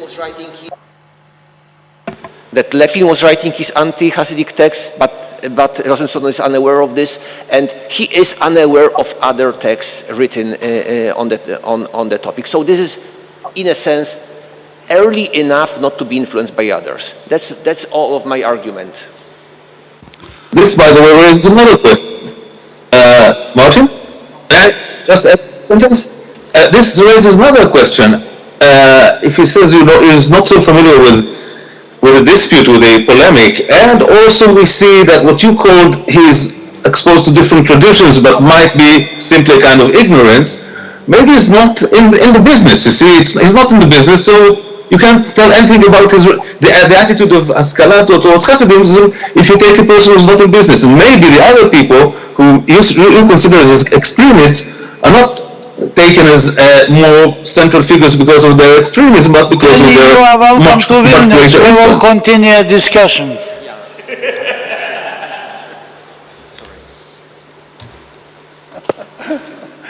Thank you very much, Benny, for your questions. And I would like to I would like to present Marcin. Okay, I give up. Okay. I would like to present... אתה צודק, אבל השאלה משכיל בכלל. אני... אוקיי, זו בדיוק השאלה. בדיוק השאלה. לתנועת ההשכלה. רגע, אי אפשר לשאול אותי? רציתי לשאול את זה, אבל... איך נותקנו שוב. נו, באמת, אי אפשר ככה עם הכנס הזה. נקסט, מה? לא, זה בלתי אפשרי. אם אי אפשר לשאול שאלות, אז עכשיו נגמר. ואנחנו יכולים לנהל את הדיון. לא, זה בלתי אפשרי. אני מוכן... תגיד למארגנים. לא, זה בלתי אפשרי. Sorry, זה ממש בלתי אפשרי. תגיד, נו. dear colleagues, important information. Very important. Excuse me, may I ask a question? Mr. Chairman, excuse me, may I ask a question? Dear colleagues, I appreciate your discussion. It's very nice, very Mr. good. Mr. Chairman, may I ask a question? We were disconnected. Run out of time later. Okay, sorry, thank you so much. Because I excuse myself and all the colleagues, because now we changed the location, and afternoon program will be continued 3:30 or 3:30 in Vilna Gaon Museum of Jewish History.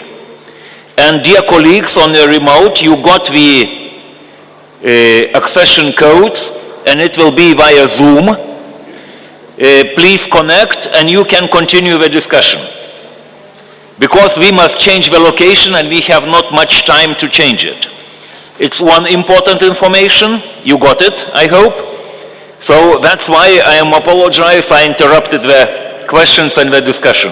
Sorry about that. And another important information is that tomorrow the meeting, the first keynote lecture is cancelled, and we start at 10 o'clock in the morning.